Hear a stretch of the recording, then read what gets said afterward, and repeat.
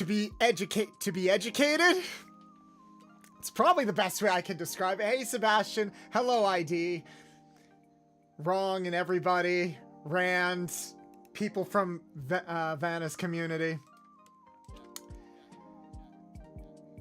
I have thoughts and words before we start. Sorry I can't stay busy cleaning. No problem, hon. You can stay for as long as you want. The VOD will always be here. Shout out to everybody on Twitch and YouTube for entertaining. I don't even know whose idea this was anymore, and it's only been a week. But let's move over to the garage, shall we? Ah, bam! And my camera's not on. Fuck. Already started on. No, because we had to restart YouTube Studio so many goddamn times. So many times. Hold on. God damn it. And my sound alerts too. Why is nothing on? Yeah, no, Vanna's muted. We specifically did that because I wanted to do like a big dramatic thing. But, you know, I'm going to explain myself in a second. Because life is suffering and so am I. Why is Discord not here as a setting?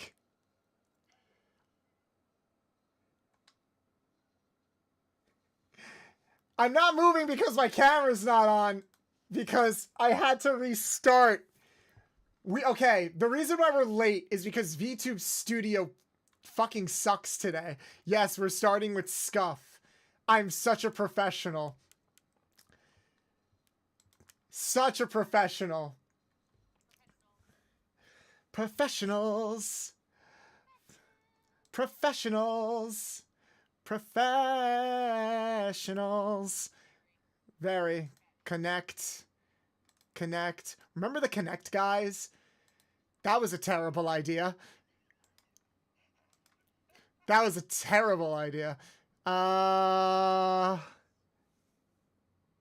it say I'm in the...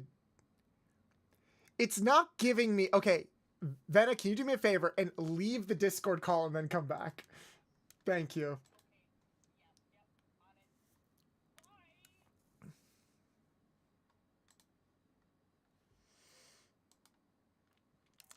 Let's hold on.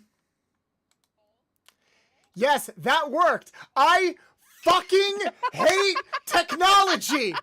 I hate technology. Okay? Like, oh my god, we started late because for some godforsaken reason, VTube Studio will not load Venna's model.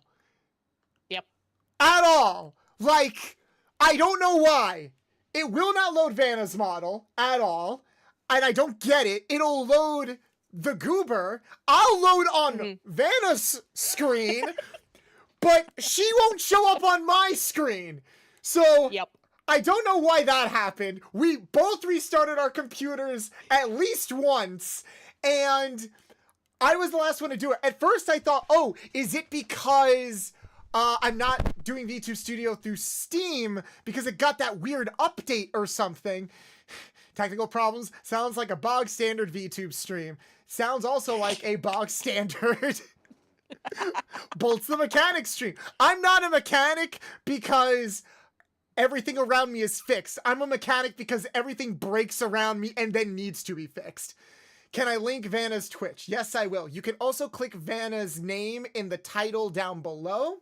Do you have a Twitch channel over to Rosa on YouTube? Yes, I do. It is in the information section of the YouTube channel. Everyone, we are simul streaming on Twitch and YouTube. Really gonna put... There's no background music. Really pushing the limits. I could sing for you. If you prefer. God fucking damn it.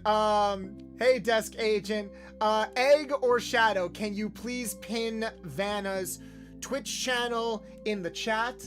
And over on YouTube, here you go. That is my Twitch channel if you would also like to interact with us over there. I am still opening everything. Hey, Pancake Nation. I know we have a lot of people over on YouTube because we got an influx of subscribers over on YouTube. And this is my first time doing a YouTube stream in a while.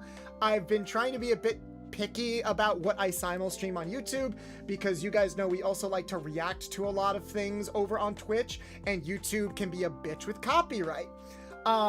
So we're trying to be very careful with that, and that'd be great if we could not get a copyright strike. But yeah, we're gonna do our best with everything. Yeah, I'm just turning on the redeems and everything. Again, I had to restart my computer, but we're fine. We're fine. And we're doing great. We're on track, actually. Yes, we are 100% on track. Speaking of being on track, my lovely wolf guest here with my fellow fuzzy earling over here. Would you like to introduce yourself to my lovely customers out there today? Yes, hello customers, friends, wanderers. I am Vanna. I am your cursed chaotic wolf overlord. I was able to fight a boss in an MMO, and now I'm here gonna torment you all with cursed knowledge. Yes. I primarily cause chaos and stream games on occasion, but mostly I'm a chronic yapper and cringe to the core. Oh, I think you're gonna fit in just well here because we are cringe and scuff incarnate.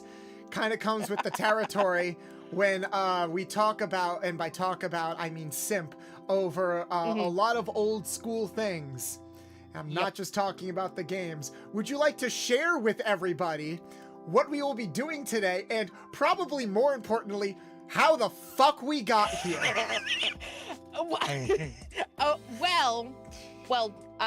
Today we will be going through and we're interspecies reviewers. Today we are going to educate you all on the finer points of rizzing different species. We had people send a whole bunch in, so we're gonna go through them and how it came about. This was Boltz's idea. I mean, that's it. That's not how I remember it. I remember it as I came onto your stream last week for a very fun, very wholesome interview where we talked about the importance of content creation and establishing your own brand. And then we ended on, what was it, Minotaur semen? Like, for some reason.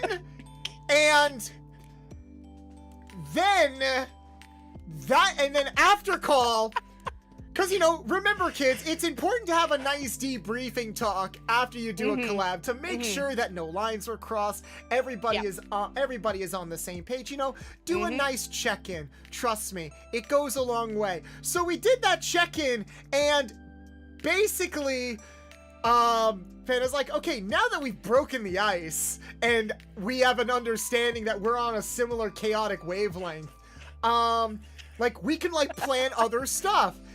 And this is my fault as well, because I had to bring up during the interview that I have reviewed porn before, as recently as just a few weeks ago. So it's like, hey, remember interspecies reviewers? That, like, anime that Funimation dubbed one episode of and then immediately took off their website because not even they knew how, like, raunchy the show is going to be, especially when you compare it to the manga. It's like, yes, I do remember that. Let's do that. So I put out a tweet asking people to give me, think of it similar to those hear me outs, but more specific. It's like, okay, what, like, monster, creatures, alien, any non-human thing are you interested in? And we got an interesting amount of suggestions. Speaking of suggestions, can we please shout out Ishi Tanuki? Oh, Egg, first off, can you please do a pinned comment for Vanna's social media in the pinned comment up top in case people don't see it in the comment, in case people don't see it in the title down below. Ishi, do not hold your head. You contributed to this. Massive shout out to Ishi Tanuki, a lovely content creator and a lovely human being, who came prepared with receipts. They submitted a fantastic PowerPoint, which we added to. And that ended up serving the basis for this. We did not get to everybody's submissions, but we are going to get through quite a few. And trust me, there's going to be a lot to talk about. I have some words to say, though, first. Because I see a lot of you are here already. And I need to wonder if this is just going to be my life as we close out 2024 and go into 2025. Do I have to reinvent the wheel every single time I go live? Because as fun as it is coming up with ideas, it's a little telling that I can't just be like, I want to play some Hollow Knight. It's like, no, we have to go through the complex scientific and moral efficacies of what it's like to fuck a Minotaur. Yeah. That's what the people want. And I'm like, It's true. you know what? Fine, I've sold my soul for less. I've made content out of less cringy stuff. Bet. We're all down bad here. Sounds about right. You all suck. I love you all, but you all suck. You guys are the reason why I drink coffee more. Also, I know we got a couple of followers, both from YouTube and from Vanna's community. Thank you so much. Cheesy Pie, Dashing Danny, Clank with Horns. It's Emma Elsie, and right now, Gian Doe. I love that. I get it. Welcome in, everybody. For those of you that are new, who don't know who I am, my name is Bolts the Mechanic. I'm a retro mechanic VTuber, heavily inspired by some of mine and maybe some of your favorite video game franchises of all time. I identify as a retro variety streamer that does a bunch of content revolving around the retro and nostalgic, whether it's reacting to old school stuff like memes, cartoons, and anime, having nice lengthy discussions with people, doing scripted content revolving around retro fun facts, collabs revolving around retro games. Sometimes we play on original hardware, or as you're going to find out today, digging into the deep recesses of our psyches to figure out who hurt us. No, that's mean. Trust me, I say all this, I say this without a shred of malice, because let's be honest, I would probably fuck 90% of the things that we're going to talk about today. To the point where it's probably gonna feel strange when I say, it doesn't really do it for me. My strike zone is vast, and my standards are bottomless. So, Ayo. Shall we just jump right into it. Also, I need to, apparently some of my rewards defaulted to my PlayStation 1 model. Let me fix that real quick. Hold on, I'm gonna switch some rewards real quick. All right, I'm ready. Because my body is ready. Still stuck on my old model. Again, I'm a professional. Mm-hmm. We're professionals. We are professionals. You know this. Rule number one. Fighting dreamers. Fighting dreamers. It's okay. It's less of a monster smasher pass and more like we're going to go into the science pros and cons of what it would actually be like to be in a relationship / fuck these monsters. Again, we are taking inspiration from the hit anime classic Interspecies Reviewers, where the premise of that show, it was a episodic series. It was an episodic fantasy series where an adventurer and an elf just went to a bunch of different themed brothels revolving around different species of monster girls, and then they reviewed their experiences there. So it's a little bit more involved than your typical Smasher Pass stream. We're going, this is purely educational and scientific. Purely educational. Purely, nothing else. Nothing no horny else. On main. No, not at all. Nope. Yes, the Monster Brothel anime that the once proud Funimation rip, not even they could handle it. So, also my music keeps cutting out because of course it does, but it's okay. Shall we jump into hell? Puts down horny. It's okay, Ishi. We're going to be horny. In fact, probably gonna push the. If you guys stick around till the end of this stream and still want to associate with me, then I don't think there's any going back after this. That's just how it's going to be. All right. Also, final thing, I finally did add a clip feature to chat. So if you find something, we're still testing it, but if you do find something interesting that you you think would be a clippable moment. It would really help the channel. All you have to do is !clip, and it will clip probably the last like minute to 3 minutes about what happened. We're still testing it. So again, you find something funny that you want to throw in my face later. There you go. The keys are in your pocket. All right. Ready? Now let's go. Ready. So let's do it. Here we are. Here we are, Mr. Fairy Universe. So because we're doing education, wait a second. Why is it formatted like that? Why is it formatted like that? It was not formatted like that before. Did you do presentation mode? I did do. Oh, right. That might be it. Let me fix that. So we're going to do display capture. So we're going to fix the display capture. Oh, and for this, since it's so educational, I have to put on my very important educational glasses. As a man, how can I make my nipples bigger? Massage them every night.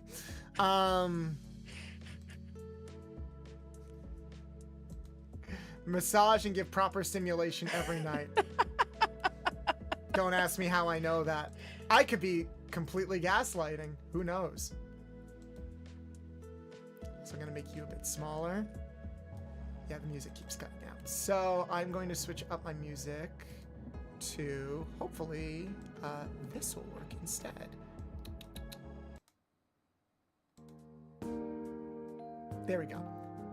Please make Vanna stand on a table. That is a brilliant idea. Put me up. Uppies. Uppies. Uppies. Uppies. Uppies. There you go. Uppies. You're on the table. Yay. Yay. Okay.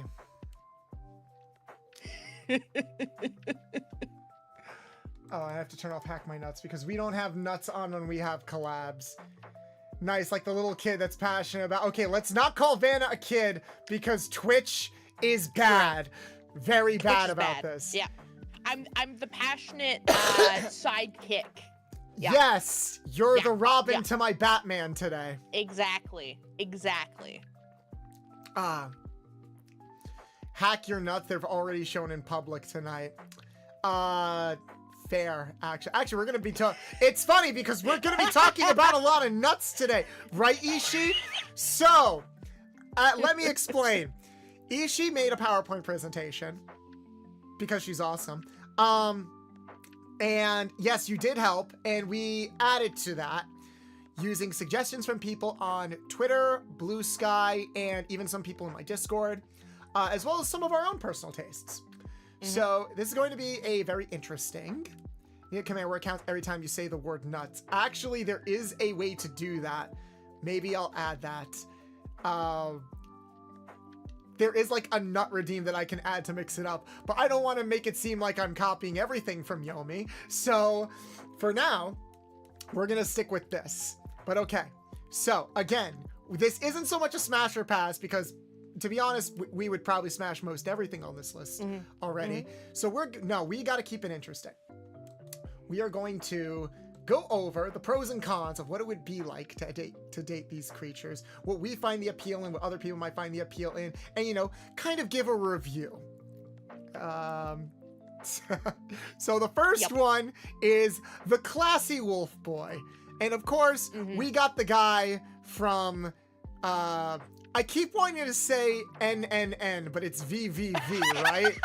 I don't know why I want to keep saying NNN. And I know you might be thinking, oh, it's because it's No Nut November. No, I was thinking NNN before. I know it's ZZZ. I thought for the longest time it was NNN. Like, you have no idea. I even had an idiot moment, like, last month. I even had an idiot moment I thought it was VVV and NNN. I even had an idiot moment like a month ago where I did voice a NSFW comic where I did play this guy in the middle, but I couldn't find it. I had trouble finding a voice sample to copy because I kept inputting the wrong game name.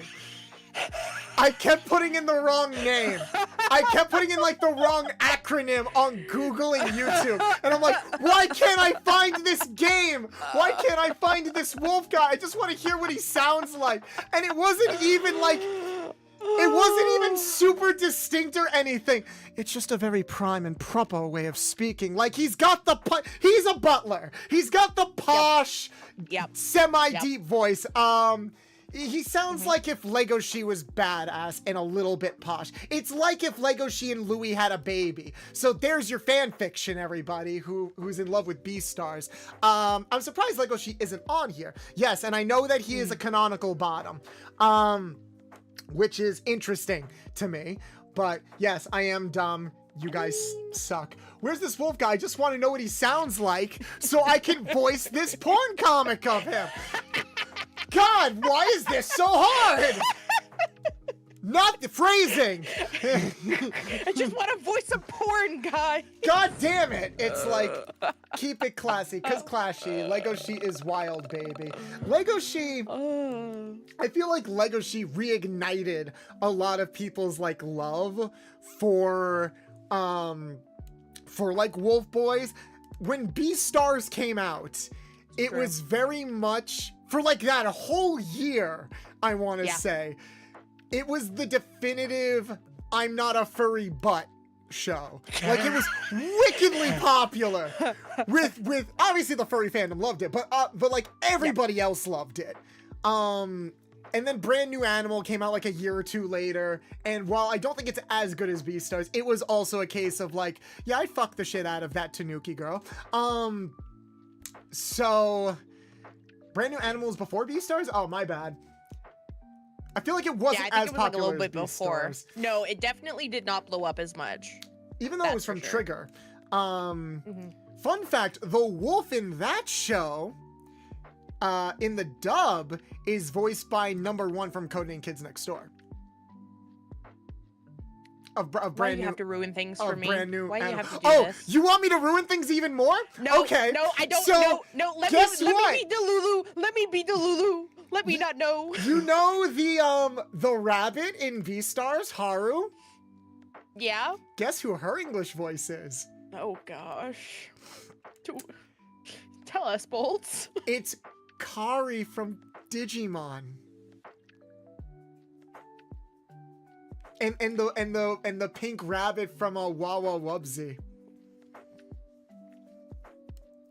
You know, this is why we can't have nice things in this house. Hands down, the most mature role I think she has ever done. Which is very funny when you consider how old she is and how long she has been voicing stuff. Oh, cool, it works. Why can't I find this wolf guy? Context deleted. Yes, we don't need Rigid. context. Joke's on you, these info just makes them better. Yes, I was a Juniper Lee fan as well. Which, you know, she also voiced. So yeah, do with that information as you will when Haru is like unbuttoning Legoshi's pants and you can just hear the word, we gotta find the Digi-Eggs, in your brain. I ruin people's days. You come to these streams expecting you come. God said you all would come, and you came. And I'm about to make it everyone's problem. I thought Legoshi was voiced by Jonah Scott, not Ben Disney. Legoshi is voiced by Jonah Scott. I was referring to the wolf in Brand New Animal. In Brand New Animal, he's the wolf. I know. There's a lot of wolf boys to go through. Yep. The wolf boy in Brand New long. Animal is voiced by Ben Diskin. The wolf boy in Beastars is voiced by Jonah Scott. And when I say, which is so, I love Jonah. I got to talk with him a few times because in my past life on a YouTube channel, I did do a video on the dub of Beastars because it's so interesting. Yeah, Ben Diskin is also in Beastars. He plays the dog boy. He plays the best friend. The one who goes, the one who like wags his tail and does that little dance. He's like, oh my baby, I'm in love. That little jingle that he does. I love him. Ben always puts like 100% into every role that he does. God bless him. Even in Kingdom Hearts, where he admits he had no idea what the fuck he was talking about when he was given those lines, because he plays young Xehanort, and yeah, I think it says a lot when even the actor has no fucking idea what young Xehanort was talking about half the time. Jonah is my goat. Jonah's a great actor. It's so interesting to me that he just sounds like a young Matthew Mercer. Like, very effortlessly sounds like a very young Matthew Mercer.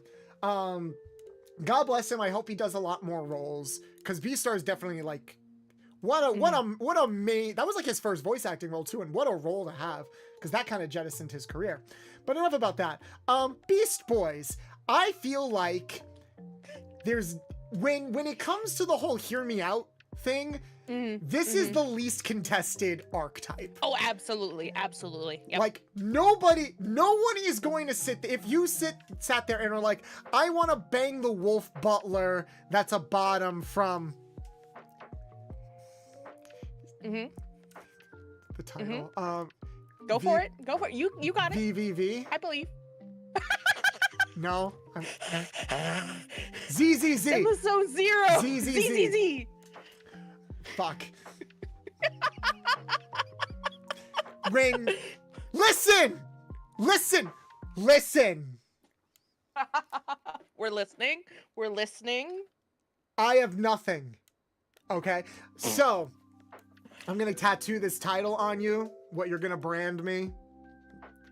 I mean, Ishii, if you want to brand me and make me yours, then you might be one of the few people that I'll let.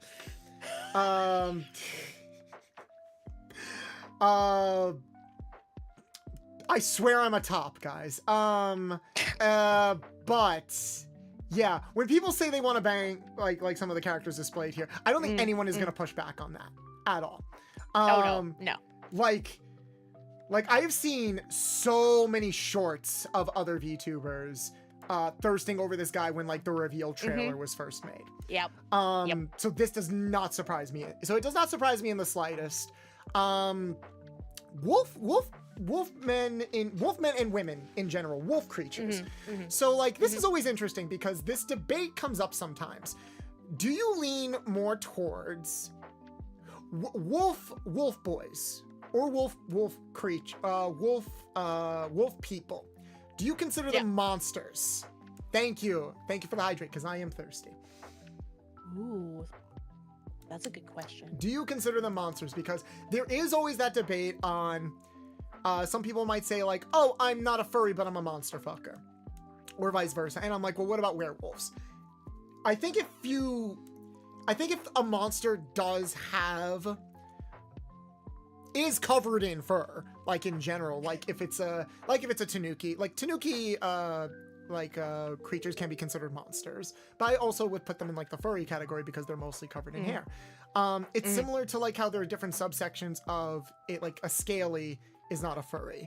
But if you're interested in an alien that's a monster, and we'll get to those because there are some on this list.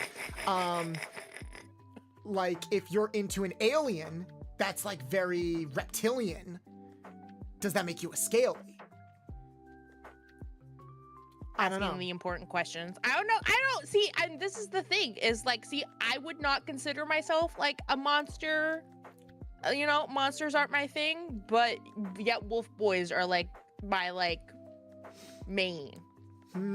So, you know, I don't know. It's like that thing where it's like, I guess it depends on like. I'm not a dirty liar. You shut up. You shut up, IT. Vanna, I've seen your streams. I've seen your clips. Okay. I've seen your clips. Listen. We'll get to that. Don't worry. You stand on a table of lies, literally.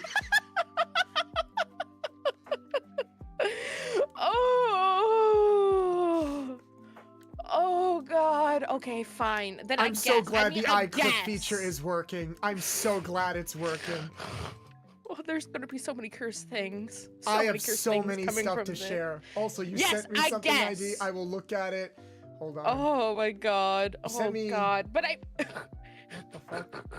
Okay, this is interesting. ID sent me a screenshot that looks like it's from Reddit. Yeah.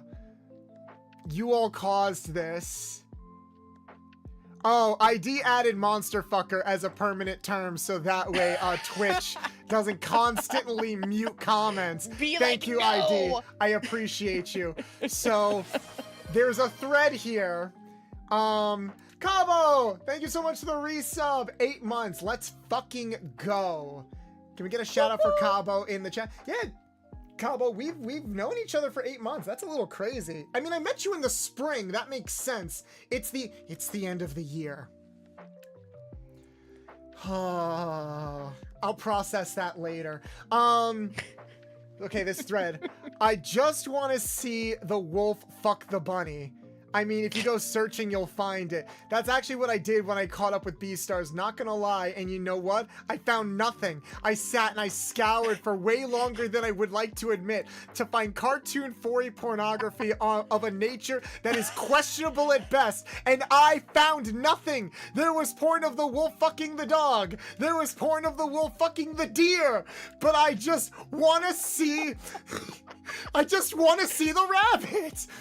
If it makes you feel any better, this is fucking hilarious. And then the final comment, look harder. You know? That's pretty funny. Skill issue. Great. Skill issue. Guys, no joke. I message different NSFW artists every single fucking day, okay? There is, you will if you want to find something, you will find it. If you can't find it, like Ishi said, skill issue. Skill issue, all right? We have barely talked about the actual logistics of this character. Now, here's something interesting about wolf people that I feel like never gets addressed because of the way that it's portrayed oftentimes in animation. The snout. Yep. Yes. So, how do you make out with a snout? Exactly.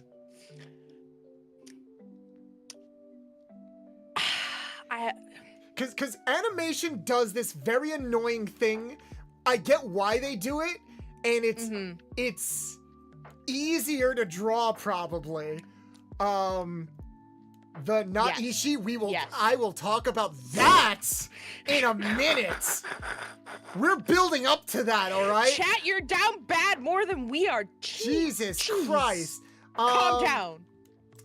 But,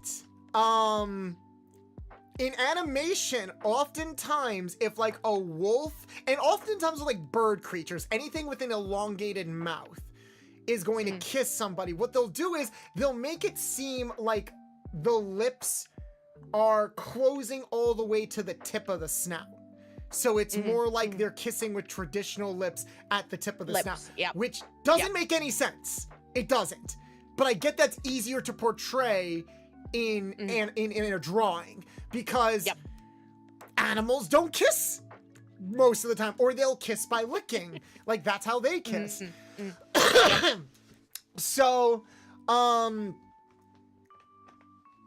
when you guys think about making out with these guys, we'll get to the fucking in a minute. Let's build up. Let's foreplay. Let's build up to that. When you guys think about foreplay, we love foreplay here. Okay, foreplay is so fucking important these days. All right, I feel like especially if you are like if you have like a mask body, if you've got a thing down there. Trust me, we live in a day and age where that is not enough. All right, foreplay and build up. And technique, so important. So it's important to understand the logistics of your partner. Yep. So chat, explain to me, how do you make out with something whose mouth is like 3 times the size of yours? I mean, what that tongue do though? That is true. So it's, I guess it would be a case where it's like less lip contact and more just a whole lot of tongue. Yeah, just it's all just tongue, like nothing else. That's all. Like imagine like licking an ice cream cone. That would be it. That would be the experience. honestly, I would be down for. I love French kissing. I fucking love French kissing so much. So like, okay, that is something that I've seen portrayed in like in some doujins and some porn that I've reviewed. It is like the open mouth thing, but I was curious. What I like aesthetically is I actually like when the snout isn't as pronounced. That's why I like, I don't even know this fucker's name in the middle, if I'm being honest. What's his name? You all know his name. Von Lycon. Von Lycon. Yeah. I like that his snout is kind of like a medium length. It's not a super long snout. Actually, and I talked a little about this yesterday when I was being interviewed, there are plans for a potential upgraded Bolts the Mechanic for next year. That may or may not lean more into the furry side of things, and his snout is kind of my ideal. Because I feel like you could still make out with that snout compared to the other two on the sides. Do you think so? Yeah. I mean, it's like it would be like it would still not be like easy, but it would be more achievable if you were trying to go for more of a traditional smooch sesh. Yeah, it's a bit of an in-between. Yeah. Also, yes, the fangs. Okay, so I have a theory about like why this is appealing. Obviously, wolf creatures have like far more pronounced teeth and like canines, you know? Yep. So there's something very sexy for me about it's more of a thought because I've never had the chance to do it yet. But making out with somebody that's got like a tongue piercing or something like that. If you're using a lot of tongue, it's nice. It feels nice to like caress certain things. So I imagine there is a nice appeal to like licking and caressing the chompers in the mouth. Ooh. Like Yeah. it's very saying, I have a tongue piercing. Cabo. What am I supposed to do with this information? No shame. Do they taste like dog mouth though? Well, no, because they would take care of like humanoids. There's a bit more of like what's the word I'm looking for? Better hygiene. Better physical self-care and stuff Yeah. like that. Like you would clean the ears to prevent infections. They would brush their teeth. I don't think, because, you know, dog's breath comes from, like, the things that they inhale. A lot of, like, a dog's hygiene is also based off of the smells that they take in. So, like, if you have a freaking British butler dog over here, or a badass, like, wolfman over here, unless he's smoking cigarettes or something. Although, I guess if they're doing something unhygienic, that makes it worse. So, I would need, like, some good hygienes, like, some good mouth hygiene. Imagine, I feel like a wolf creature, it would feel 10 times, you know, like if you make out with somebody, if they just smoked, you can almost taste the tobacco. I feel like it would be way worse with a wolf creature. Immediately no. Yep. Yeah. That is 110% agree. That is a bit of a turn. I think, like, if you want to smoke, that's fine. But there have been a lot of times where I've made out with people and I'm like, oh, you just smoked like a lot just now. Personally, I will never touch a cigarette because with my ADHD and obsessive personality, I will get addicted like crazy. I love kissing people who have just smoked. It tastes nasty and I love it. We're learning a lot about our friends today. That is a very, very niche. No, like, I do kind of get it. There is, so like, here's the thing. Yes, hygiene orally, I think, is important. But then when we get to the lower regions, then when we get to lower regions, and here you go, Ishi, we're talking about the knot. So, I have been, for those of you who don't know, I do voice a lot of NSFW stuff, and I have been interacting a lot more with the furry community.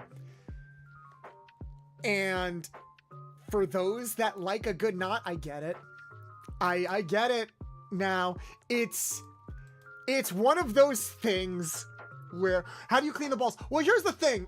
You kind of don't, because of the way that like a canine's body is. The balls are hidden.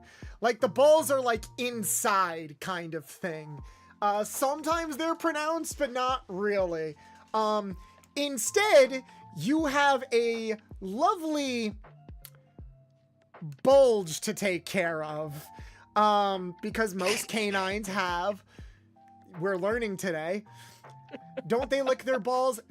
Yes, their balls are partially exposed, but they don't hang out. They don't really hang out like a lot of males do. It does also depend on how turned on the animal is. I've owned dogs, and trying to stop them from doing certain things has been a journey. I'm so fucking giddy right now.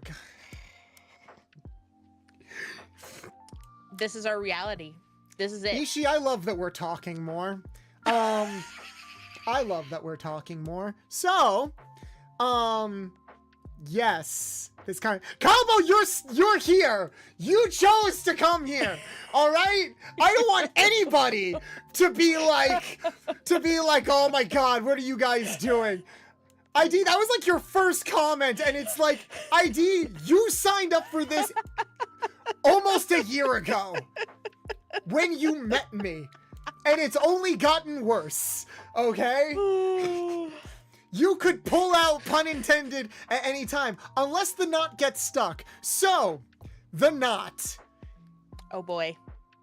Mm-hmm. There is a dark reason for why it exists that I will not explain on stream, but when it's portrayed in a consenting way, I get it. I am a big fan of like large insertion, like as a tag. So when it comes to like a lot of furry stuff that's out there, yes, large insertion is often associated with like furry characters and wolf creatures because proportion wise, it shouldn't be that much bigger than a human's if you really sit down and think about it. But it's always portrayed so huge for some reason. Why do you think that is? I mean, listen, if you're going to, I think it's just one of those things where it's like, first of all, if you like go big or go home, especially in a sense of like, very fair. Like, listen, if I'm going to be interspecies reviewing, yes, like it better, be larger than life. Otherwise, I mean, not that could be a bad thing, but I don't know. I feel like that's the appeal. The package, like the bigger package. Yeah. The bigger package, yeah. I do find that there is monster fuckers are needy. Here's the thing, I feel like and this is what I mean these days when it's like you need more than just the the big package or a package. Well, no, like in real life, you need more than a package. If you're a guy, you need more than a package. Yeah. Because here's the thing, guys, you will never compete with a wolf man. In terms of like what you find on Bad Dragon and stuff like that, because they're always portrayed as huge. If you're just worried about size, like bigger can be nice, but you will never compete with a knot. Okay, like the knot, when it's portrayed in porn, not when it's portrayed like how it actually works, is very hot and sexy because for me personally, it leans very much into I have a bit of a predator-prey kink. The appeal of the knot, the purpose of the knot is that when you go, it's for breeding purposes. Because when you go deep enough, the knot basically forces it to get stuck inside. And you can only pull it out after you release, because then the knot gets smaller. Because then like the knot gets smaller. So the fact that like wolf creatures are specifically designed for breeding, that leans into like my kinks very hard. So it's like I would absolutely I don't think I would want to get fucked by one, but I would definitely like to try to match that animalistic instinct in the bedroom personally. So I would give the wolf boy high marks What about you? I mean, that's like my number one on my list. Mm-hmm. Not that I have a type or anything, but like No, wolf of course boys are not. like, no, yeah. Not for just fart. Yes, We're that is having a very educational conversation, and someone is just farting in the background. I see you. It's okay. Mm-hmm. But it's and kind of very much the same thing I got hit with as things. like you did right in the face, just right in the face. But you know, again, very much the predator, the prey, the whole like the hunt. That's appealing. Mm-hmm. That's what I like, especially when it's like, just chase me a little bit. Spoken like a true brat. Yeah. Fucking goddamn it. You literally just said work for it, which is such a brat thing to say. You are not beating the allegations there at all. You just exposed yourself, man. I'm sorry.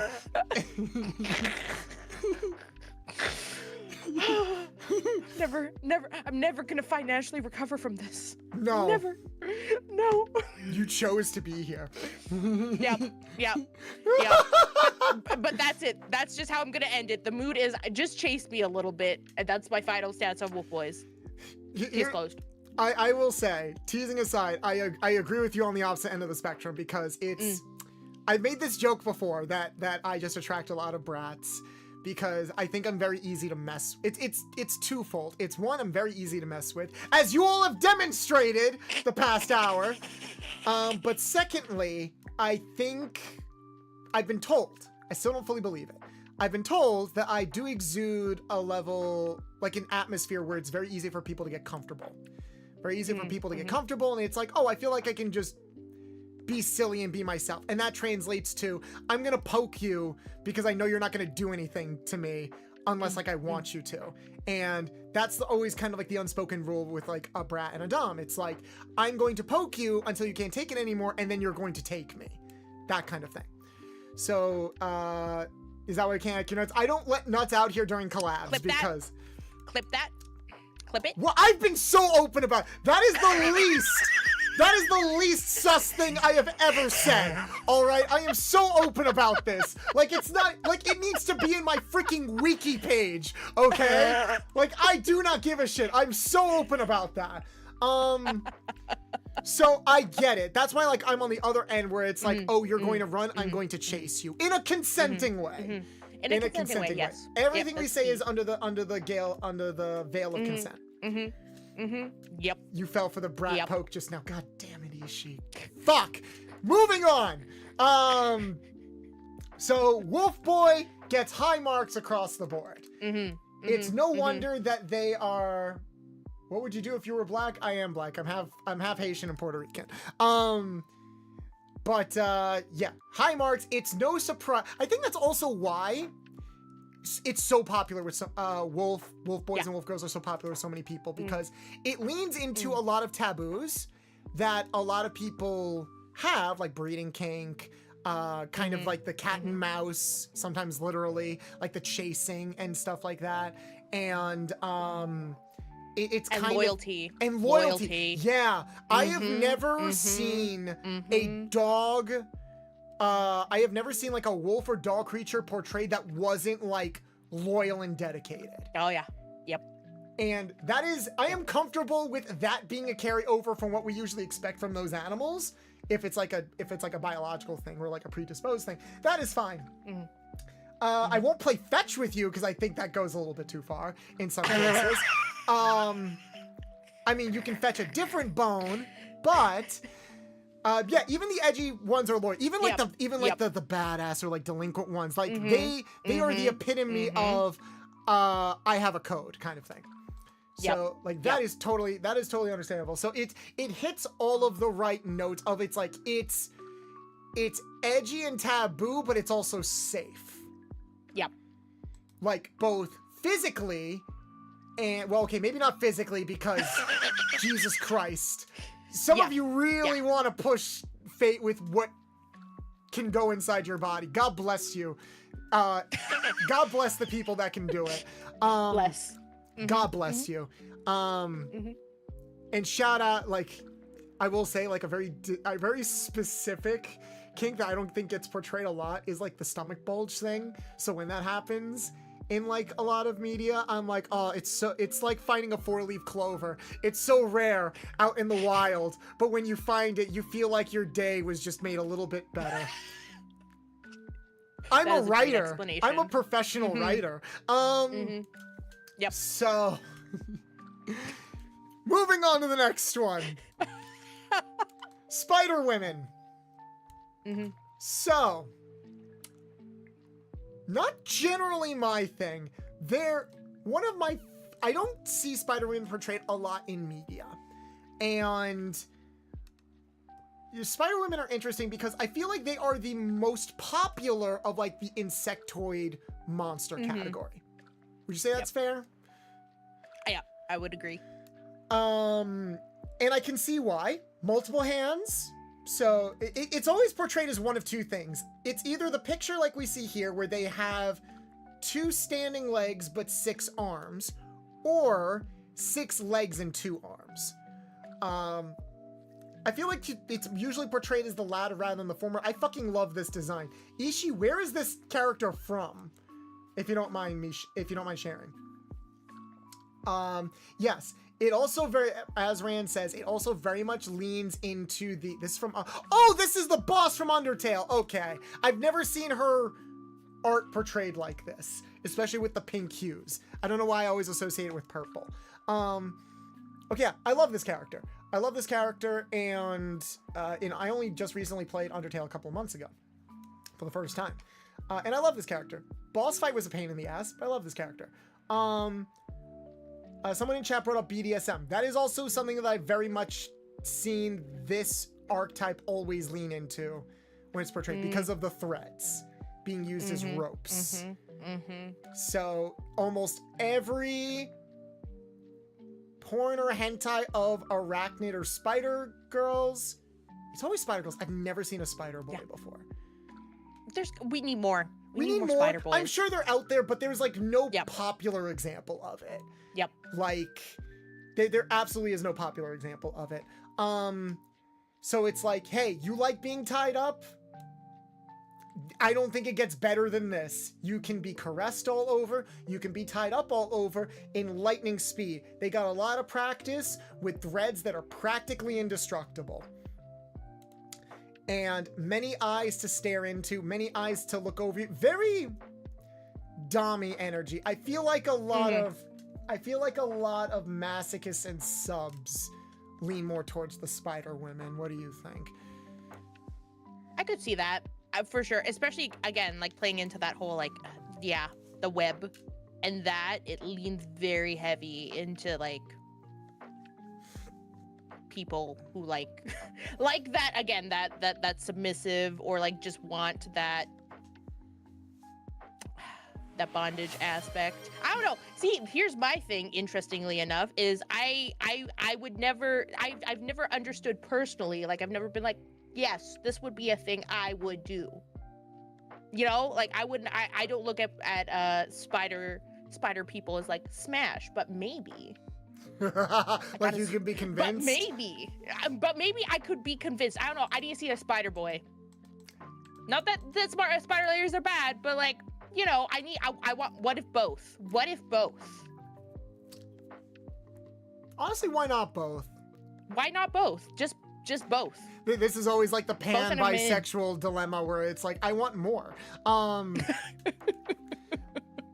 Hey, Laura, how you doing? And also, Alice Fillion, thank you so much for the follow. Welcome in, welcome in. You want caretaker mommy. So that is the other thing. So like spiders, I think another reason why spiders are almost always women is because usually mommy energy. Spiders are mostly women. Because like they are the one that when they make the egg, the webs are made as nests basically. They're used to capture prey and they're used as nests. So it's always associated with some kind of protective mommy energy. So I think that's partially why they're always portrayed as women in media, and why they almost always give very strong mommy energy. And like some people in chat are saying, and even it's listed here, they're providers. So like they will capture the food for you, they will feed it to you, they will let you, and they will also let you put thousands of babies in them. Like they will go through a lot for you. And I think that is something that can be admired. Also, Enrios, here you go.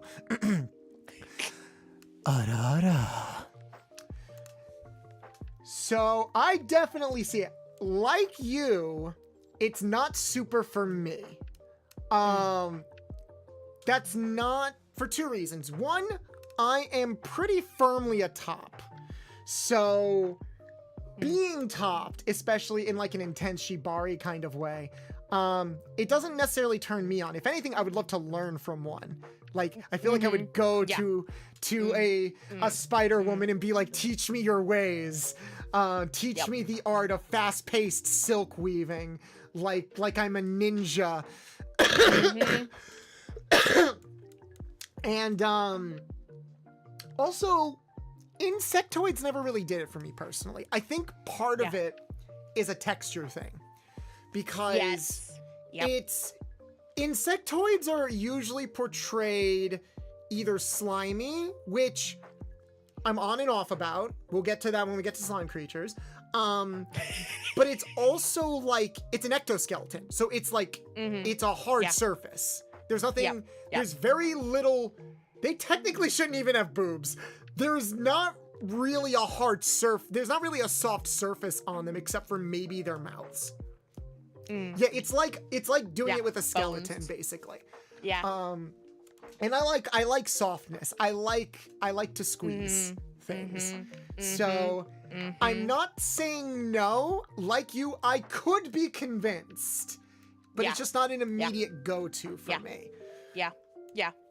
The most appealing thing is the whole like, would I want to smash a spider girl? No, but would I want her to baby me? Absolutely. Yes, I would. Yes, please feed me, provide for me. I would. But smashing, not my personal cup of tea, but I can see why. I can see the appeal. Am I winning, son? Yes, I am winning.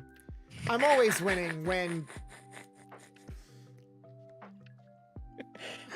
Oh, this is... I love content farming. Bolts needs to be taken to Mama Spider. Here's the thing, like I'm a service top, okay? I'm a service top and a caretaker dom. That's not too far removed from somebody who could be submissive, and especially in this day and age when I feel like I want to cry sometimes after like doing so much stuff. You know, sometimes I do want to rest my head on a mommy's lap and just be told that everything is going to be okay. All right? Like, I would lay on a spider mommy's giant abdomen and let her clean my ears while ruffling my fur. Okay? Like, everyone deserves to be taken care of. Even the who caretakes the caretakers? It's a good point. You know, we keep asking who watches the Watchmen, who caretakes the caretakers, all right? Caretakers deserve love too. So, again, I think that's also why it's like not a hard no. If we were to give this a rank, if we were to give this the interspecies review, it's like loses a little bit of the general appeal, but I don't think you will find a better matchup if you want the Dami Mommy Shibari experience.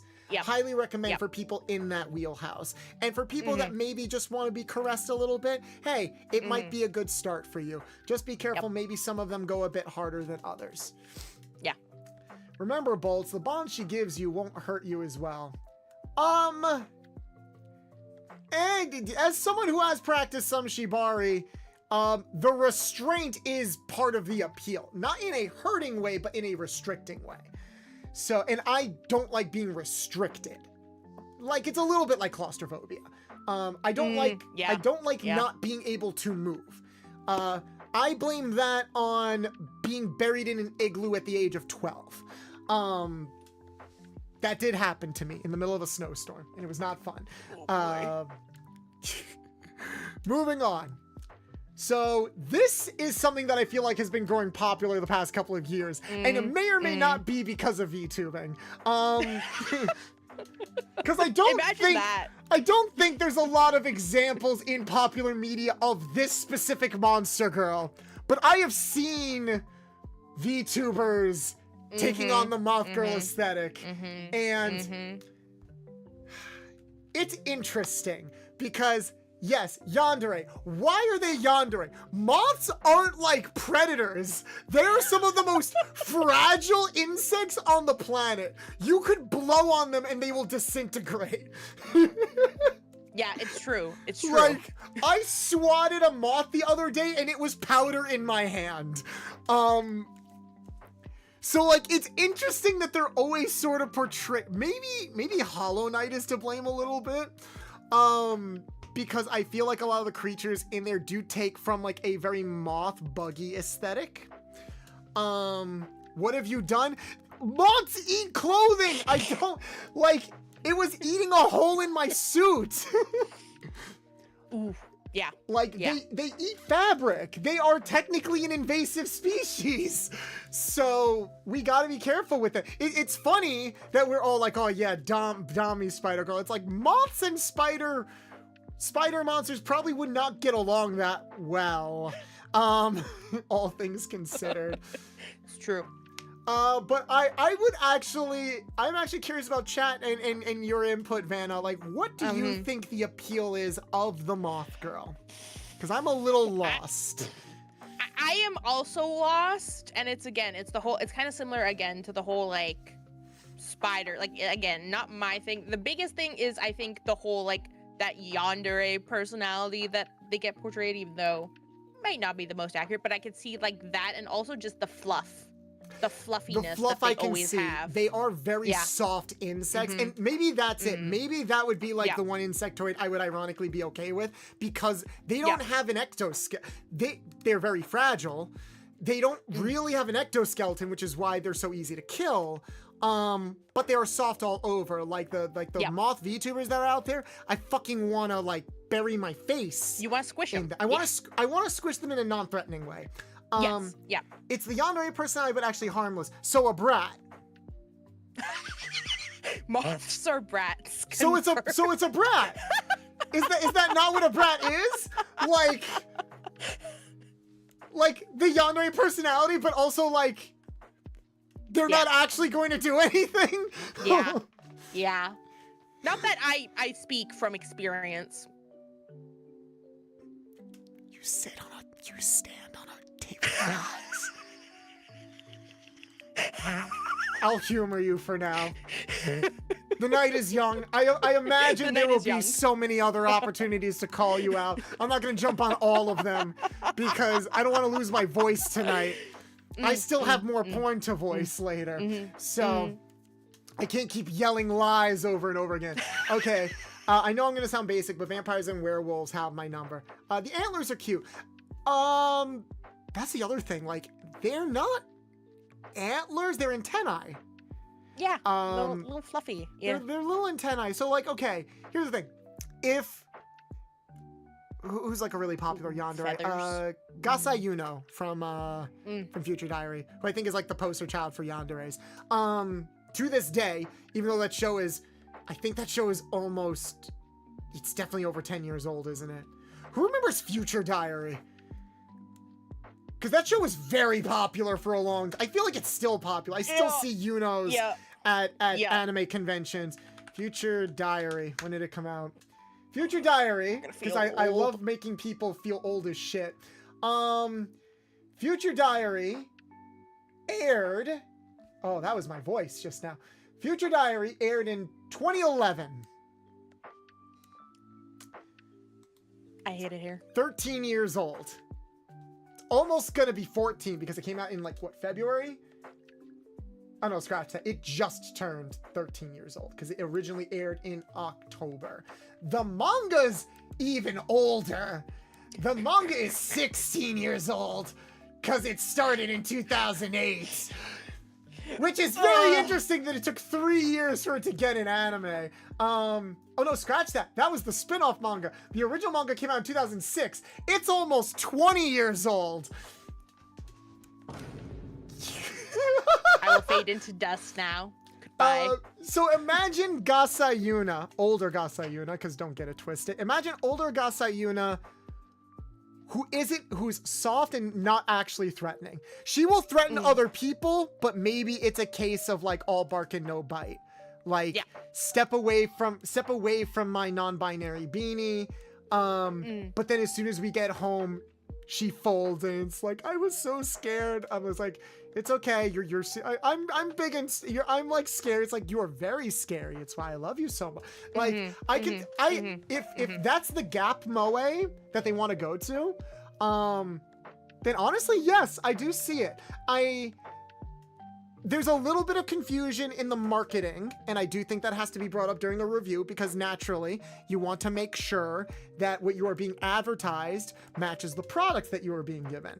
And if we were to go to the Moth Girl brothel and I was promised yandere mommy and they fold at the smallest bit of pushback, then little bit of false advertising. I will dock points for that. But if you know what you're getting yourself into, if you are there for the softness, then like I said, this is actually an exception to the rule I literally just came up with, which I think says a lot. It's true.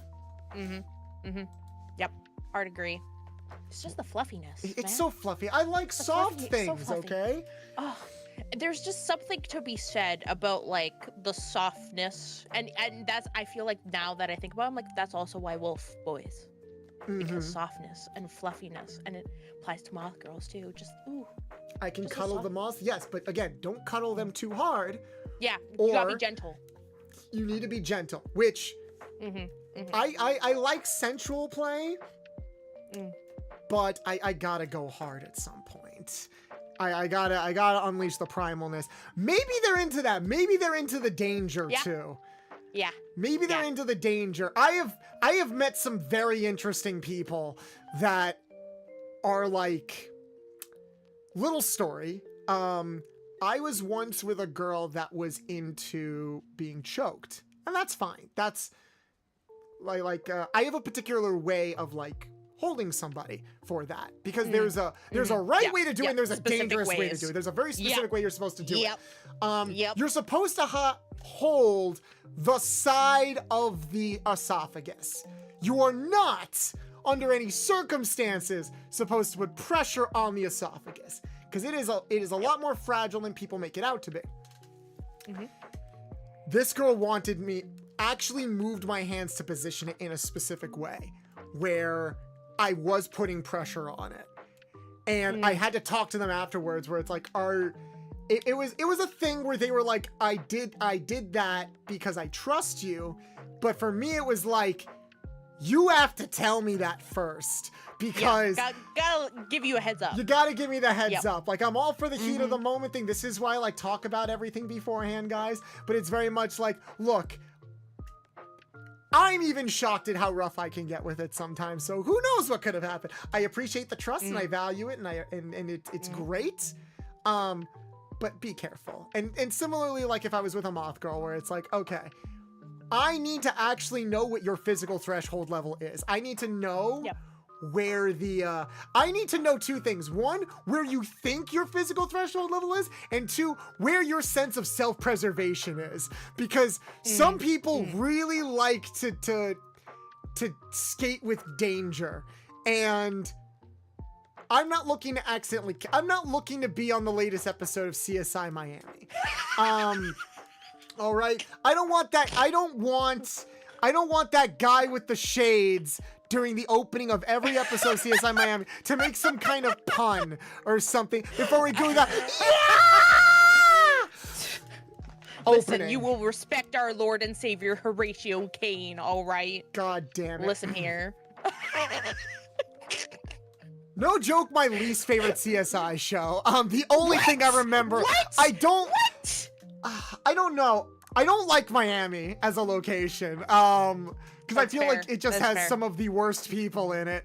But Also, oh yeah, guys, the iClip feature, you don't need to be a mod to do that. Anybody can clip. But that's why it's there, and I'm glad it's working. Shout out to Sunny for helping. Shout out to my husband for helping me set that up last night. Yeah, no, my favorite was the original CSI. My favorite was the original Well, that's CSI. just a classic. Yeah. It is a classic. Yeah. I want to say it wasn't as good when they introduced Morbius, the actor. Yeah. Lawrence Fishburne. Lawrence Fishburne. Yeah, because they brought him on to replace like the main guy that was like running the department. Yep. Dragon Sandin, thank you so much for the Prime sub. 2 months. Let's go, Primers. Let's fucking go. At some point, I am gonna have a conversation with you guys about my plans for 2025 and where I will be allocating everything that we earn through stream and stuff like that. But every little bit counts, and I really appreciate you guys. But yeah, that's God. Talk about a throwback, CSI. I would watch that every week with my family. Like that House and House CSI and the original Law and Order was like our Tuesday, Wednesday, and Thursday night every week. Like we would after dinner sit down in the living room and like watch the latest episode of those, because it was like I think it was House Tuesday, Law and Order Wednesday, and then CSI on Thursday, and that was our week. And then life happened. So, yeah. And now here we are talking about monsters. Funny how life works like that, huh? Funny how life works like that. There is a part of me that wishes my family knew what the fuck I was doing, but I also think that there is a certain blessing in them having absolutely no fucking idea what I am yelling. I'm pretty sure my mom is like 10 feet away from my door right now wondering what the fuck is Bolts yelling about. Yeah. I'm pretty sure my dad heard me yell voicing porn, so... Probably. Yeah. This is why, like, I have to be very strategic when I record everything and why I try to record everything in bulk. Thankfully, things can be done very close to the mic, but I did actually get hired to... I actually got hired to do an animation recently. That required a bit more, like, acting in it. So I had to actually speak very loudly into it, and I'm like, I have to wait until family's away before I can do this. God damn it. I'm gonna head to bed now. Okay, good night, Cabo. Can we get one more shout out for Cabo in the chat? Cabo! I'm surprised Cabo's awake, because Cabo is in a completely different time zone than us. Completely different, yeah. They're on the opposite side of the planet from us. Thank you for stopping by, Cabo. We'll talk more about things later. Yeah. Bolt, go to drink. Yes, I've got my coffee. Get the sippies. And now it's cold, and I am sad. One thing I've learned about being a coffee drinker, you have to drink that shit fast because it gets cold so quickly. Or you gotta have the insulated cup. But I like being fancy and drinking from my hell of a boss mug with Million Moxie on it. You know what? That's fair. That's fair. You could get the mug warmers. Speaking of monsters, we are gonna come up on somebody that I very much want to talk to Ishii about later. Actually, can we skip to that one real quick? Yeah, we can. Okay, yep, Ishii. Skip ahead. So, birds.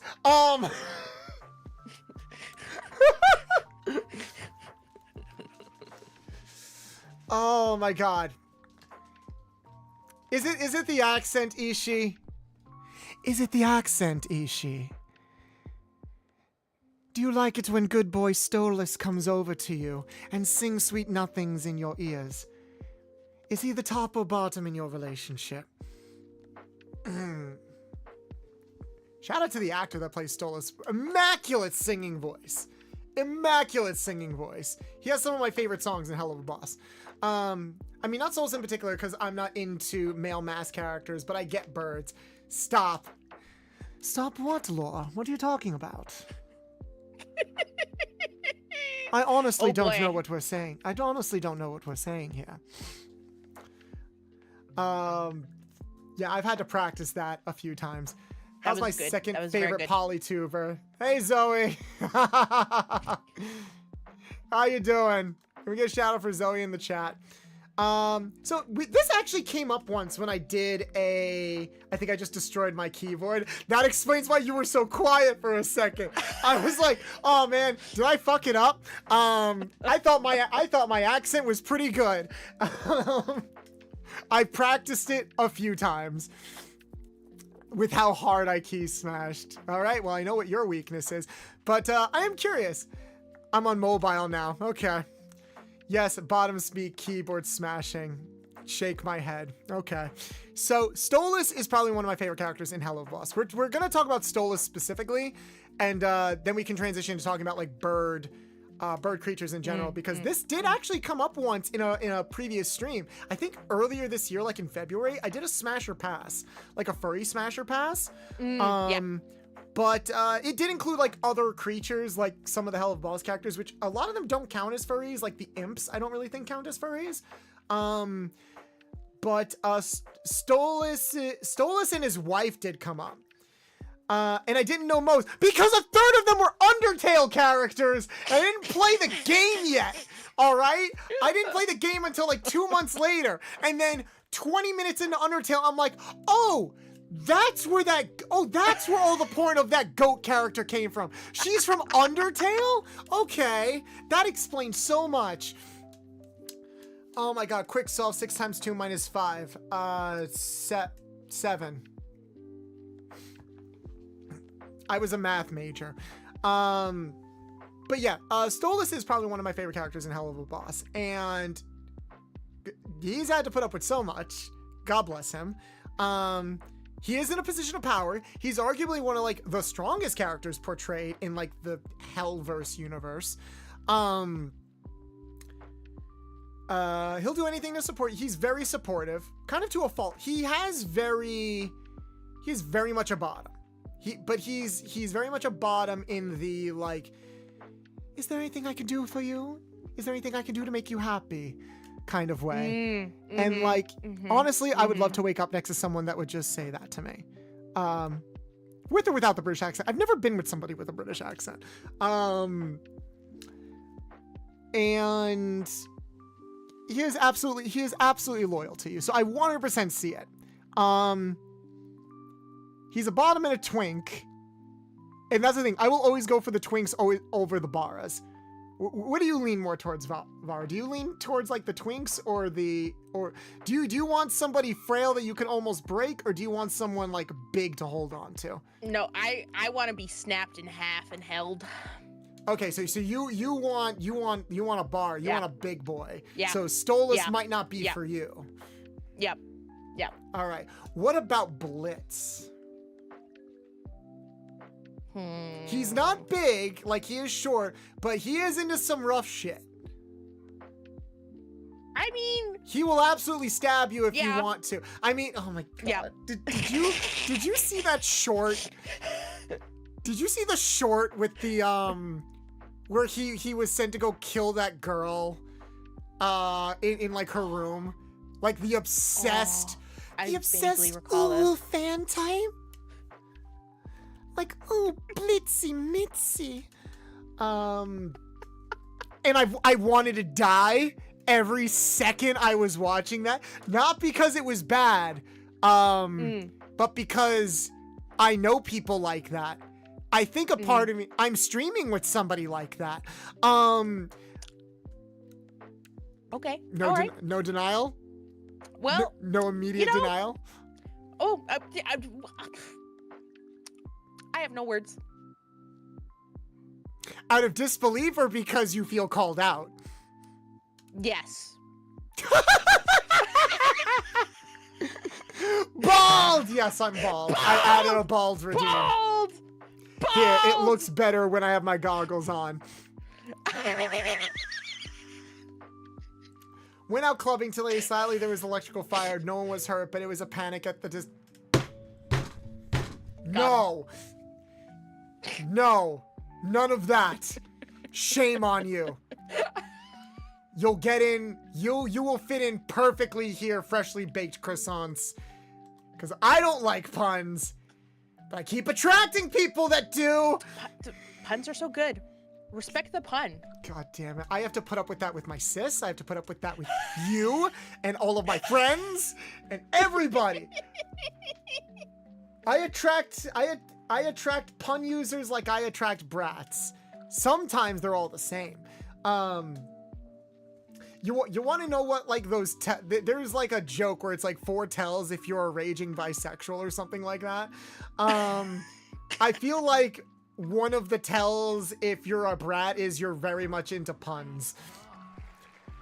Because I feel like the overlap between, like, people I know that are brats and people that I know that are into puns is just a circle at this point. All right, I see you, Zoe. All right. Ara, ara.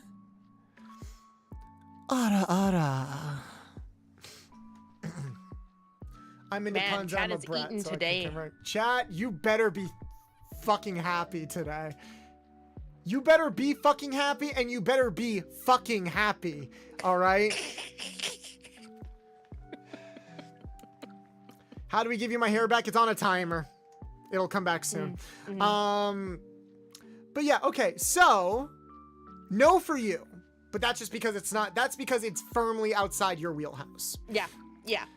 But you see the appeal. I can see the appeal for sure. I can see the appeal. Not someone, unless they're role playing, not someone you would maybe find at a interspecies brothel. This feels like the person that would run the interspecies brothel. The brothel. Yeah, absolutely. Yep. And like maybe he would do that like role play thing where he enters the show floor but doesn't like make it clear he owns the place, and like kind of like role plays as one of the what's the word I'm looking at? Workers? I wasn't what was the ones you guys get? Oh, don't worry, we're gonna go back.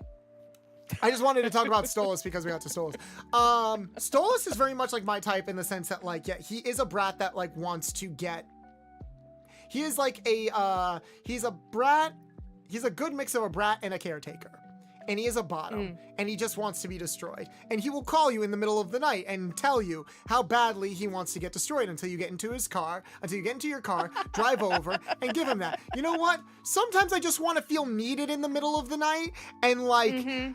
Have someone text me about how badly they want me to fuck the shit out of them. Like again, sometimes, communication is key. Sometimes you just want to feel needed. And yes, he also communicates. Well, his arc is about communicating what his needs are. And I'm happy that he's getting there. He's definitely getting there a lot faster than Blitz is. Lot of shit going on in that show. He did eventually, because that was the whole thing. At first he wanted it transactionally. He needed to learn what it was he wanted emotionally. But when he did, he communicated that. That's what I meant. Not that he ever had a problem communicating what he wanted, but that it took him a while because of trauma to figure out what it was that he wanted. Because at first he wanted a lay, and then he's like, no, I want to feel like people actually care about me. Because I'm in this like semi-toxic friends with benefits, transactional friends with benefits relationship, and also my wife is a bitch. No, not a bitch. She is the bitch. Like the capital T-H-E. The capital B hard T bitch. Have I seen the latest episode? Not yet. I've seen the clips. I can fix her. Rand? No. I feel like Stolas. See, yeah, I see the appeal with Stolas. Now, bird creatures in general.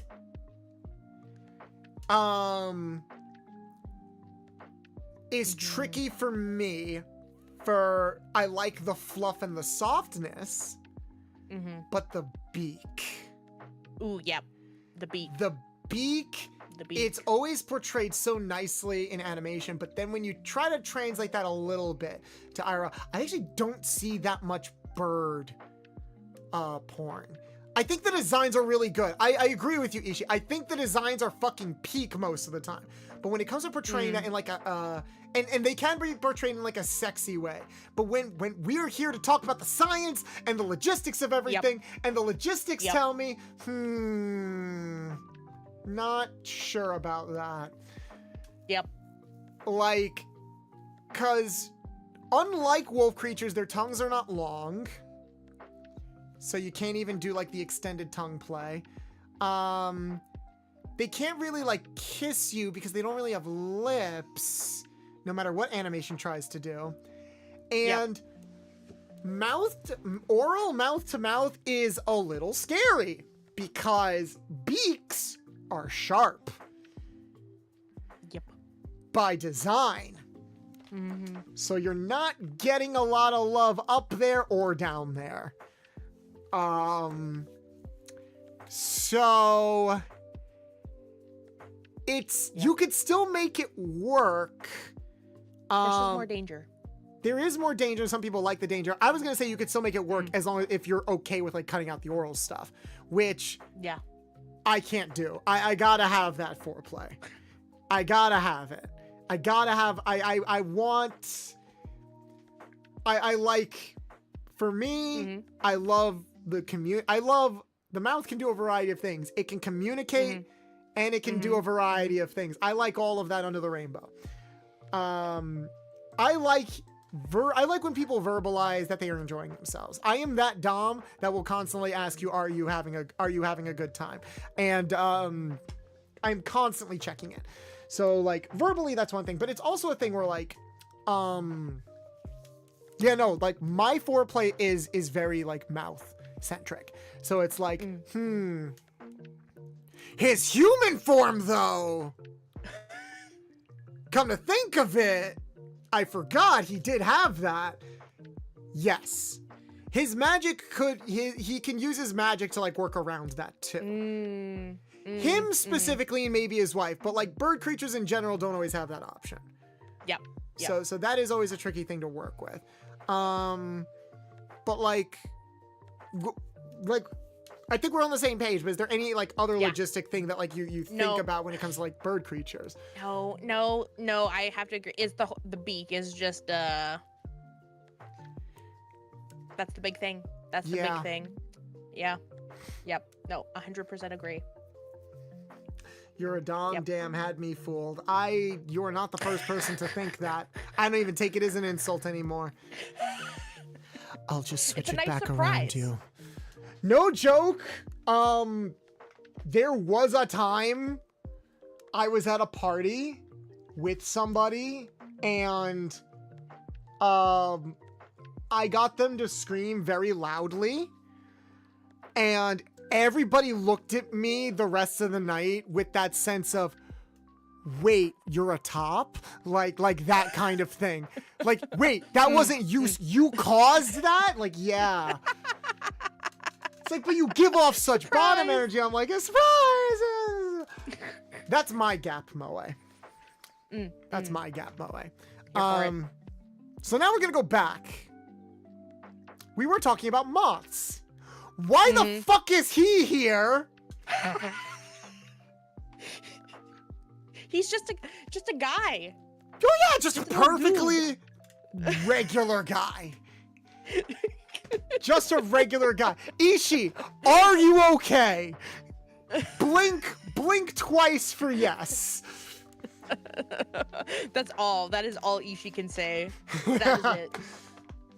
I'm starting to think Ishi is that person I was describing where it's like I need to know your danger levels before we start.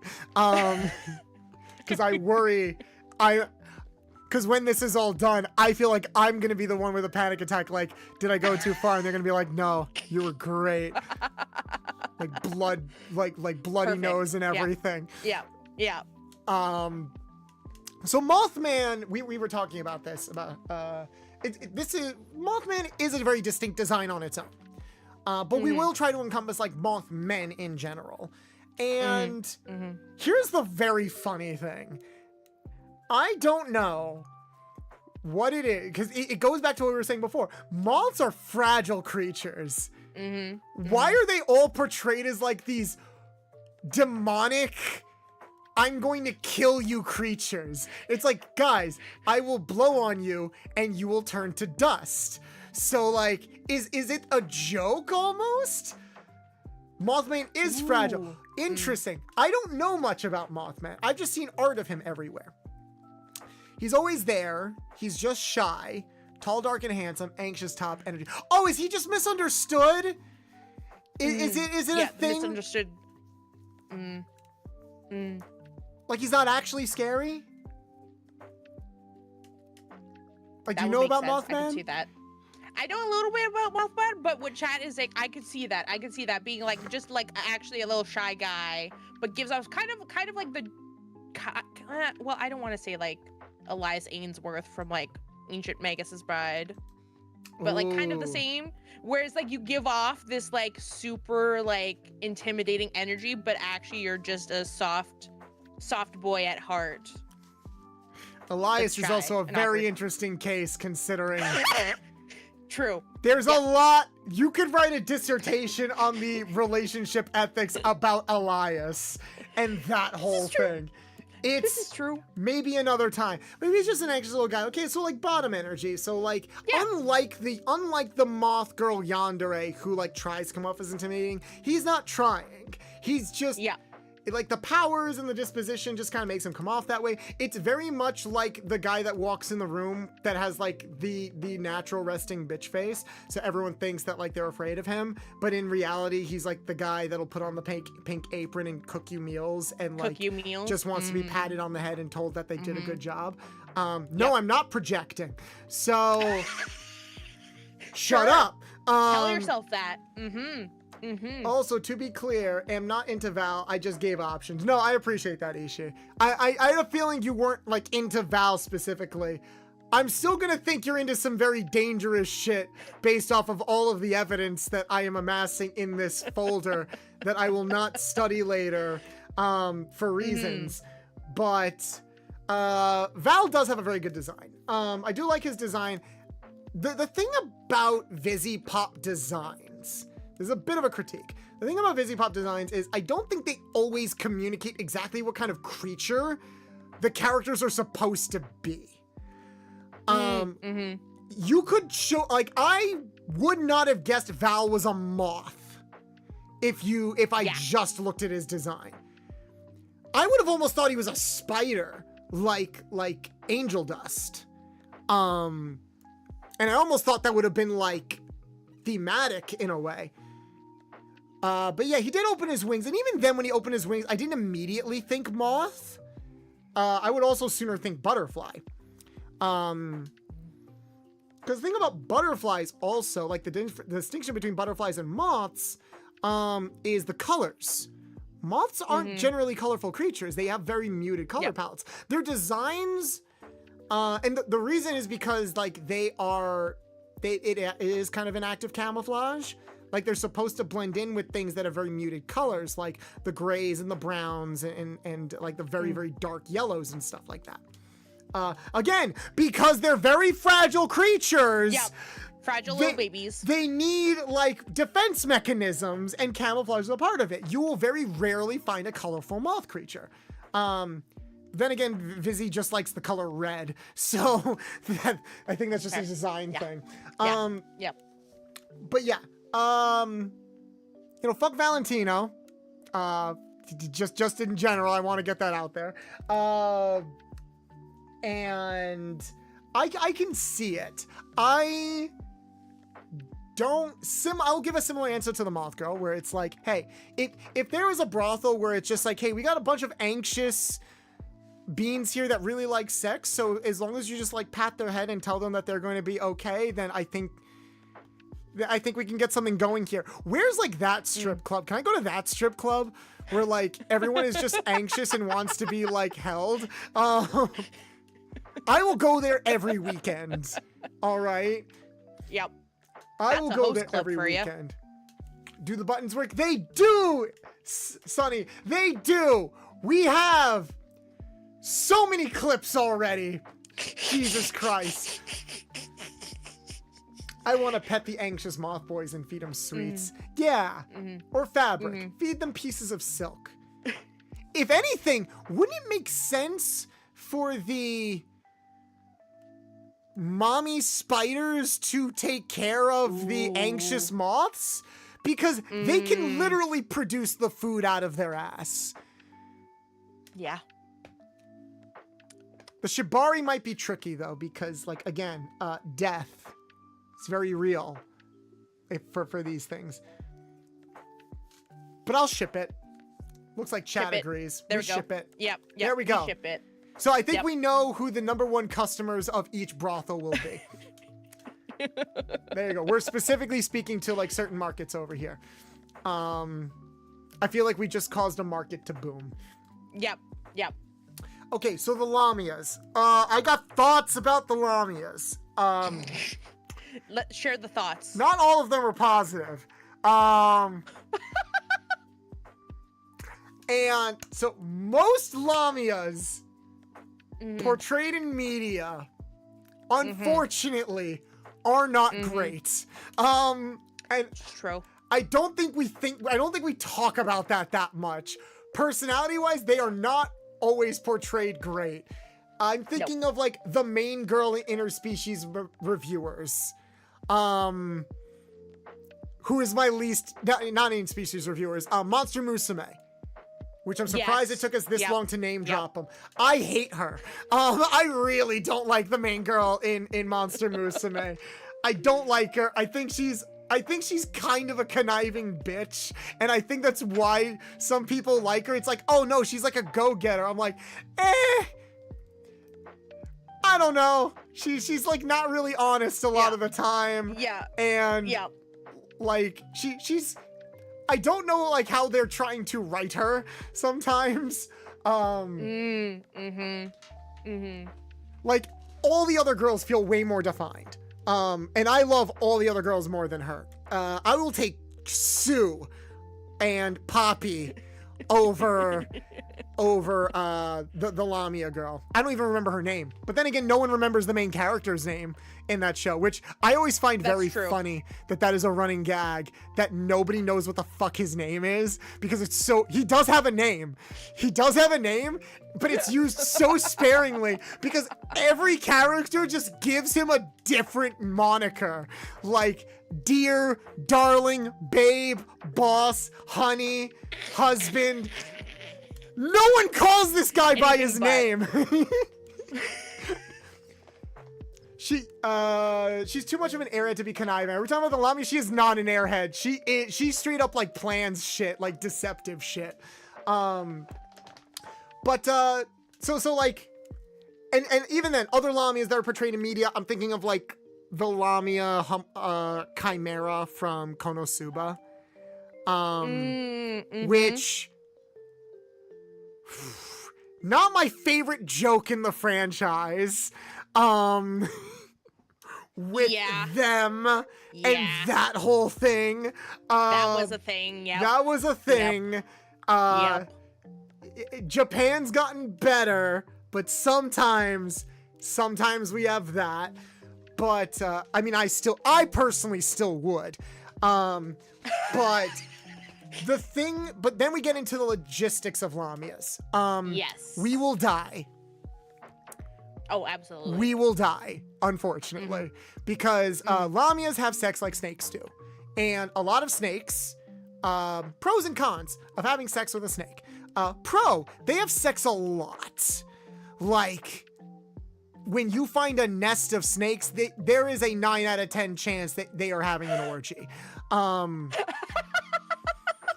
Like, no joke. A lot of reptiles are like that. A lot of reptiles are very hypersexual. Interesting. So, like, you see a pit of snakes where they're all just kind of wiggling about. There is a very high possibility that they are just having an orgy. And some of their orgies can last, like, days at a time. So, that's great. What's not great is the fact that their whole body is a muscle. Muscles contract, especially when you're orgasming. And when they contract, they will squeeze. Do you want me to look up the KSI of the grip of a typical, like, big snake? Yes. Okay, let's learn something today, everybody. Chat, you gotta learn the curse knowledge. You gotta know what you're dealing with here. much strength can a snake exert on a human neck? Death by snoo. Oh, chat, you sweet little beans. It took me a while to realize that joke was from Futurama. Because I didn't watch a lot of Futurama, and I just saw the animated GIF of like people would get those animations done of them like walking with the dope music in the background, and then chat's like, death by snow, death by snow. I'm like, okay. A snake can exert a significant amount of force on a human neck through constriction depending on its size, with larger snakes like pythons and anacondas potentially generating enough pressure to cause serious injury or even death. Though the exact force is difficult to quantify precisely and varies based on the individual snake and situation. However, it is important to note that most snakes wouldn't be able to constrict a human neck tightly enough to cause immediate harm. Right, because we're thinking about a snake the size of like... Yeah, small snake. A small snake. Like a grass snake or something like that isn't going to be able to do that. They don't... Most of the time, they're not constricting to break anything. They're constricting so that you don't escape. So that they can inject you with poison, paralyze you, and then eat you in one gulp. They will eat you bones and all, and then spit out the bones later. But let's see. I think chat would like that. A lot of chat is saying worth it. And you know what? Yeah. I'm glad you guys have no sense of self-preservation. Like, at all. I worry for you. I'm here for you. But Jesus Christ, guys. Yep. If you die, who's gonna come to my garage? All right? Because we know sure as hell this isn't gonna be like, this isn't gonna attract like a bunch of new people. Yeah, Lamias can just snap your neck off. You know what's funny? I'm afraid of snakes. They could snap a lot. Ishi, you're afraid of snakes, but you still would. Like, okay, where does the line draw for? Are you afraid of snakes because of like the venom and the fangs? Are you afraid of the scales? See, that's the other thing. That is the other thing. I'm not a scaly. I am not a scaly at all. I have petted snakes. I've worked with snakes. And the texture does feel nice. I don't find it appealing in like a sensual way. Especially when snakes, because they're scales, the way that scales work is scales always go one way. Yep. So like you can't rub them back and you can't ruffle scales like you would like fur or something like that. Sometimes that would even hurt them, or you could cut yourself depending on like how intense the scales are. So, so yeah, pros, high sex drive, and I guess they can kill you because apparently some of you think that's a pro. That danger. There is the danger. Like legitimately, a Lamia would insert you or insert themselves, wrap around you, squeeze you, and not let go of you for like 3 days. Yeah. And it's hard to say what will kill you first, the constriction or the dehydration, because you are not leaving that hole at all. Until they are done, and they will not be done for a while. That's the other thing. Can one person satisfy a Lamia? I don't know. I feel like that would also give me performance anxiety, because it's like, if you're used to having orgies every single day, like, look, I don't care if you have sex with other people. I'm poly. Like, what the fuck do I have to say? Oh, is that, wait, Lamias are needy. That's a good point that I didn't think about. Is that why the main girl in Monster Musume is such a bitch? Because she's so desperately needy. That could be it. I'm gonna be dead before the performance anxiety sets in. That is also a very good point. Ishi, I could tell you've thought very long and hard about this. Dehydration, the snussie is wet enough. No, if you're a mask person, dehydration from releasing so much. Or I guess if you're a femme presenting person, like dehydration from letting out your own stuff, you know? Now I've made the cursed material. ID, what did you do? Oh God. What did you do? Lord, am I gonna get another DM from you? Oh, ID loves to talk about how we send him curse stuff. and then he's over here in chat making liquor stuff. He sent me a wave file. Oh God. Do you want me to play this on stream? Like, or is this for later?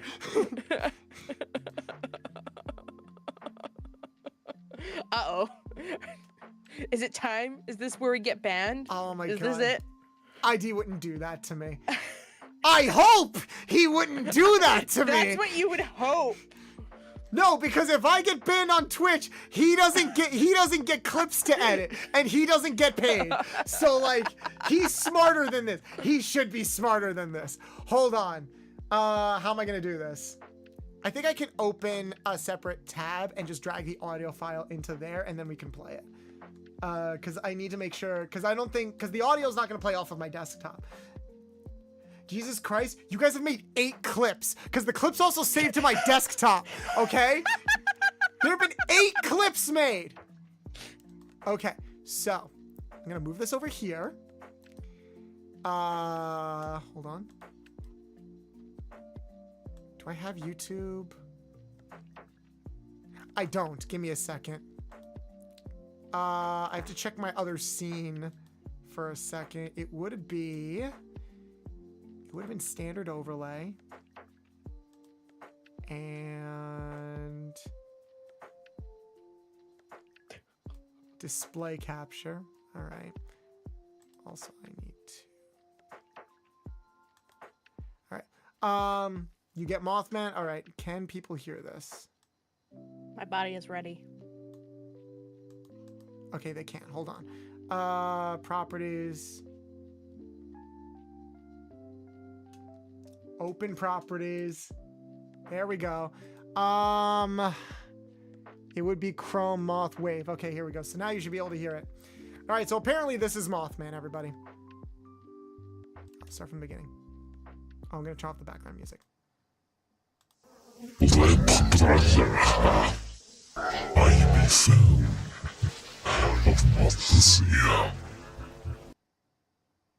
ID, do I have to take the audio filters away from you?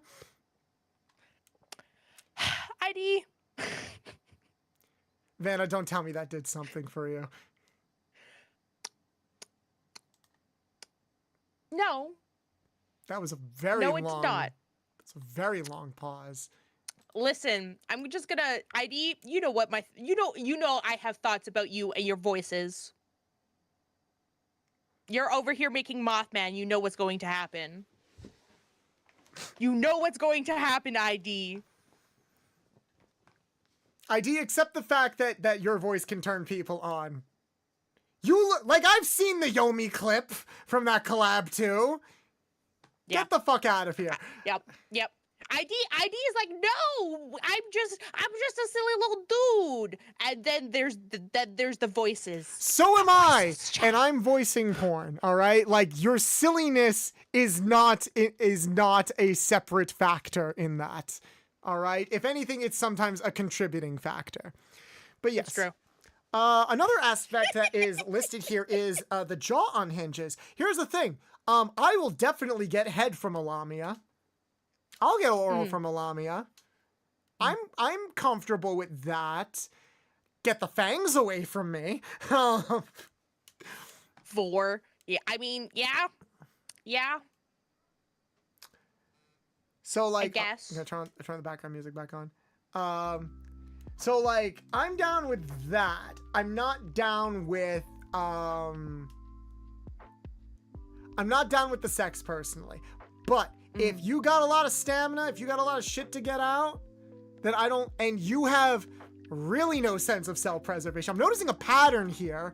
Then yes, go check out the Lamia brothel. Vanna, any additional closing thoughts? Tongue. Yes. What that tongue? That is my thought. What that tongue do though? What that tongue do though? That is my thought. I'm very much the same. Where it's like bang, smash, no. But a mouth does exist. It does. There are people in the world that do have like snake tongues, like longer than average tongues.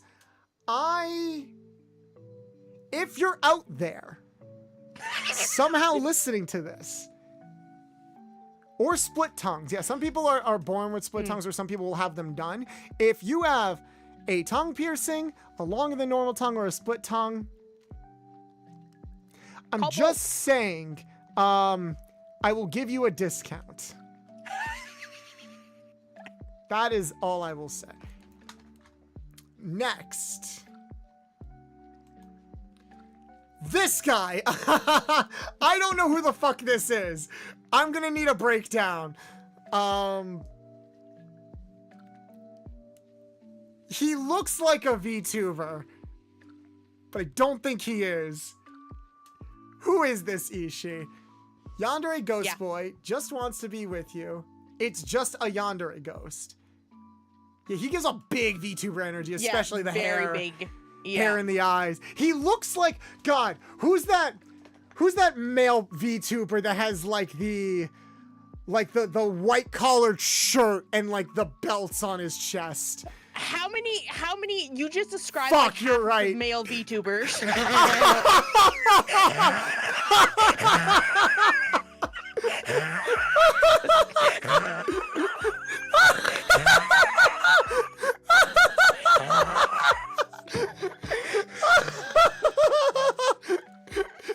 Someone clip that, please.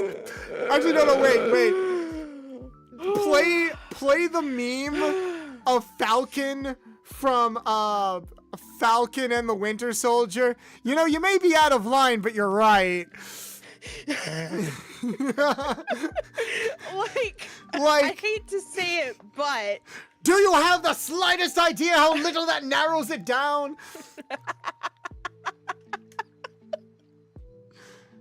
Oh my God, that's a clip. Oh my God. It's like I need more juice. I need more juice. I feel bad. It's a little true. And if anybody wants to give a shit for that, you have a right to. I will turn around and say, like, a lot of femme-presenting VTubers have the exact same like thing. Like, it's true. Like, there is a brand that works, and it's not going across the board, and it's not going out of style anytime soon. I'm not even unique, okay? I found like 3 other Lombax VTubers. None of us are unique, and we're all going to hell.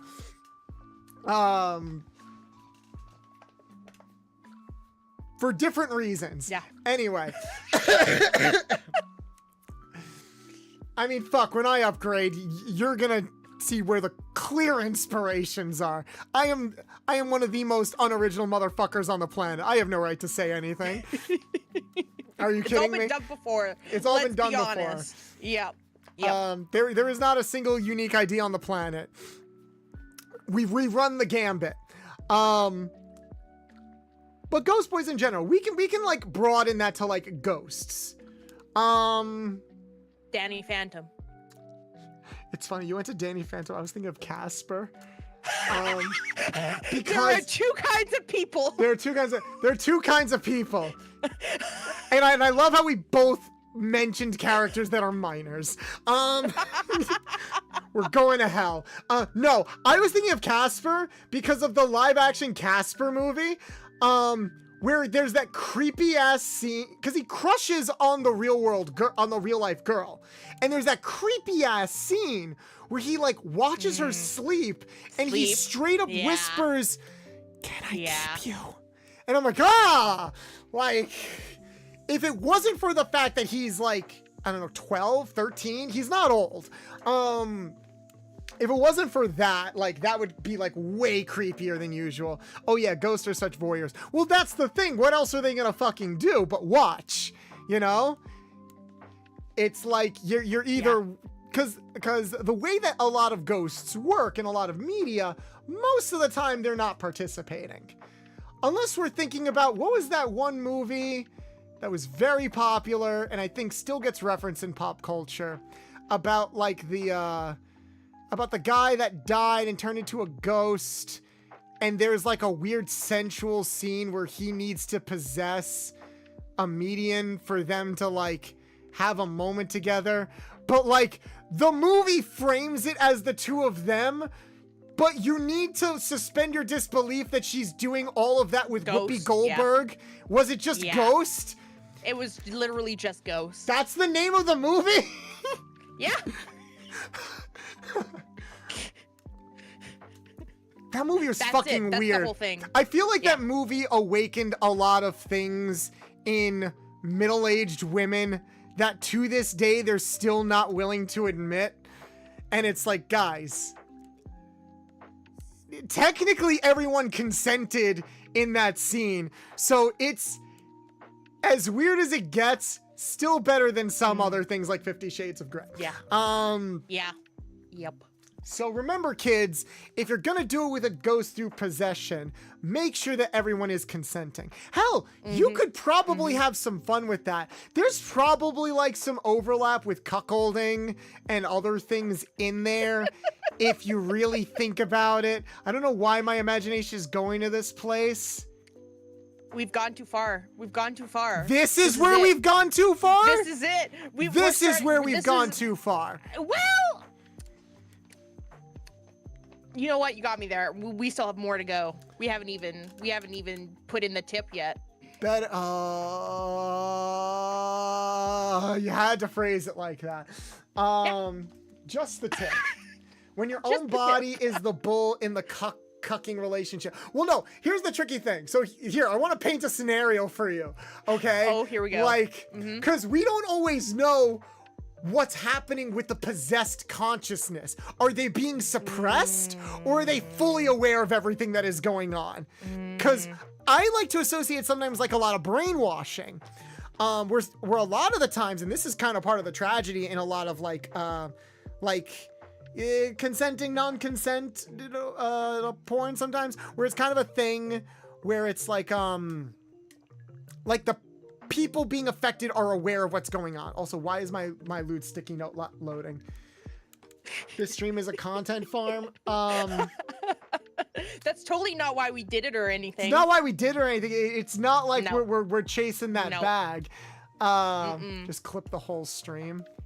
The amount of money and or time it would cost to turn this stream into like a 15 to 20 minute video. I don't have the money. If you use 50 Shades of Grey with a femboy, it still works because their anxiety-ridden brain can distinguish flirting with red flags. Actually, that brings up a very good point. Imagine, what if you possess someone with ED? Ooh. Is it like a physical thing that you can't get it up? Or does the possessed body, are they able to psychologically overcome the physical shorthands of the body? Yeah. I don't, because it's not like they could like, I don't Depends think so. on the dysfunction. Some ED is rooted in physical. Some is rooted in psychological. But I am wondering, like, how much can the ghost override? Because the ghost is still the one getting turned on, right? If we're going by Whoopi Goldberg logic, I don't know if she was turned on because that movie came out during a time where, like, you weren't really allowed to be gay. So why are we phrasing it like that? Because it's funny.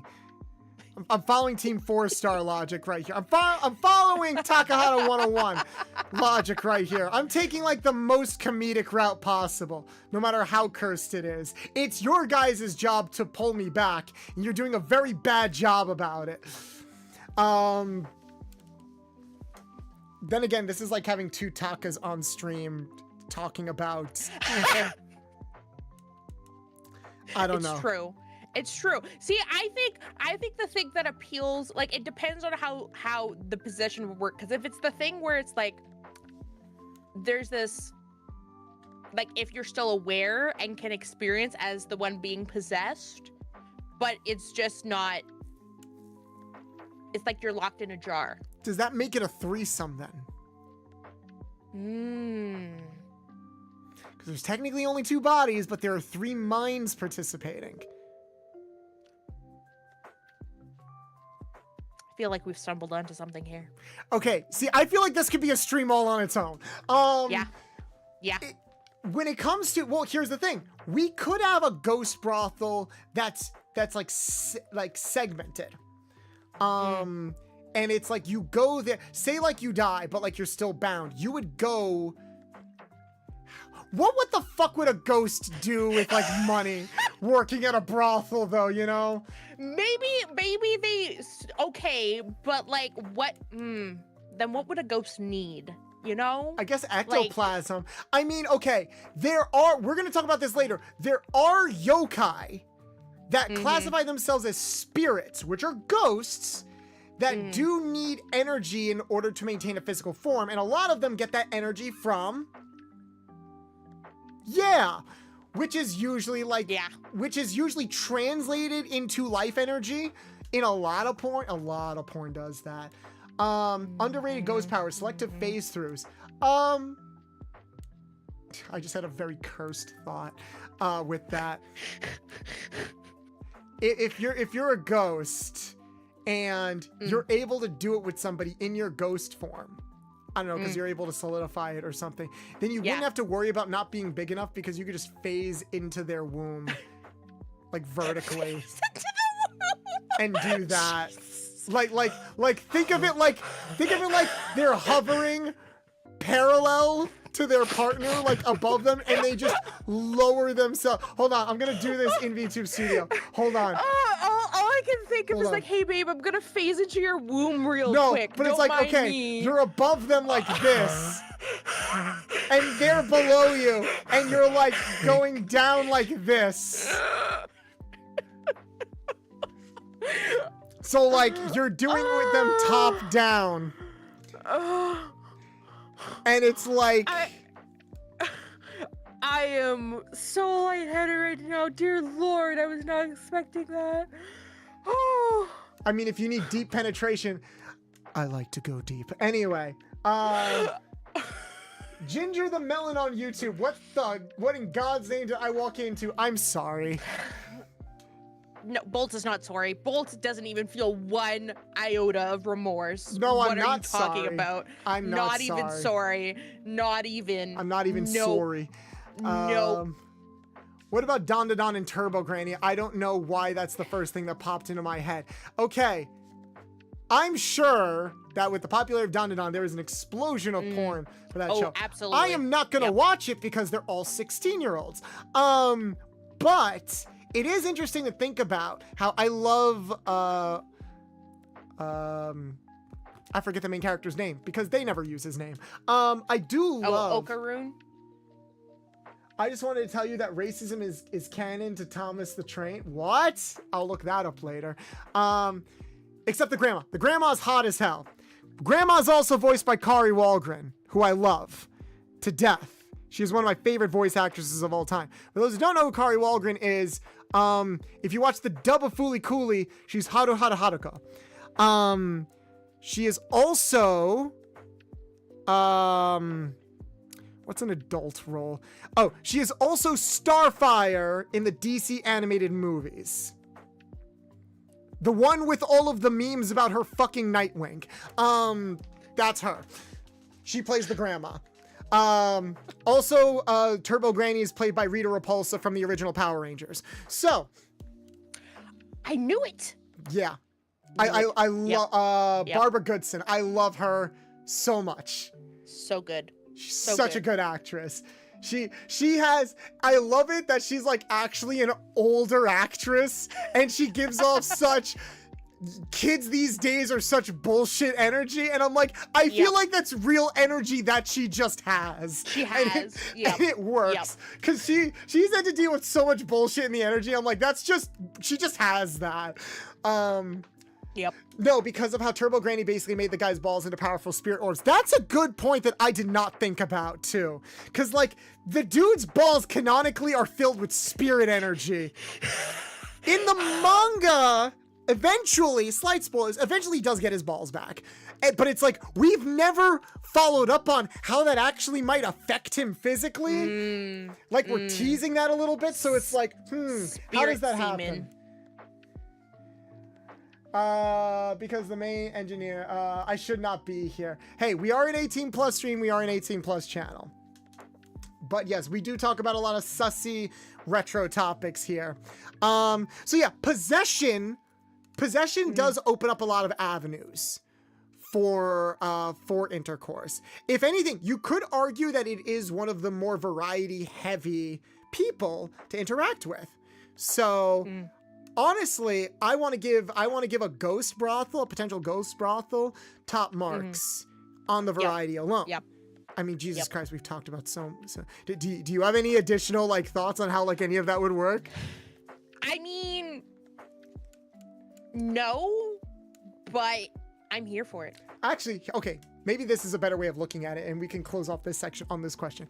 If you were a ghost, how would you want to have, and you were like still bound, and your partner was still cool with you guys like being together? How would you do it? Like, what would you take the possession route? Would you just like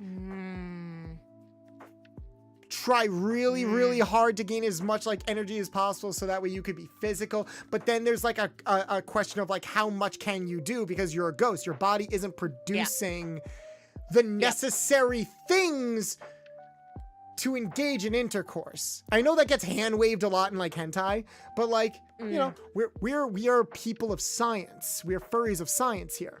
So yes. I'm Science. asking you about how would you want to go about it logistically? I think the whole, I don't know. I mean, I probably would just be like the ghost form and do like ghost form voodoo magics.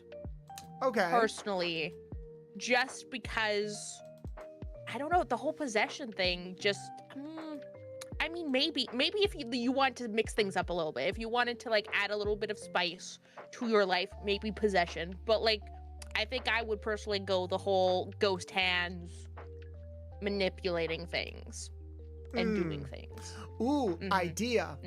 Ghosts can sometimes possess objects. Oh boy. I mean, there are, if a ghost possesses a sex doll, or like a love, or like a loveness or something. Yeah. That could be a circumvention. You know, I'm really starting to think we Ishi, you have a good point. We've hit a gold mine here with ghosts. There's something for everybody here.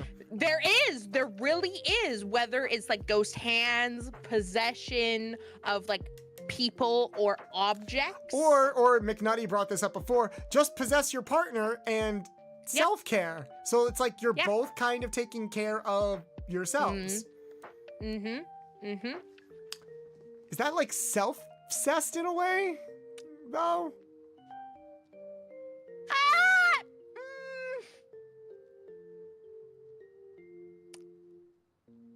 That is a good question. Should we move on?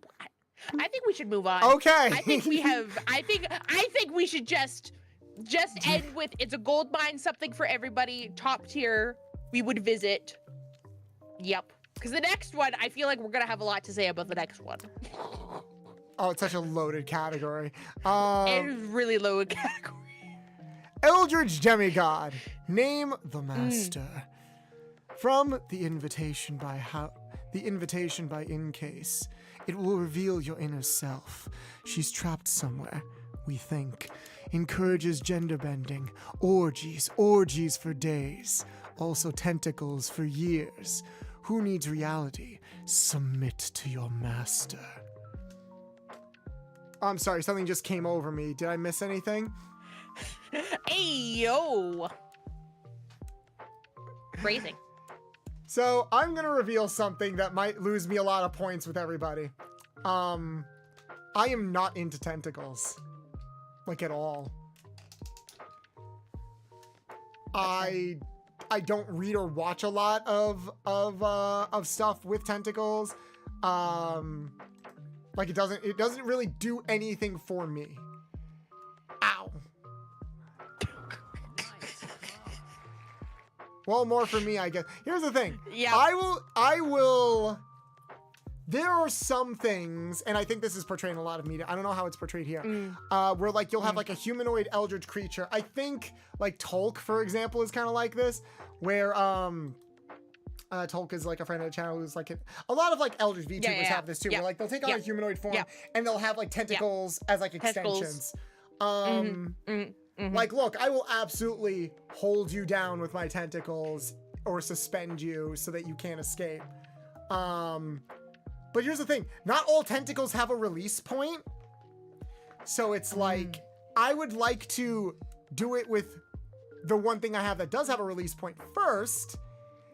And then while I'm recovering after like my 4th time, then I can use my tentacles to keep like taking care of you. It's like having a bunch of sex toys on hand. And maybe that's it. I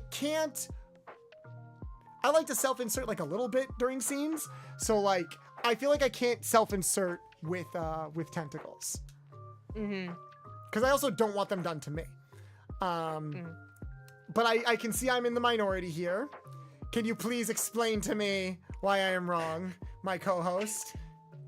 I mean, so here's the thing, right? Yes.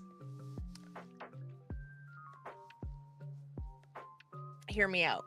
I don't even know if this is a hear me out. Like, I feel like it's the thing, like, the thing that I don't like with the tentacles, personally, is the suction cups. That is like that bit, the whole little, that is not appealing. But the idea of having unlimited or many appendages to do things with.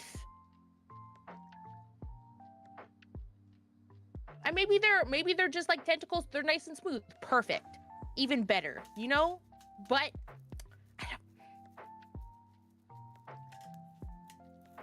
like you could have it all at once.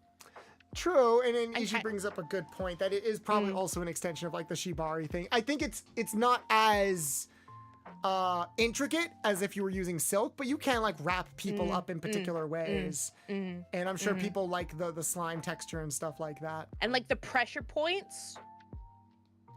You hit the right pressure points. You hit the right pressure points. You've got like maybe some of the suction on the tentacles, which is good skincare and stuff like that. I'm not saying I don't see the vision. I'm just saying it's never personally been for me. Yeah. I think I've only enjoyed one tentacle hentai before. And even then, it was about trying to turn a guy not into a tentacle monster. Like, he was a tentacle monster for the first, it has like, I think it's called Tentacles and Witches. I think he's only a tentacle monster for the first episode. And then after that, it's kind of just him, like kind of enhanced by being part tentacle monster. Like that I think did it more for me a little bit. But but I do want to read this comic, Ishi, and I will let you know what I think about it when I read it. I do love the design and fuck with it a lot. Very, very big mommy energy. And the idea that she like has all this sexual energy, can gender bend, which like just speaks to the bisexual, the pansexual part of my heart vividly. And will help me reveal my inner self, so that way it's like therapy. Yes, please. Maybe she'll figure out what the fuck is my deal, because I sure as hell don't know what it is. Well, therapy and a good bang. And a good bang? Yeah, psychoanalyze me after I come. I can't think of better aftercare. I'm just imagining like a little therapy session, like sitting, like laying down in like the like swarm of tentacles, and like one's holding like a notepad and a pen and being like, so tell me more. Tell me more about your childhood. Yeah. I noticed you used mommy a lot. Do we want to unpack that? Yeah, exactly. That would be the thing, you know, you get, physical gratification, but then also emotional, like reassurance. Yeah, you seem to keep checking on me to see if I'm okay during the middle of it. Yeah. It seems like you need a lot of like reinforcement. Are you okay? Is everything okay back at home? Does that stem from like your imposter syndrome and always needing validation? It's like, look, can I come first and then we can talk about all of this? Because you're making me you're telling me that I'm not doing a good enough job, that you need to psychoanalyze me as a distraction. And that I feel like is like one of the worst feelings ever. Like, I feel like that's worse than that whole girl being on their phone during sex energy. I would jump out a window if I was ever bad enough to just have somebody do that. Like, there are people out there that can't like physically like hit orgasm through sex. Yeah. You can still enjoy the act of it though. And it's like, if I was ever hit with that amount of disinterest, I would probably end it all right then and there in Minecraft. Yeah, in Minecraft. In Minecraft. Yep. In Minecraft. Yep. So that's kind of like where I'm at. But I will definitely check out this comic, Ishi. Like, what do you think about, like, are there any other Eldritch horrors that stick out to you, Vanna, that like really hit for you? I mean, this one is a new one for me. Not new as in like I've never heard of it before, but like a new as like a possible consideration. Because up until recently, I was never like Eldritch horrors. You know, I was never like, But Hermaeus Mora from the Elder Scrolls. Not only tentacles, but also many eyes. Okay. And knowledge. Do you just like being watched?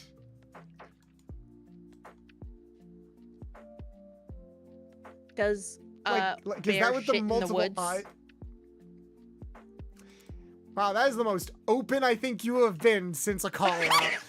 Listen, we're going, the longer we go, the more I'm just gonna be like, fuck it. Fuck it, we ball, might as well just lay it all out here because... I'm surprised none of you are trying to trip me up. Like, I made it very clear from jump, it's like, nah, you can't break me. Like, I will reveal. The only thing I will not reveal or talk about is stuff that I think would legitimately get me banned. You'll even notice that I am dancing around certain words and terminology. But aside from that, fuck it, I got nothing to hide. And at the end of the day, educational. Why not? Eye contact is tricky. I've been in situations where people have watched me, but I don't think I've ever been like turned on by being watched. I think it's more so of like the whole like, not necessarily the being watched by others, but like the idea, I don't, like the whole like, it's hard to explain. I can't put my finger on why, but like the more like, ooh, like caught in the act, and like that whole like adrenaline of being like someone's peeking in and like covertly watching.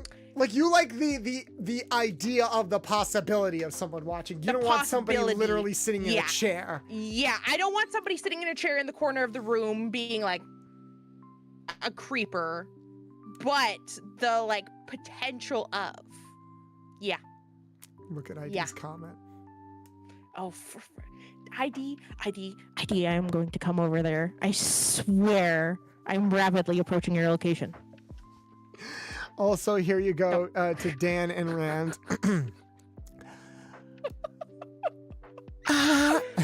Oh, my throat. Our poor throats. I'm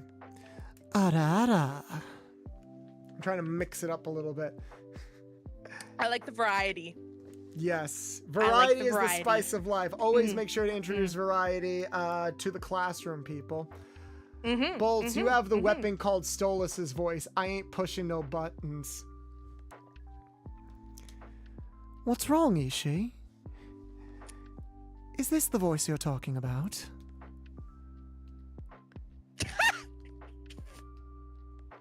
Ishi, come here. Come here. Love, hun. Make me. Poor Ishi.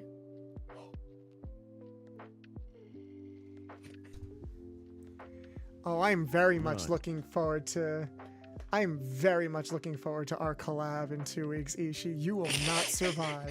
Poor Ishi's going You to, will like... not I will analyze. legit practice how to sing one of Stolas's songs.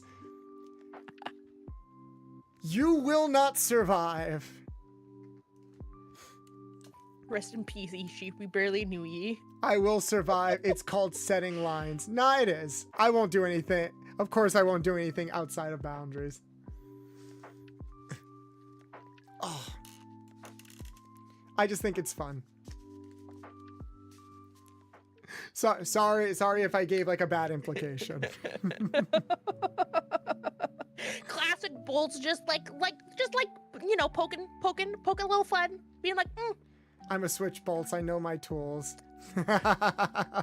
Hey. Well, I am a mechanic, so always Versatile. fun when someone finds a way to break someone else super easily. I mean, I have to, otherwise I can't let you guys win all the time. I am like outnumbered 30 to 1, all right? So It's you're true. all brats It's and I'm true. alone fighting you all with a freaking stick. I need to find... I'm like freaking... If you watched Blue Lock... If you watch the anime Blue Oh my Lock, gosh. which is Oh airing my right now, goodness. and he does like that Yes. thing with like the puzzle pieces. Hold on. And they all come together. And then, no, it's like his whole thing is like he's always looking for new pieces to utilize, like on the court, like new weapons. And I'm like, course. Yeah, that's yeah, what yeah. I need to do. That's what I need to do. I'm like, I need to find another piece. It's like, oh no, like I'm losing ground with this person. How am I going to be able to get them back? Oh, they like the Stolas voice. Okay, that's another piece to put in my back pocket. God, puzzle pieces remind me of Psybrain more. All right, next one. We're like only halfway through, by the way. We are only halfway through, and it's been 2.5 hours. We're buckle up, folks. Content. This is rare. I've never seen this creature before. Whatever this is from Monster Hunter World. Ishi, was this also you, or did you add this, Vanna? No, this was in here. This This is was in here. I did not add this. You just pulled a monster from Monster Hunter Worlds and threw it in here.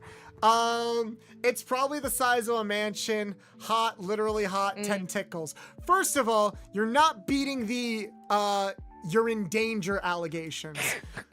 Secondly, Oh, are I'm we in adding danger. are we adding giant fetish to the list? I've never understood giantess. Cause like, how do you do it with a giant? So you know, it depends on how giant the giant is. The giantess You know, is? like how big is this giant or giantess? You know, like is it like kind of like, you know, that scene from? Have you watched The Boys? I've watched some of it. Did you get to the scene where there was the dude who could shrink, or the lady who could shrink? Was that the person who crawled up someone's asshole? Yeah. Okay. Yeah. Like kind of like, if depending on the size differential, that could be an option. True. And yes, Ishi, not everything is about insertion, but it's more like... So I've seen a couple of giantess stuff. I even know like one or two giantess VTubers. And you know, some people just want to be like smushed by a giant pair of tits. Like That's disappear fair. in them. Yeah. But that's just it. I always see it. I know how like the small person gets off. I'm not sure how the big person gets off. Now, if you're working at a brothel, like, you getting off doesn't always matter because you want to make sure you want to prioritize the customer. But if we're talking about this in like, I'm that try-hard that will try to get off the stripper. All right? Like, All right. Yep. I'm not can see going to that. sit there and think I'm paying you, therefore it's all about me. It's like, no. It's all about us. Big person gives off because a little cute. So it's like a cute appreciation orgasm. I imagine you're competing at the strip club. So I'm not competing at no, it's not competing. It's Post giving just back. walks in. Just I'm here to win. To quote I'm Goku. here to be number one.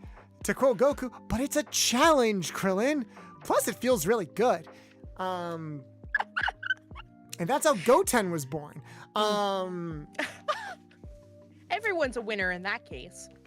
I know that like the giantess thing is just varying levels of I want a big person. I wanted all I want. All I want to do is see you turn into a giant woman. All I want to be is the guy who gets to see a giant woman. I'm not going to sing the whole thing. I don't even remember all of the words. I just like showing off that I can sing occasionally. That was very good. Because I'm gaining confidence. So like... But also maybe... I'll go for it. Well, I was thinking too, like the whole thing with like the giant is also like similar probably to like the spider lady, where it's like the like wanting to be babied. Ah, okay. I can see how the small person gets out of it. Small person. Yeah. But still the big, I mean, maybe the big person wants to take care or wants to be like have that like the idea of taking care of like you know, like a little like baby animal and you're like, oh, it's so cute, I just want to take care of it and make sure like that. Okay, that so could it's be what they get out of it. It's more of a vibe than a practicality situation. Yeah. Okay, I could see that then. Yeah. I can see that. I would like to be smushed between somebody's giant cheeks or breasts, honestly. Maybe skate up somebody's dick. Moving on. Okay. Well, all right. It could be like a giant ramp, you know? Giant ramp. Maybe they got a nice curve. I don't know. Curve slightly to the left. You just fly off into the sunset. There you go. I mean, I could think of worse ways to die. It's true. All right, so Flumph. Never heard of this creature before. Telepathy and hypno, good vibes. If you want tentacles but consensual, comfy and mostly happy, those spines are jello. Get high as a kite, then have a magical carpet ride. So interesting that we're hitting hypnosis. Because that has always been an interesting thing. I had a very interesting conversation with a friend of mine who does do sex work. This was, I want to say in the spring we had this conversation because they are very much into hypnosis, but they hate the way that it's portrayed in a lot of media because usually hypnosis is kind of just a ugly bastard being like, I'm going to hypnotize these girls into doing it with me. Hypno, you poor bastard, you've been ruined by this trope. Utterly, viscerally ruined by this trope. And I am so sorry. You did not deserve that. Not my favorite Pokemon, but Jesus Christ. Oh, is there a second chat I need to bounce between, or are they combined? We do have a YouTube chat going, but like no one's talking in it right now. So it's just this one. Yeah, Hypno is basically, unfortunately, been the face of the like non-consent hypno play for a while. And my friend, it pisses them off because that's not really what hypno play is about. Hypno play, like authentic hypno play, is kind of like an extension of ASMR, where it's all about lulling you into a certain mindset. You close your eyes, you slowly get drawn in, and then it's a little mix of that with psychology to kind of draw out those desires and create a sense of comfort for you. It's more practical hypnosis. Yep. That is very rarely portrayed in media. And it pisses my friend off. So I'm curious what type of hypnosis Ishii was thinking about when they listed this guy, because they said telepathy and hypnosis, good vibes. Is it similar to what I just described, or is it like the kind of yes, hypnotize me in the same way of yes, you can do it with me when I'm asleep kind of thing? Like the consent needs to be given ahead of time. This is Flump. They have good vibes. Yeah, I'd imagine there'd be that like consent aspect, and it would be like the, like, oof, like the more like, because that's another thing too, right? Is a big part of like sometimes why you can't enjoy the more intimate experiences is you're in your own head, or you just can't like Oh yeah, that's be in the moment. So like having that like that's that aspect where it's like not so much like you're not in control, but you're able to kind of let go of those like. Ooh, that like releasing the overthinking. inhibitions kind of thing. Yeah. If Yeah. I had a partner that could hypnotize me into not being an anxious mess for 20 minutes so I can mentally be okay and then physically get all that shit out of me. Yep. God, that would be like, I would marry them on the spot probably. But Also it's true, tentacles. like that would be so nice. Also, yeah.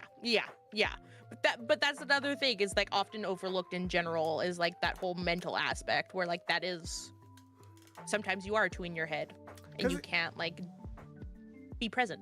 Because it's often portrayed all about as like an extension of the consent non-consent play, and it's like, look, there's a place for that. I know people that are into that. And as long as like everything is talked about beforehand, then it's fine. But it's very much, it's always kind of interesting when it's like, I'm into this, and it's like, okay, in what regard? So that's why I'm glad. That's why I always like people explaining it to me. And if this guy's all about like the chill vibes and creating that sense of comfort, like there are strip clubs that have like hookah and like vaping and stuff like that are and weed that are all about creating a more like chill, laid back vibe. Like sometimes you just want to smoke a vape while getting blown, you know? I feel like that. I think that sounds like a glorious afternoon. You know what? That's fair. I respect that. Respect the hell out of it. Sometimes you just need those chill vibes. Yeah. It doesn't always have to be like feral. Also, the reason why sexies with flump is a hill I will die in is because I see them as ace sexies flat. Oh, okay. Wait, like asexual? Oh, like a rep for asexual. Okay, I could see that. I can kind of see that. If they're not, if they are personally in a way not about that, but they provide services in order to like help the other people. You would Help almost others. help others. You could argue first off that they're perfect for like, that would be perfect for a brothel. And secondly, I like that. Asexuality is a spectrum. Like my last partner was asexual and we had a very active sex life. Up until like all the problems happened. But it's a thing where, but there are people that are like all over the spectrum. It really just depends on like where the vibes are and where their personal comfort is. Yeah, they're there because they see the sexies, give good vibes. Hell yeah. I forgot to say I was here. I've been lurking. No problem, old postcard. Happy to have you still here. Also, Canned Volp, thank you so much for the follow. I appreciate it. Once again, for all the new people that might be coming in, I usually do this every time we get rated, but we're not getting rated today. We are not getting rated today. Like, we talked about this, and it's like, I hope we don't get rated today, because I don't want people walking into this conversation being like, oh, I'm sorry, I thought you were just chatting about like anime or something. It's like, you're not wrong. True. I still cannot find attraction in the human form. Oh, you literally don't appear on the sidebar? What? How? Hold on. That's strange.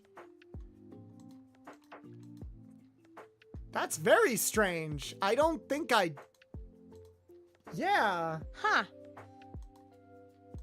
Huh. I don't know. I had to manually input your name for mobile. That's... Did you mark this stream as sexual content? I did not.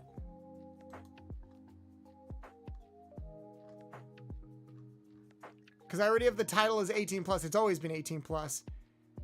I'm on your PC sideboard. Then it might just be a mobile thing. Yeah. I saw you on the side. Okay, then it's just a mobile thing.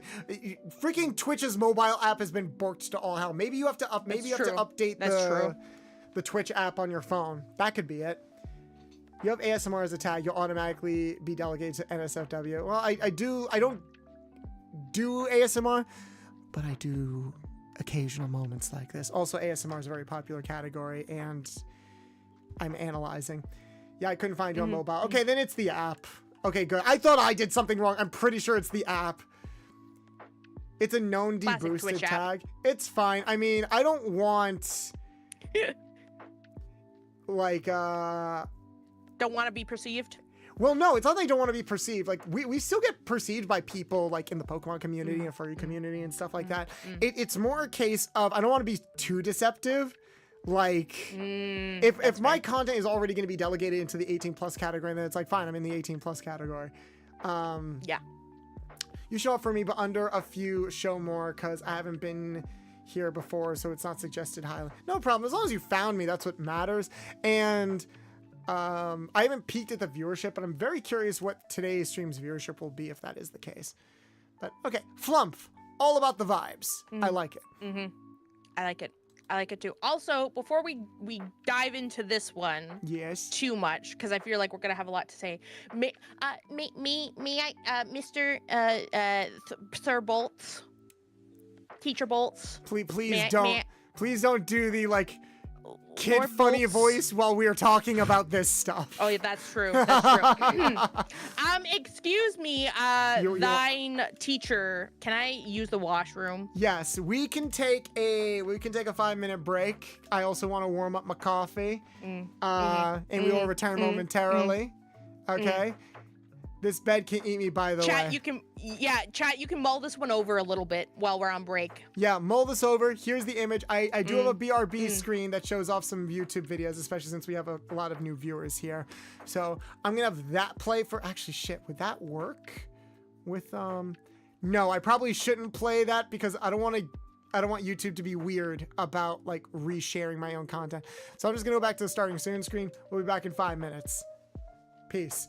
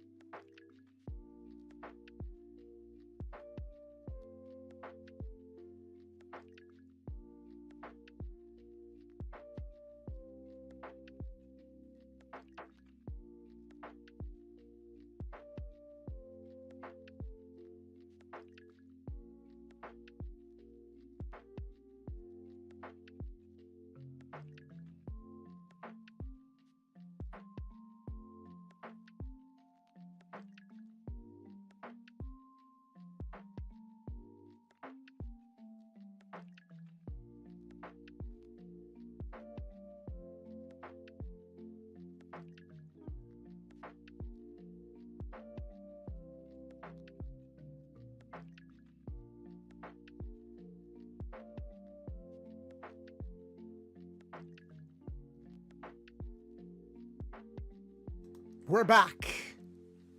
We're back. And I got coffee. And snacks. Ah. I gotta. There you go. Speaking of snacks, do you want to be a Yes. snack? I mean, I already am a snack. So, Vor, Mm-hmm. thoughts? It's not something I am personally into. It's not doesn't get my motor running personally. Mm-hmm. But I know it does for a lot of people. There are a lot of people I know who like a little vor. My or husband a in lot of chat vor. is very big into Vor. Mm-hmm. Mm-hmm. Yep, no, I was Yeah. waiting to see if you were still in chat, Sonny. I can't look at the word Vor without, like, tweaking it from Matt Pat's, like, lore joke. The Vor!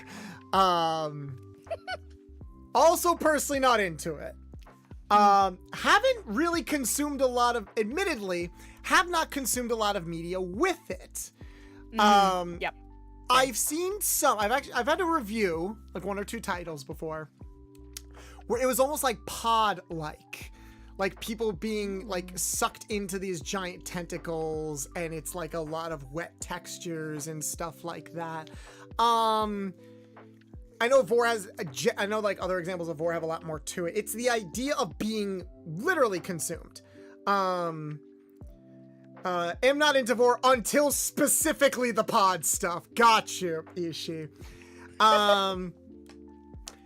The idea is to specifically be consumed. And I can understand the extension of that, like it being an extension of some of the stuff we talked about before, about like kind of being consumed, or like maybe it's also an extension of like predator prey, like, oh, the predator finds the prey and like now I'm going to eat you, and eat can be like a euphemism for everything else. Here it's much more literal, but like it's possible there's a similar desire being extrapolated from like the idea of being consumed. It could also be comforting. It could also be comforting. I'll send away the stomach acid. Yeah, okay. There is some Vor, from what I've seen, is just like being held in the mouth or being held in the esophagus, like not actually being digested. Listen, that's a full body tongue and teeth are hot. As someone who does like, I think we could all appreciate a good licking, and you know what better licking than literally being licked all over. It's like if you put a jawbreaker in your mouth and you're slowly licking away to get to the center. Physically and metaphorically, I can understand that being very hot. Is it for me? No. Chat Dad just got back here and I hear Vora. Hi, Dad. Yeah. Everyone's going to be coming in interesting times today. Phrasing.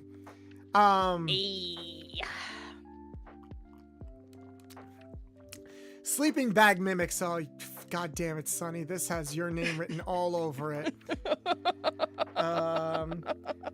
Bonus, it has tentacles, of course.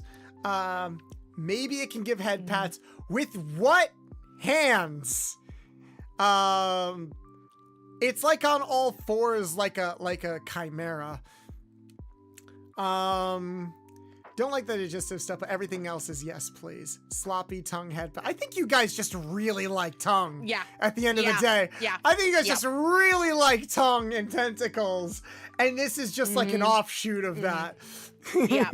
Yeah. Chat just wants to be moist. Yeah. Moist. Moist.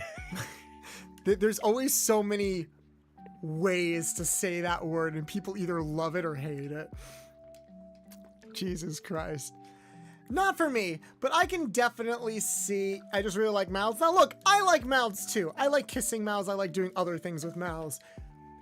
I'm not sure I like the mouth being bigger than my body. Yeah. Agreed. Too much of... What? Here's a question. Is Cell from Dragon Ball into Vor?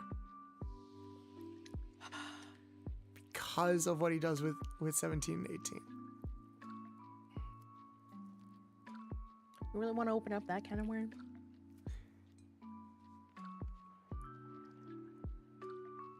Everyone in chat just immediately Cell is Vor. Yes. Yes. Yes. Well, yes, then he is. I guess we have our answer. Yes. No discussion. It's just like, yeah, like, no, we've thought about it. Of course we have. You're not used to being the smallest person in the room where people are big enough to eat you. That is another thing. I'm usually the biggest person in the room. I'm also usually the biggest person in a relationship. I'm like, I'm 6 feet. God damn it. So maybe the short stacks out there can understand. I do like some animated porn where it's like a short stack being eaten out by a giant tongue or something. That's hot to me. Like Midna or something. That's very hot to me. But I think my brain does go more to like what Cell does than like that when I think of Vor, and that's maybe why it's not really my thing. It's also kind of traumatic what happens to like 17, 18 when you look at it from their perspective. So yeah. I see the appeal.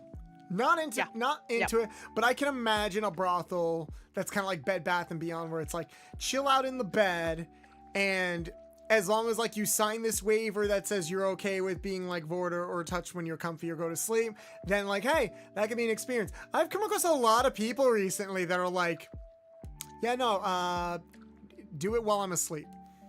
I'm like, like that is a fetish. That is a fetish. As long as a bunch of discussions are had beforehand, it's like, it's like, yes, you can, like, as long as you make sure that I'm prepped enough, you can do things to me in my sleep. Like, I give you ahead of time consent, because there's also a trust thing in there where it's like making sure that you don't like force anything or do anything that would like cause them pain. Sleep sexies, I am learning. Like, I've been with people that were into it and it's been brought up, but I was never with the person long enough to do it. Or circumstances didn't happen. Here, I'll tell a little story. The last person I was with physically was someone that I met at a party, and we vibed immediately, had very good physical compatibility. I thought like we were gonna be like really good buddies for a while. Didn't end up lasting that long, and I think part of the reason is because the first time I stayed over at their place, they did give me that consent. So like we went to bed and I had food poisoning. Oh no. Because I came to their place after like a press party. And I think I ate really bad chicken. So no, not the chicken. I was fine for a while. We did our business. All that was good. It's like, okay, it's late. We're going to go to bed. We sleep in the bed. And then like 20 minutes later, I guess after the adrenaline wore off, 20 minutes later, my stomach was so uncomfortable. It was like I wanted to puke, but nothing was going to come up.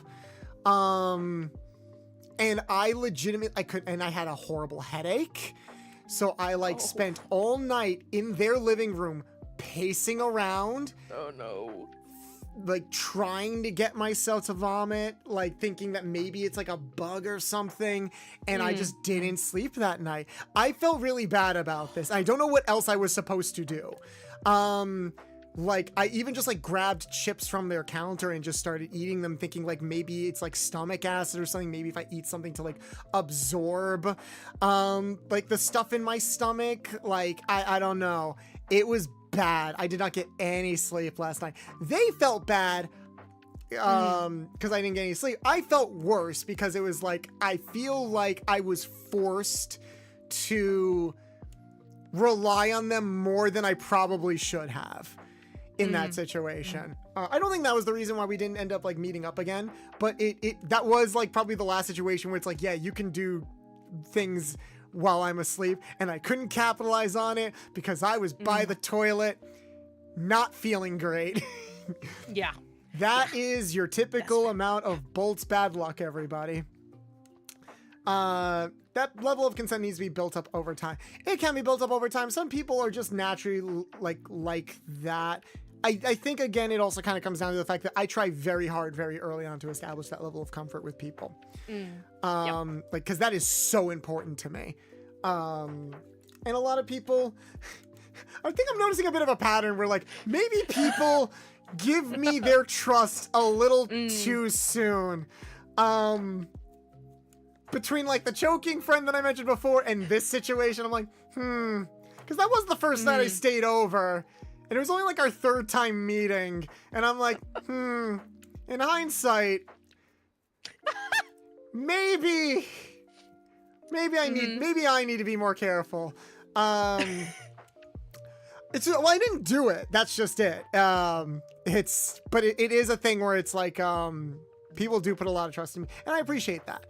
All the more reason why I like try to make sure that, like, whether it's a relationship, a friendship, or hell, even a collab, I do my best to make sure that, like, trust is such a valuable thing. I want to make sure it never gets wasted. I agree. People are in need of freaky. Here's the thing. People are in need of freaky, but also, like, there are a lot of bad freaky people out there that do not understand those boundaries. So it's like, my philosophy is I am probably not the best person you will ever be with, but I would like to set a standard that shows what you deserve. Because there are so many people that have like not been treated well like during those situations, and it's like, no, I don't want to do that. I want to make sure that you are taken care of wherever this ends up going. It's the subtitle of the garage. I want to leave people better off than when I find them. Because that's a mechanic's job. Like, literally, mechanics get things that are broken, and it's their job to fix them, or point people in the right direction, or make sure that people are properly taken care of. Because if you don't, then you're not doing your job. That's how I look at it. Yeah. Speaking the facts, true. So true, bestie. I appreciate that. Who wants to talk about balls? Oh boy. My favorite subject, balls. Balls. Shout out to Cat Icarus. Okay, so there's something I've always wondered about this. Because I understand the joke. Tanuki or raccoons have very big balls. Do the female raccoons have balls? Or is it just a male thing? That is a question I need to know. Guess? I'm trying to remember my Pom Poko experience. Ishi, when you tell me to guess, it makes me think that they do have balls. And then it makes me wonder what's stored in the female Tanuki's balls. Milk. Interesting. I mean, that would make sense. Can I fly on them? I understood that reference, Sonny. Movies that portray Tanuki are weird. There's a lot of weird portrayals of Tanukis. Tanuki's kind of everything. Yeah, because the whole thing about Tanukis is that they're shapeshifters, because they're tricksters. And I have read some stuff like with Tanukis where like they'll transform into something. So it does have like the mimic and furry appeal all wrapped in one. I thought gender didn't matter for Tanuki. Well, that's just it. Because almost every portrayal I've seen of Tanuki with the giant balls is they've been male. So, like, I wasn't sure if, like, female Tanuki had big balls. Looks less horny than fox girls, but you're wrong. Explain, Ishii. You can't make a bold declaration like that and not explain yourself. Either overwork or drunkards. Oh, is it the alcohol? They do drink a lot. They are portrayed as drinking a lot of sake. Yeah. They do overwork because they're often portrayed as like field workers, right? So like they work as a community.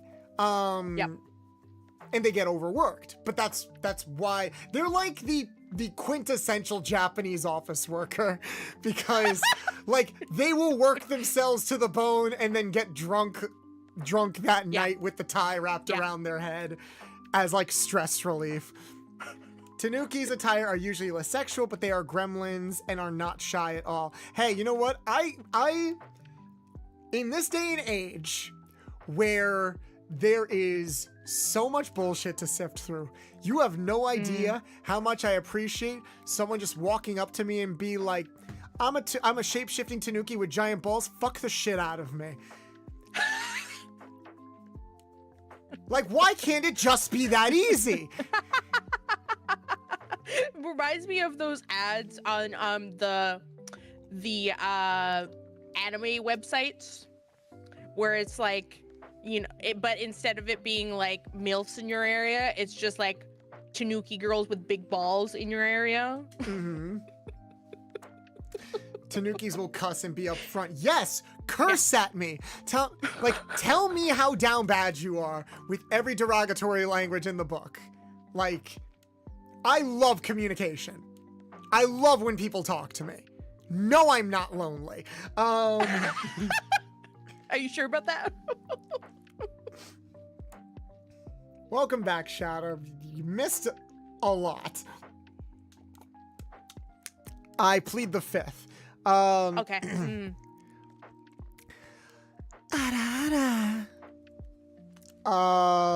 Yeah, that was a sentence. Tanuki, now, Ishii, I've got a question. Because you're a Tanuki.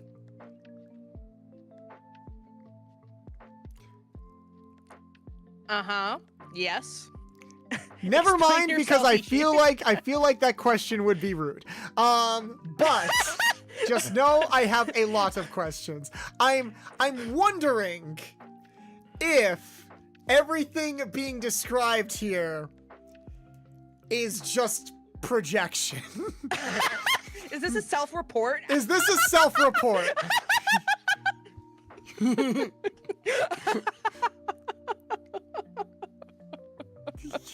It me. Oh. Thank you for answering. We love you, Ishii.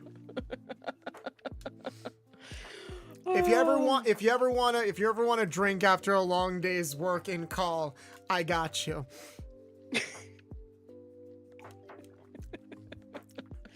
I like the idea though. Like I agree of like just the like the classic like sloppy kind of chaotic drunk, like the classic. I just love that. But like the idea of them, they get a little rowdy. They're like, they're like, hey, listen here, I'm gonna do stuff to you or do stuff to me, and it's like, yeah, I like the idea of like I'm working at my desk. No, okay, I know what it is. I know it's that meme. It's this was a meme. Okay, you know Jojo Cat. Yeah. So he had to deal with all that bullshit on the internet that he did not deserve. Because he's an amazing content creator. But I love his partner for how based she is, because the whole thing with like the I like girls thing was like people were trying to like call him a loser and like that he doesn't have sex or anything. So his partner, who is an artist, like a boss, drew artwork of her picking him up from his desk and carrying him to the bedroom. And it's like, well, it looks like he's like, but I need to work. It's like, nope, according to idiots on the internet, you got to get laid. And I'm like, God That's bless. the energy. I want Yes. a partner with that energy that'll like I'll be at my desk working and like I'm clearly stressed out or something, and they'll just break open my door with a bottle of sake. Like obviously not super intoxicated, but like break open my door and it's like, my body's getting warm. You're coming to the bedroom right now. It's like, okay, I'll do it right after I finish this thing. It's like, no, I need these balls messed with right now or something. I don't know. I'm still. I need these orbs pondered. I need right these now. orbs pondered or polished. And the funny thing is, I'm thinking about everything we're talking about, and I'm looking at this design. Yeah, Smex. Now I'm looking at this design, and for some reason, I'm thinking of the grandma from Don Da Don. Oh my gosh, you're so right. Doesn't she have the same energy as what we are describing? The same energy. Yeah. The same like gremlin, I don't give a shit, I don't give a shit, like energy. Tanuki are just genderful. Yeah, no, like cause they're shapeshifters. Gender doesn't really matter to them. Hey, are you P? Because you're in my heart. And with that intro, just call me P-Riz or Piz. Nice to meet you, Piz. I think you came to the right place. It's true. Gender, can I eat that? Gender is soup. And you know, sometimes I'll think of something to say and I'll think, maybe that's too far to say. It's the soup where you're like, that's too much, but we're over here talking about pondering orbs. Pondering and orbs. Knots and I was going to say like, gender is soup and I'm ready to be slurped kind of thing. That's like the most tame thing you could say right Is it? Okay. Yeah, it is. No, Sonny, I'm not ready to be a piss tuber yet. Water sports is actually one of the few things I'm not really into, which says a lot, considering my strike zone. Given everything else this stream, yeah, that's pretty tame. Okay. I'm curious, chat, what's the most out-of-pocket thing I have said in the past 3 hours? Like where's the bar? Receipts, chat. Where's the bar? Let's point at all those clips that chat's been making. I feel like there's some goodies in there. Probably is. So, actually, interesting little joke I just thought of regarding like a Taniki brothel. I can imagine they would have a huge rivalry with the Mimic brothel because they offer similar services. Gliding on a giant dick. Really? That's the most out-of-pocket thing? That wasn't even sexual. That was more of a joke. Like, I said that with no down bad energy in my soul. Yeah, that wasn't even that bad. What do you think is the most out-of-pocket thing I've said so far? Whenever I like died wheezing at that thing, that was the most out-of-pocket thing. That was like 3 times during the stream. So those things. When you get me to wheeze, that's how you know I am just that you have just thrown me through a loop. Yep. All right. Yep. I gotta keep surprising. I gotta come up with the A-grade material because I don't want you to get bored of me. This is me trying to keep the dynamic interesting. Yeah. Which is funny because, again, when we started talking, it was very much like, oh, thank God I have someone to be chaotic with. It's true. It's true. And now here we are. Any regrets so far?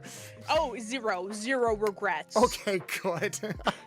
This is me doing my check-ins.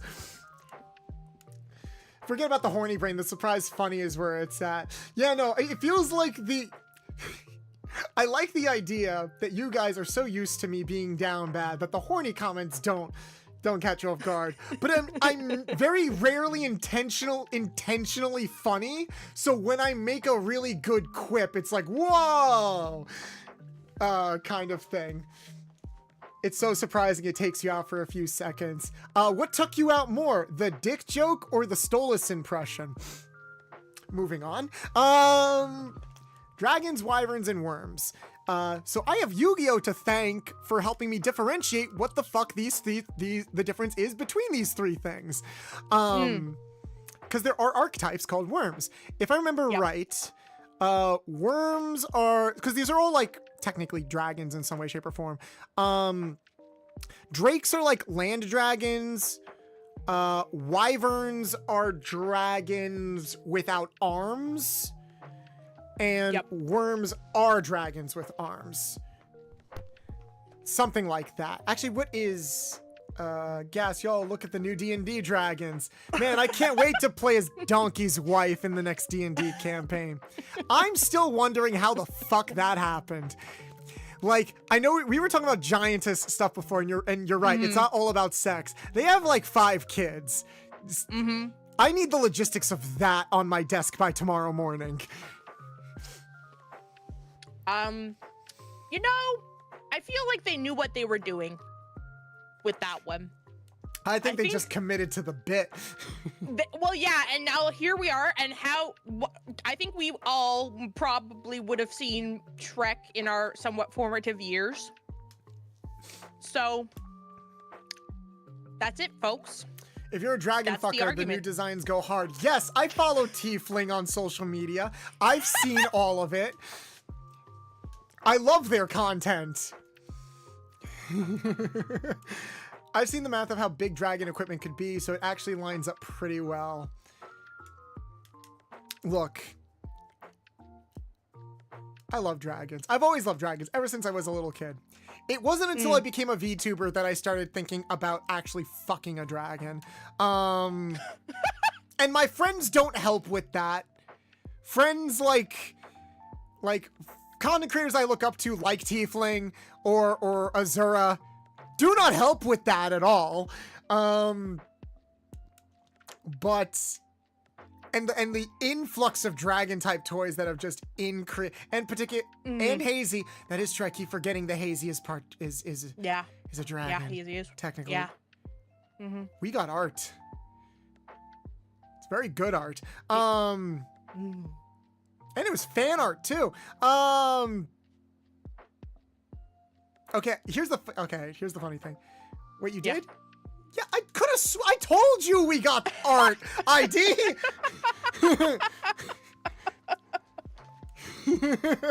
I told you we got the NSFW art. I know I told you about this in a call. Don't forget to go to the account. It's there.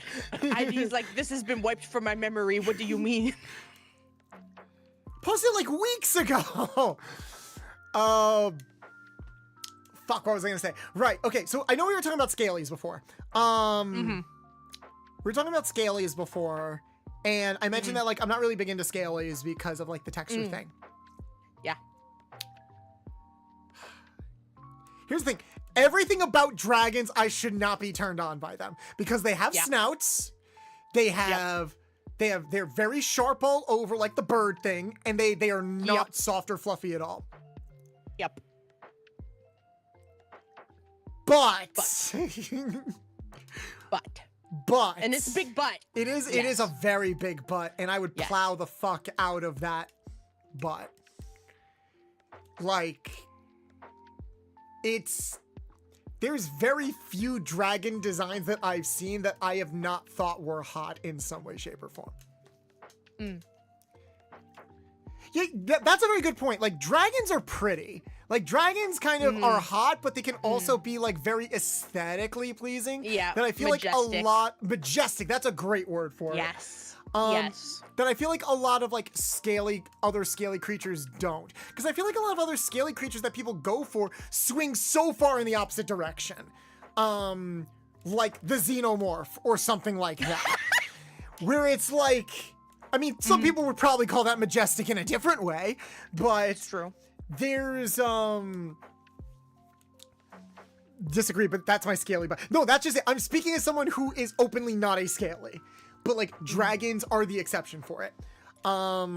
There's something divine that draws me in about a dragon that I really, really like. They're powerful. They have a lot of them have magic and can shapeshift. They're sentient.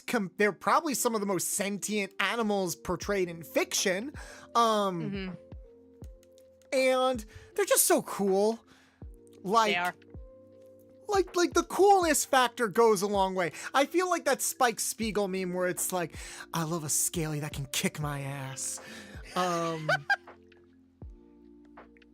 And dragons do it. Dragons do it. They check all the boxes for that. They check all the boxes for me. And you, because you're not agree. a scaly either, but like, is this your exception? Yeah, I'm not a scaly either, but long before I delved into the world of VTubing, I once upon a time ran a Tumblr blog. Oh no. And one of my original characters had a daddy dragon companion. Okay.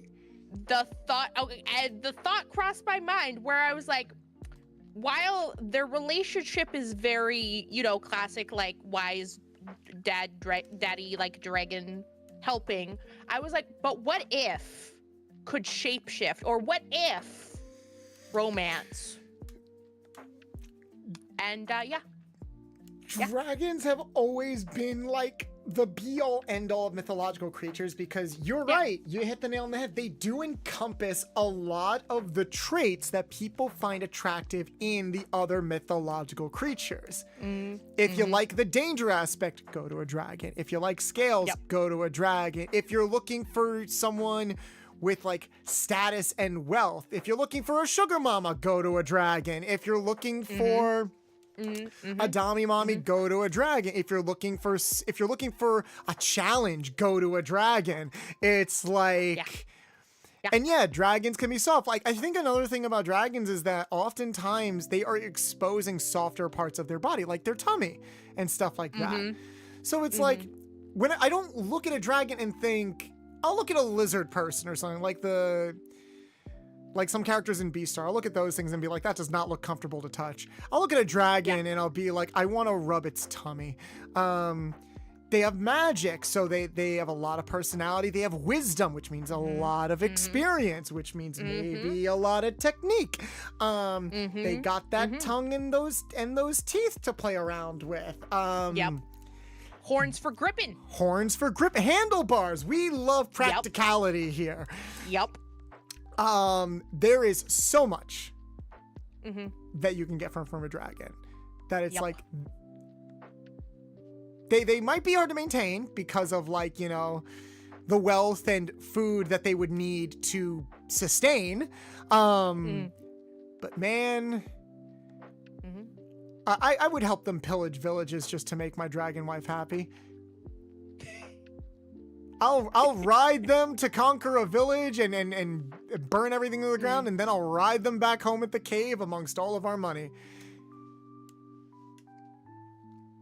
I want that printed on a t-shirt. Great phrasing. Official merch. my first bit of official merch is not gonna have my face anywhere on it. It's just gonna be that quote. The most like try-hard quote. Ride them to conquer, ride them back home, then ride them to bed. There we go. Cheesy Pie just perfected the quote that I said. You're the villain and your dragon is your supportive power. So, see, that's the thing. You can also have either of those dynamics. You could be the villain that they serve under and that you take care of at night, or you could be the minion to their final boss status. It's like, you want to get to my wife, you got to go through me, hero of time. I love that trope. Oh my good. If we were ranking like romance tropes, that would be like top 3 would be the overprotective, like that super protective partner. Absolutely. Mm-hmm. Absolutely. Yeah. And especially in a dragon where you know they can get all like intimidating and like super scary and like, you know, really oof. And like a oof. Just thinking about it, I'm like, it's the good stuff. That's the good stuff right there. I will say, slight addendum, I would like to see more submissive dragons in media. Mm-hmm. I think that would be nice. Agreed. It's mostly dominant creatures, and I get it, considering like where their place is in a lot of stories and everything. But I don't know. It would be nice to conquer a dungeon, get to some treasure, beat the boss, and then be like, hey, instead of slaying, you can take all the money you want. Please don't slay me. I can cook for you. Like, I've experienced cooking a lot of great things here, and it's like, marry me. Like right here and now. I've legitimately only seen one show that has a submissive dragon in it. And it had nothing to do with like dirty stuff. It was an anime called Dragon Goes House Hunting. I was gonna say, I was like, it's gotta be a Dragon Goes House Hunting. But like, the guy's also like coded almost like very young and inexperienced. Yeah. So it's like, that feels more like an experience thing than just how he is personally. Dragon Maid 2. Dragon Maid, I wouldn't call any of those characters submissive. Not really. Taru wants to be dominated, but she still exhibits a lot of top energy, and it's only because it's kind of the bratty hard to get because Miss Kobayashi doesn't really give her that affection that she wants. Yep. We're not talking about Kana because shame on you if you were. Lukua isn't really submissive. Lukua kind of dances a line a bit. Yeah. Definitely does. Consider there's a lot about that show that maybe isn't as okay as people make it out to be sometimes. And then there's the office worker girl. She's I can see her being submissive. The water dragon. The one that works in Miss Kobayashi's office. I forget her name. I know which one. I can't remember her name for the life of me. She gives off bottom energy mainly because she needs someone to look after her because she keeps spending all of her money, and doesn't know how to take care of herself. So it's like, okay, you need someone to take care of you, and I will happily do that. Hey, top energy bottoms are a thing. True. I am curious like what their dynamic would be in the bedroom. They're like submissive tops. The bottom energy tops is a thing. Dragon Maid was nice, but the anime was never sexual to me. It's weird. Cause I read the manga. The manga does have nudity in it. The manga is like a bit more explicit in some ways. But the anime, I feel like the anime highlighted some of the more risque and not in a good way like elements of the manga, especially when it came to like the younger characters, more than I think the manga did. But that's also a lot of anime in general, so I'm not gonna like beat that horse to death, unfortunately. That woman needs a caretaker. That's what I'm saying. Lulu is a very weird one in Dragon Maid. Oh god, that's right, the short stack giant tittied one where I feel like they're very vague on what her age is supposed to be sometimes. But that's a conversation for another day. I don't want to stay on this one for too long. That's a completely different show. That's a completely different stream. Yeah, completely different stream. And to be honest, I've talked about Dragon Maid so much in the past because for like different content, I'm like, I don't want to talk about this show anymore. I've had to watch that show like 4 times and I've like grown to never want to talk about it ever again. So was this you, Vana? Have we officially passed the Ishii's submissions? Yes, so everything starting from Dragons onward is us. Is us, is stuff that we've added and stuff that we've seen. Yeah. Can we get a shout out for Ishi in the chat one more time? Ishi, Heck yeah.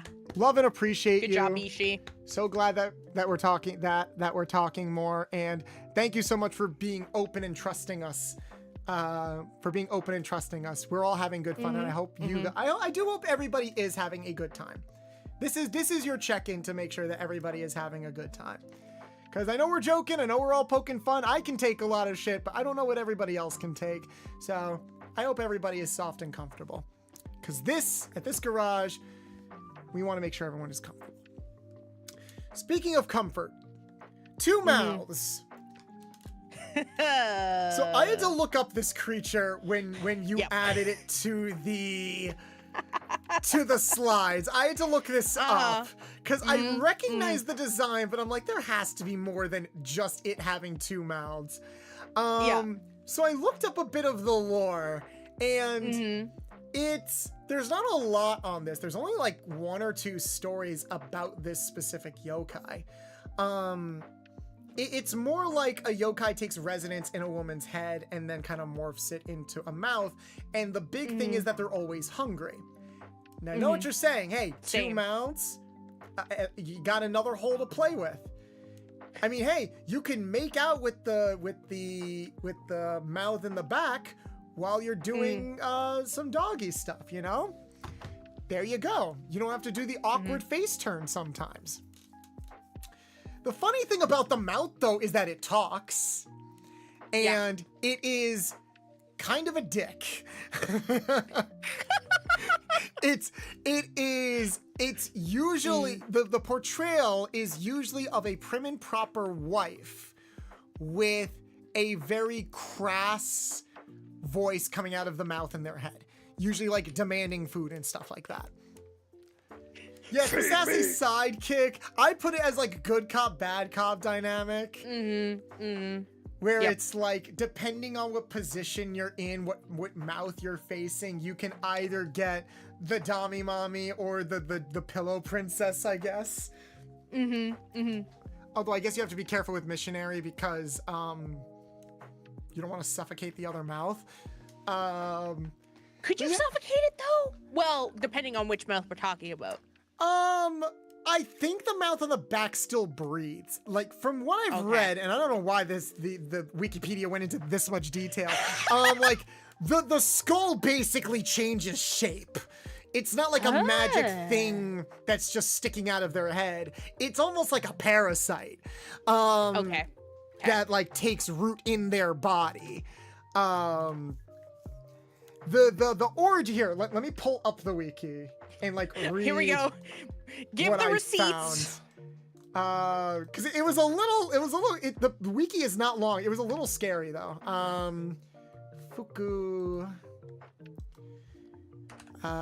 Futakuchi. Fukakuchi Ona. Let's see.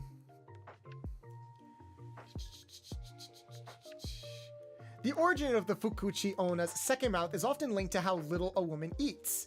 In many stories, the soon-to-be Futakuchi is a wife of a misser and rarely eats. To counteract this, a second mouth mysteriously appears on the back of the woman's head. The second mouth often mumbles spiteful and threatening things to the woman and demands food. If it is not fed, it can screech obscenely and causes the woman tremendous pain. Eventually, the woman's hair begins to move like a pair of serpents, allowing the mouth to help itself to the woman's meals. While no food passes through her normal lips, the mouth in the back of her head consumes twice what the other one would. In another story, the extra mouth is formed when a stingy woman was accidentally hit in the head by her husband's axe while he was chopping wood, and the wound never heals. Other stories have the woman as a mother who lets her stepchild die of starvation while keeping her own offspring well fed. Presumably, the spirit of the neglected child lodges itself into the stepmother or the surviving daughter's body to exact revenge. Wow, that wiki did go hard. Yeah. Dear Lord. Good gravy. So it's like a haunting, basically. That sometimes it's a bad omen. Sometimes it's the result of a pre-existing wound. Sometimes it's a curse. It's almost never good. And the idea that the host body can still die if it's if the second mouth is eating all the meals implies that it is like a separate thing that exists inside their head, like a parasite. Yeah. Throws Wiki away. No, this is a sassy companion that will say the stuff you don't want to say. I do like that trope. I wonder if that's where this trope started. I wonder if that's where the origins of that trope is, because I've seen that in a lot of media where it's like someone will grow like a second mouth somewhere or something, and it's like, ooh, do you think Sukuna from JJK has inspiration from this? Maybe. I could see that. That would make He's a lot got of mouths sense. all over his body. All over. It's all coming together, chat. It's all coming together. We found the origins of your twisted fetishes here on the Nuts and Bolts Garage. Jesus Christ. We're all going to hell. It's true. But it'll be a fun ride. It will be a fun ride. Yeah. I like. Be like going to Disneyland. It's gonna be great. God damn it, my throat. I'm alive. Hydrate. Yes, hydrating. Shit, my coffee's cold again. I don't like iced coffee. That is something I raised. Oh, Really? okay. Yes, I don't like iced coffee. Interesting. Ow, Noted. ow, ow, ow, ow, ow. Seriously. Hydrate. So, definitely limited compared to everything else that we've talked about, or at least like not as exorbitant as all the other stuff that we've talked about. But you know, there's still some good role play in there. You know what they say? Every hole is a goal. And you know, you got another one there.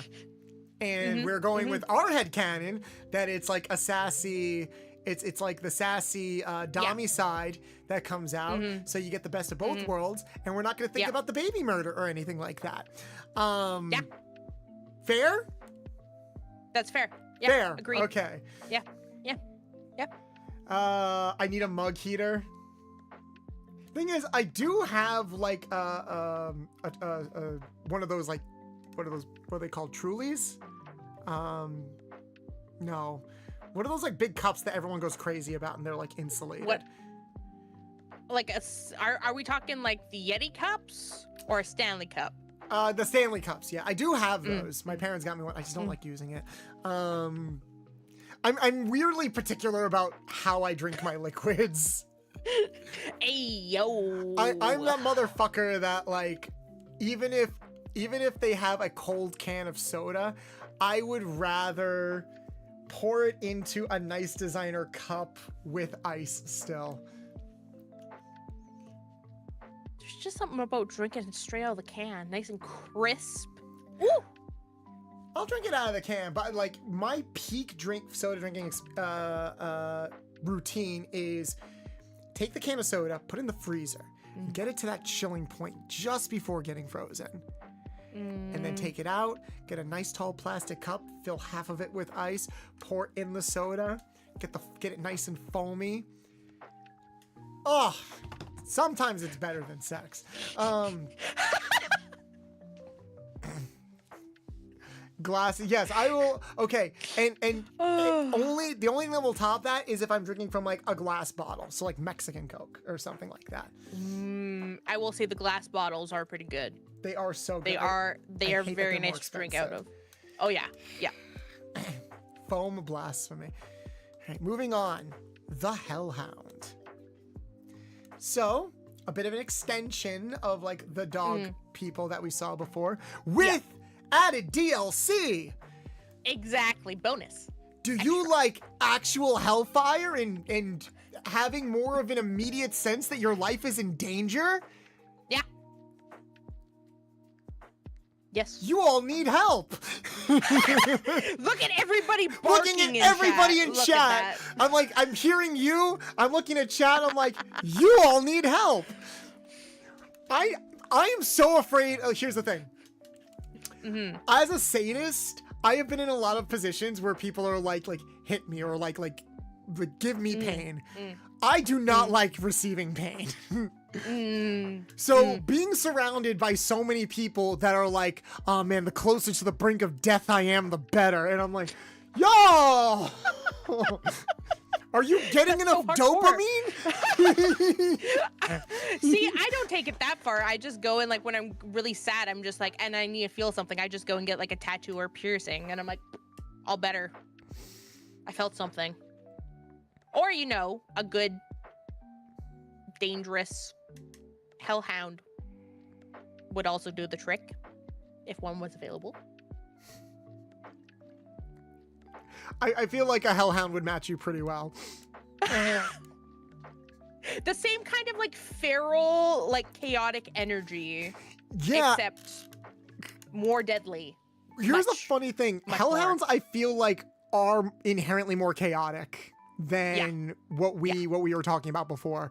So it's kind of like, oh my god, are they the brats of the dog people? The canine. The canines? Yeah.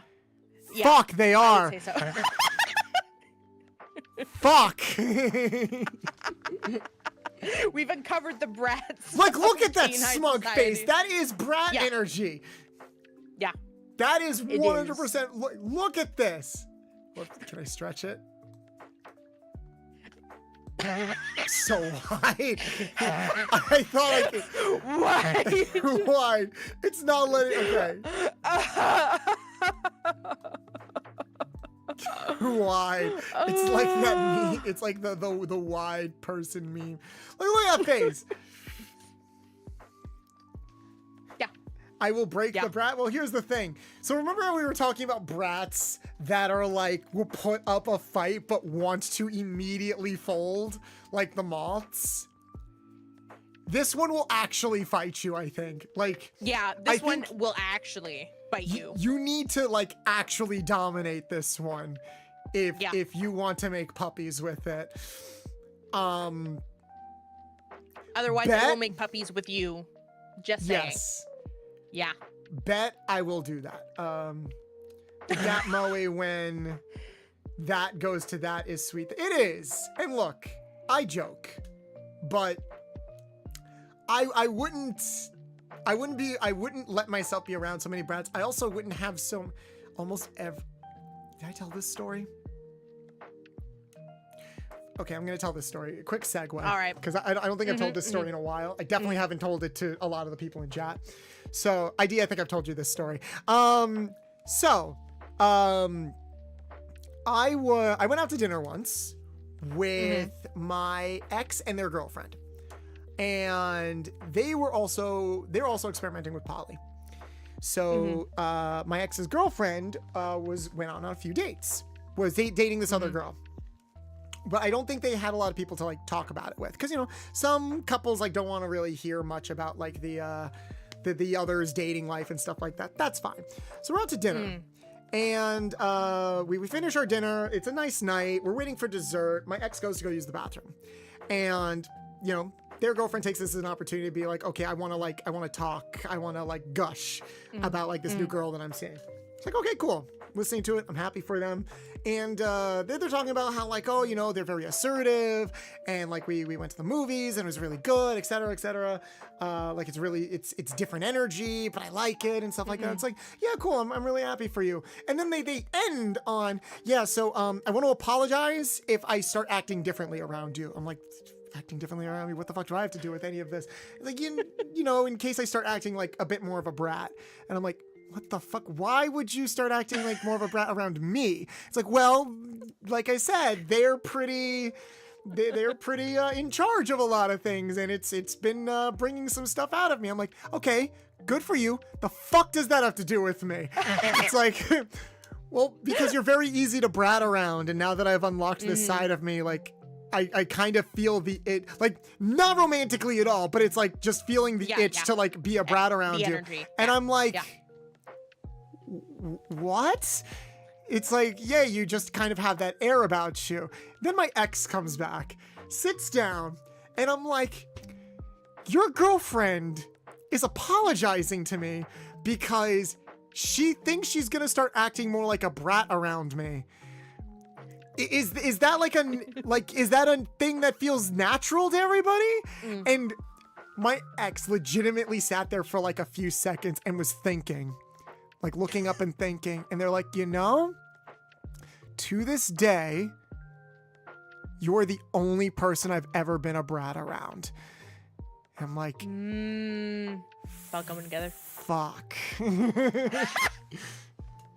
There's just something about you. You just attract the brats. It's not even just attracting brats, because I've collabed with people that definitely do not give off brat energy. If anything, they're usually like the assertive one. So sometimes I'll set up a collab, and it's like, ooh, I can't wait to like not be relentlessly teased. I don't care. But you know, it's like a thought where it's like, oh, okay, I kind of expect one thing going into a collab.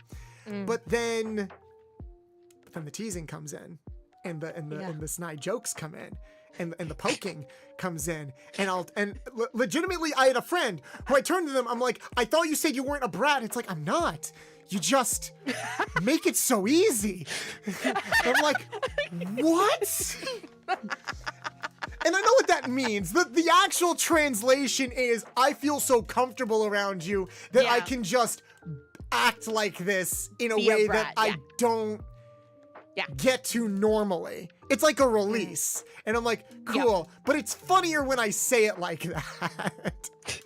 Am I a brat? Yes, Sonny, you are a brat. Can we put a sign on your forehead that says safe to bully? No. Because I already have a sign that says that. It's my face and my voice and my inflections and you guys. Oh, at least I'm cute. Like, those were never mutually exclusive things, Sonny. All of you are cute. All of you are brats. And I'm living with it. I feel like that guy in all of those like animated shorts that like picks up the box of cats on the side of the street in the rain, brings them home, and then just sits down. They're all just like meowing and hanging off of him. And I'm like, yep, this is me. This is my life now. Rand, we both know both of those things are not true. Anyway, so Hellhound is basically dog person with a challenge. Yeah. And here's the thing. I could see the appeal of a brothel like this being like, are you up to the challenge? Can you tame the Hellhound? Yep. Can you keep up with them? Because this is something we kind of glossed over. Dogs, a lot of stamina. Yep. Lot of stamina. A lot. So get those energy drinks, work on that cardio. Yep. Build those core muscles. Have fun. Get your dog clicker out.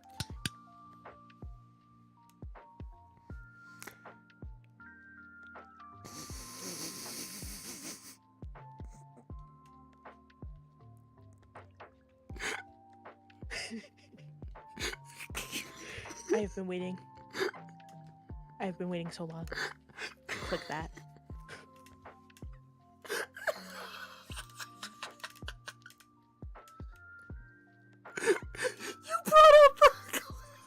You're not beating the dog allegations by still having that. I use it for sound recording, I swear. It's not for me. You can just clap. You can just clap. When I saw that short, I'm like, Vanna, you can just clap.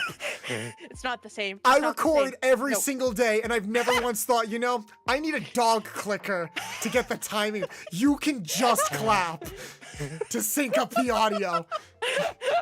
I have been doing this for like 7 freaking years. You can just clap or whistle.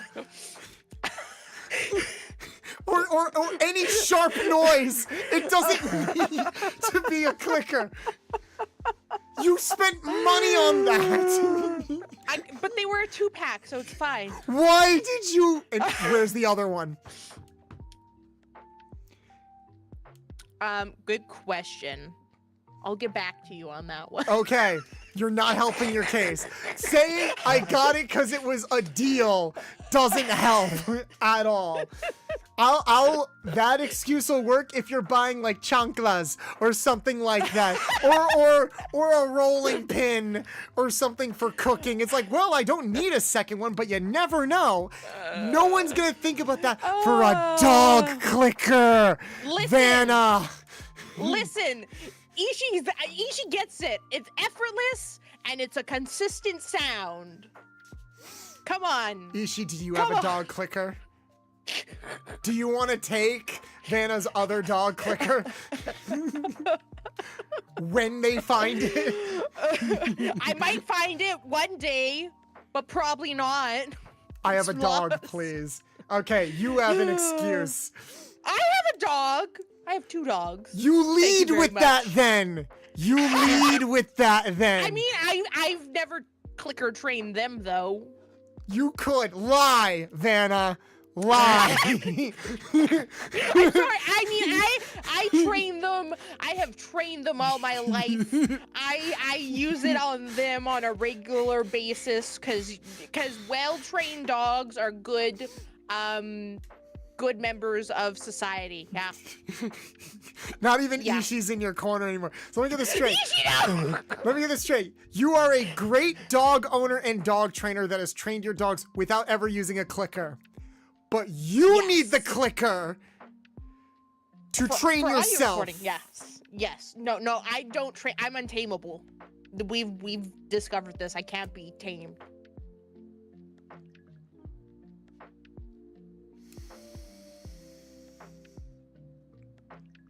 Mm-hmm. Hi, new follower. How are you today? Sheen comes Diddy. Welcome. You are now a loyal. You are now a loyal customer of the Nuts and Bolts Garage. What happened? No. What happened? What did I do? Back to the Hellhounds. We're diverting too much. We gotta get back. Click.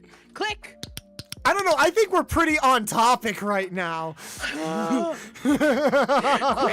Quick. Self-control. Click. Oh, wait. Was it a bot ID? Oh. Yeah. Thank you, ID. Appreciate that. The clicker brings people in, you know? How many views does that short have, Vanna? Do you want to know how well it's... Do you want to know? I'll spill the beans. I will spill the beans if you want me to. I still get it's not spilling the beans. about I it. can look it up. I'm just saying it's... My legacy is thirsting after Rosalina's ass. Your legacy is going to be the dog clicker. Yeah. My legacy is the dog clicker. It most certainly... People have come in now and say, "Are you the dog clicker girl?" Yes. Yeah, we'll talk about it later. Okay, thank you, ID. Yeah. Also, I'm a derpy panda. Thank you so much for gifting out the community sub. Really appreciate that. And for context, so far, it's ridiculous how many people have watched that. It's insane. But hey, honestly, Vanna, I joke and tease. Yeah. But you are a fun and hilarious content creator. Oh, that's cool. So like I respect the fact that you live for the chaos. I respect the fact that it almost feels like you want more. And you know, I know I found you through ID, but like like just in general, whether it's in your clips or in your streams, guys, I'm Will Smithing my guest right now.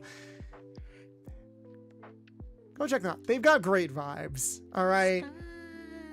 They're really, No, I don't really want people cool. to perceive me. No. Don't Okay, perceive me. first But also- off, you passed that bridge a long time ago. You passed that That's bridge true. and set it on fire dramatically did. in slow Yeah. motion.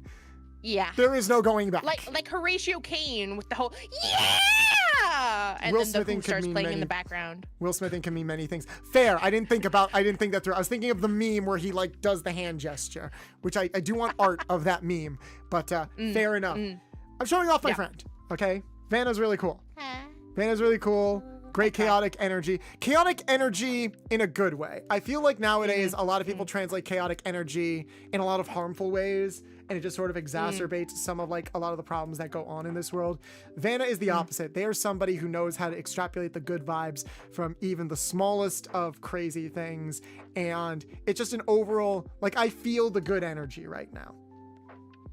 That's why I'm It's just a constantly vibe. checking in, because this is good energy that needs to be celebrated and protected. So you better go fucking check them out. Ha, protect me. Wait, protect me. I said protect the energy. Don't protect you. Throw things at them. Oh. Just don't make them cry. Just yeet me. Okay, all right. I see how it is. Just yeet me. We know I you're guess. into it. And this is the part where you deny it. Okay, but like the Okay. yeet me up against a wall, maybe. Yeah. Yeet Yeah. things at Vanna. Vanna is a good bean. Like, honestly, this is such a fun stream. I'm having a good time. And Bolts makes it easy to be me because I could just say things and I know that Bolts will match that energy. I don't have to be like, is this too much? No. No, if anything, one thing that I always try to do is I will always try to match the other person's energy. I always try to get a feel for what the other person is into, and then it's like, and then I'll try to match the energy there. So like, if a person comes at me with a pet name right out the gate, it's like, oh, okay, we're that level of comfort or something. Or if I check out a person's stream, or if we're in a call or something, and it's like, hey, wouldn't it be cool if like aliens just abducted me right now or something? It's like, okay, we're going for that vibe. Got it. Okay. Or like when we did our collab on your stream and you brought out the Minotaur milk. I'm like, okay, we're doing this today. Got it. Yeah. So that's why it's like when you said that, like, oh, it's cool to find somebody that matches my energy, that made me very happy, because like I will happily be that friend for you. Heck yeah. And then we do stuff like this. Yeah, and then we do stuff like this, like who wants to fuck a lizard, guys? I have a story about this too, by the way. Oh, I'm ready. So I again, not a scaly. This does not do it for me. I have reviewed scaly porn and been paid for it. So one of the websites I work for is Anime News Network, and we do a catalog twice a year. We do a catalog twice a year where we get a lot of manga that comes in, and we review it early, basically, and we put out a big catalog being like, hey, here's manga that's coming out in the upcoming months, stuff that you can look forward to. And we have been widening our range a lot, and we review some like 18 plus stuff, so like some BL stuff or some adult stuff that just happens to have sex in it. So I'm a furry. And so, like, one of the titles was like, it was something like, I fell in love with a lizard man or something like that. I'm like, okay, I'm not a scaly, but like, hey, it's furry, it's monster adjacent material. Like, I'll give it a shot.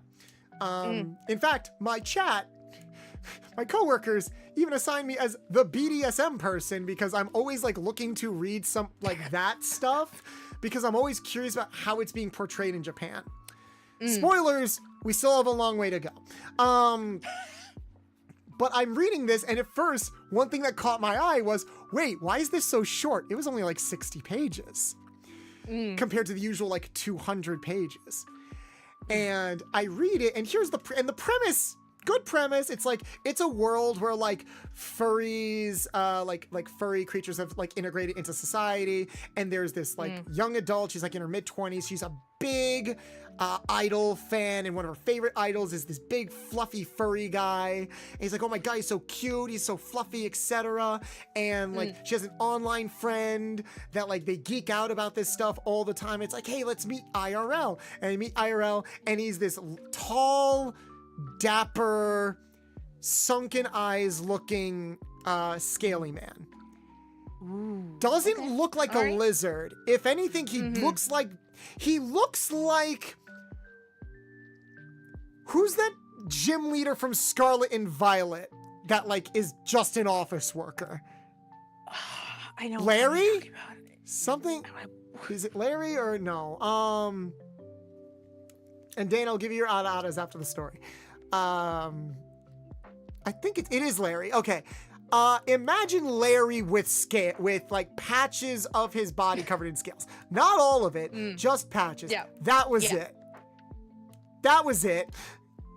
And she's terrified because the reason why she likes furry people is because like she had like a bad experience with a scaly person before, and she doesn't like the texture.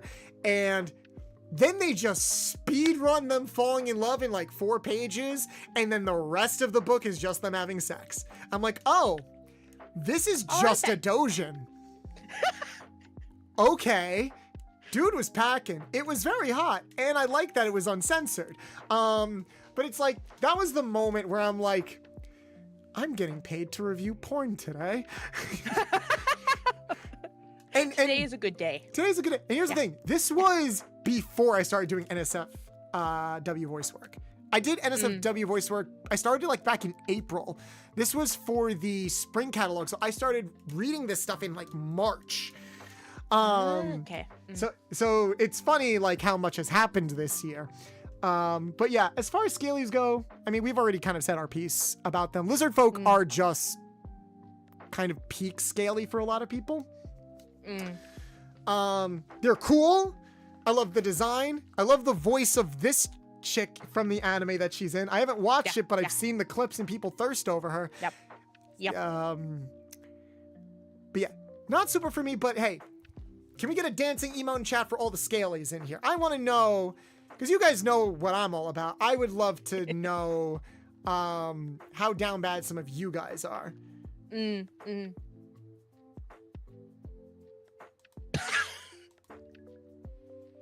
I want to see this now. See what now? What, the manga? I can look for the name and you can buy it. Yep, there's cheese. Yeah. Okay, so cheese a is scary. Yeah. Imagine being into scales. Couldn't be me. So Yeah. Dan is a scaly. Yeah. There's definitely a couple scalies. I feel like I plead the ID's fifth. pleading the ID. fifth, so scaly. Yep. ID. It's okay. Listen, if I can be a brat, you can be a scaly. It's fine. Yeah, this is a big step for Van. It I is. don't know it. Is it? And I'm honored. It's especially big because I'm short. I mean tall. Very tall. I'm very tall. I'm so tall. I am the tallest being on this earth. Yes. Well, maybe on the table you are. Well, I mean, the table is my earth. This is where I live now. I just live on your table. You can't get rid of me.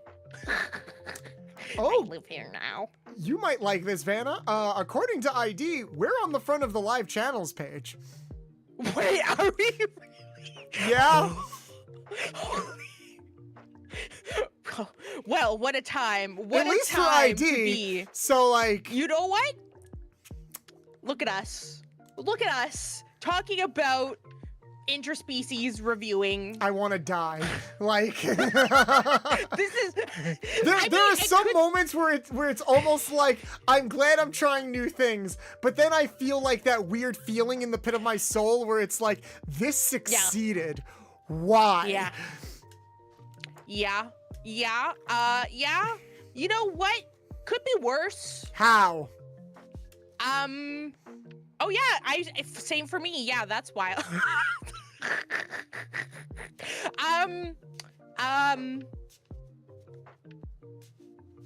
Sex sells could market. be trying to- There is no mention of sex anywhere because I knew that would get the video suppressed.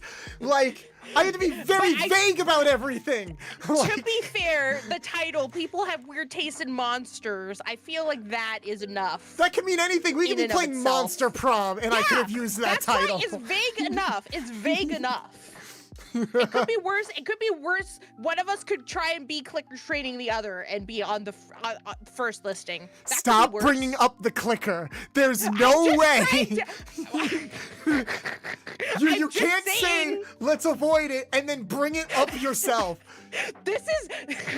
Listen, I'm just trying to help you feel better, and the best thing I have is the dog clicker, okay? I'm sorry. Unless you want me to just whip out the milk. I'll do it.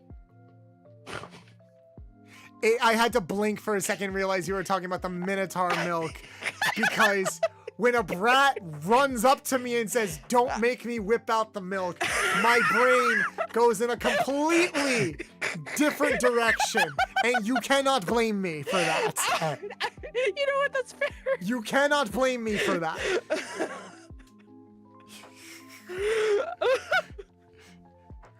I just think it's funny where it's like, you know what, let's get away from the clicker for a bit. And you're the one who's playing the clicker card. Listen, you can't use it against me if I use it against myself. Fair, own it. Exactly. This is what I'm saying. Own the chaos. It's one of the reasons why I respect and appreciate you so much. Boltus weakness is found. That's not a weakness, all right? Jesus Christ. You know what? On my shirt, I'm gonna whip out the milk. That's gonna be on my shirt from the stream. You know, between you and Yomi, like, milk has been brought up in way too many contexts for me to, like, ever look at it the same way again. I don't even really drink milk, honestly. I'll add it to my coffee, but I won't drink it myself.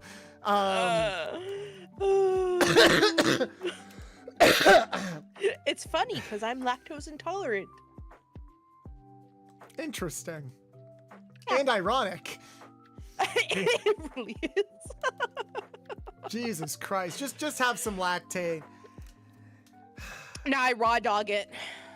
Yeah? It's fine. Yeah. All right. Yeah. I'm sure the toilet is very thankful afterwards.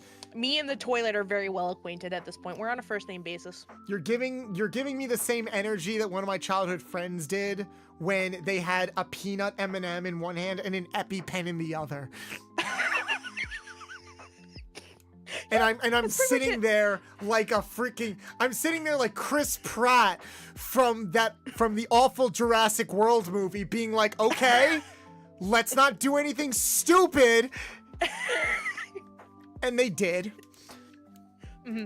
This was back when your insurance could cover EpiPens like they were candy. Not pulling that shit anymore. Back in the day. Back in the good old days of like 2002. Oh yes, I forgot the mod Ada redeem. Thank you for reminding me.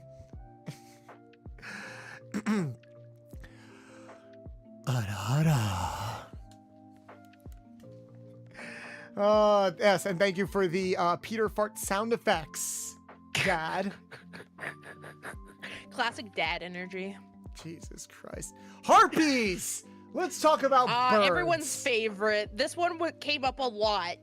A This lot did of come people out mentioned up a lot. this one. Yeah, Yep. this was one of those, outside of like dragons and mimics, this was probably like the third or fourth most brought up one. And it's interesting because harpies almost feel like the underrated monster. It's like, you ever have that show or that anime that no one says anything bad about, like they all acknowledge it's good, but only when it's brought up by somebody else. When someone is like, like the big shows like JJK or Attack on Titan or Demon Slayer, like those are like the big popular shows. But then you have like Bakano or Nana or things that like everybody is like watched and they acknowledge are great, but no one like talks about them. Yeah. That's how I feel like harpies are kind of treated. I feel like most people fuck with harpies, but no one really talks about them to the same level as like the dragons and the mimics and the wolf boys. Is that fair? Yeah. I agree. They're definitely underappreciated, and I just, I don't know why. Maybe just because, they're just not top of his mind or talked as much. Yeah, I agree, because like they do give off kind of the same, like I think this would definitely be like bratty or mommy energy, like somewhere on that spectrum, depending. Do you think it's maybe... I've seen harpies portrayed a couple of different ways. First off, shout out to, it's a Yu-Gi-Oh card, so I think there's some appreciation. Well, I was literally about to say, shout out to the original art for the harpy ladies and how risque they are. Like, I only knew the censored version for the harpy lady cards until like I was a young adult. And then it's just a string. They wear G-strings basically, like those full body G-strings that only cover the nipples. And it's like... Which respect, because those aren't comfortable. Those aren't comfortable. Also singing... Oh yeah, that's true. I keep forgetting that there is... I feel like sirens have taken over that whole like singing to your death type of thing. Oh yeah, the lulling you to your demise. Death. Yeah. Because I guess harpies technically, I think, started that. Oh wow, it is just a string. Yeah, it's just a string. And remember, this was like first season Yu-Gi-Oh! This shit was airing for kids. Also based My Valentine. Like, Mai gives off such dominatrix energy without actually being that. I love her. But it's weird because I've seen harpies portrayed in a couple of different ways. They're either like this image here, where it's like human legs, but like claw hands and the wings are on the back. Or it's like Poppy from Monster Musume, where their hands are just their wings with like hooks at the end and like a bat. Like those are their hands. And then they'll have the harpy legs. So really it's only and they'll have talons for feet. So it's like the legs, the groin, the torso, the chest, and the face are the only things that are human. Everything else is bird. I don't know. It's mainly because it might be a bit too dangerous for me. I'm afraid of the talons, if I'm being honest. That's fair. I'm afraid of the talons. They are. And it's like when you're getting into the intensity of it, it's a similar logic to the Lamia. It's a similar logic to the Lamia, where it's like you get too into it, you can die. And while I know that's not a fucking deal breaker for some of you, it is for me. It is for me. Like, I like my battle scars with like the clawing on the backs and stuff like that. I don't need it. I'm only 180 pounds at 6 feet. I am not Bara enough to like tank that shit and walk away with a smile on my face. All right. It's gonna be dangerous. Bolts, hear me out. What is it, Shadow? But like with those talons, they could get that good grip. That's what I'm afraid of. That is what I'm afraid of. But what about you? Yeah, I'm on the same kind of like with the whole like Lamia, where it's like that danger. Like as much as I like a little bit of a I'm in danger, and I'm the person who's like, yes, I would smash a dragon. There's just something about the birds of prey aspect where it's like, I don't know, in the heat of the moment, if there is a chance for me to survive, I am like a sack of flour to a harpy. I would just be shredded and yeeted. And while that might be for some of you in chat, not for me. Not for me. But also, Mile High Club is a possibility. That is true. I have no idea how the Mile High Club works without like you having significant like Like, you either have to be the luckiest person off the planet, or like you're already like, there's so much planning that would have to go ahead of time. Like, you have a seat right next to the bathroom. One of you is a flight attendant. You do it like during the late hours of the flight where most people are asleep, and you just kind of like sneak it and time it in a way so no one really catches on. It's like, look, two people can't just get up, go into the bathroom at the same time and then do it. I know it's like a very popular thing, and it's like it's brought up a lot, but I have no idea. And this isn't even a case of like being brave enough to do it. I just don't know how you do it. Like, I want someone to lay out their attack plan for how they make that work. Yeah. I want to see the receipts, basically. Show me the Carfax. Also, Shadow Wolf, Lord Hunter, welcome in, first time chatter. With wolfies and kitties, they can control it. Raw harpy legs, nah, that's fair. I feel like harpy talons are more dangerous than a wolf's claws. Yeah. Because they're longer, too. Yeah, and they're like meant to tear into, like, granted wolves kind of are too, but like wolves are more so meant to like hold down versus like birds of prey. They're meant to rip. They're meant to tear. The strength is divided amongst their claws and their teeth, whereas with a harpy, it's all the claws. Yep. And that's what's scary.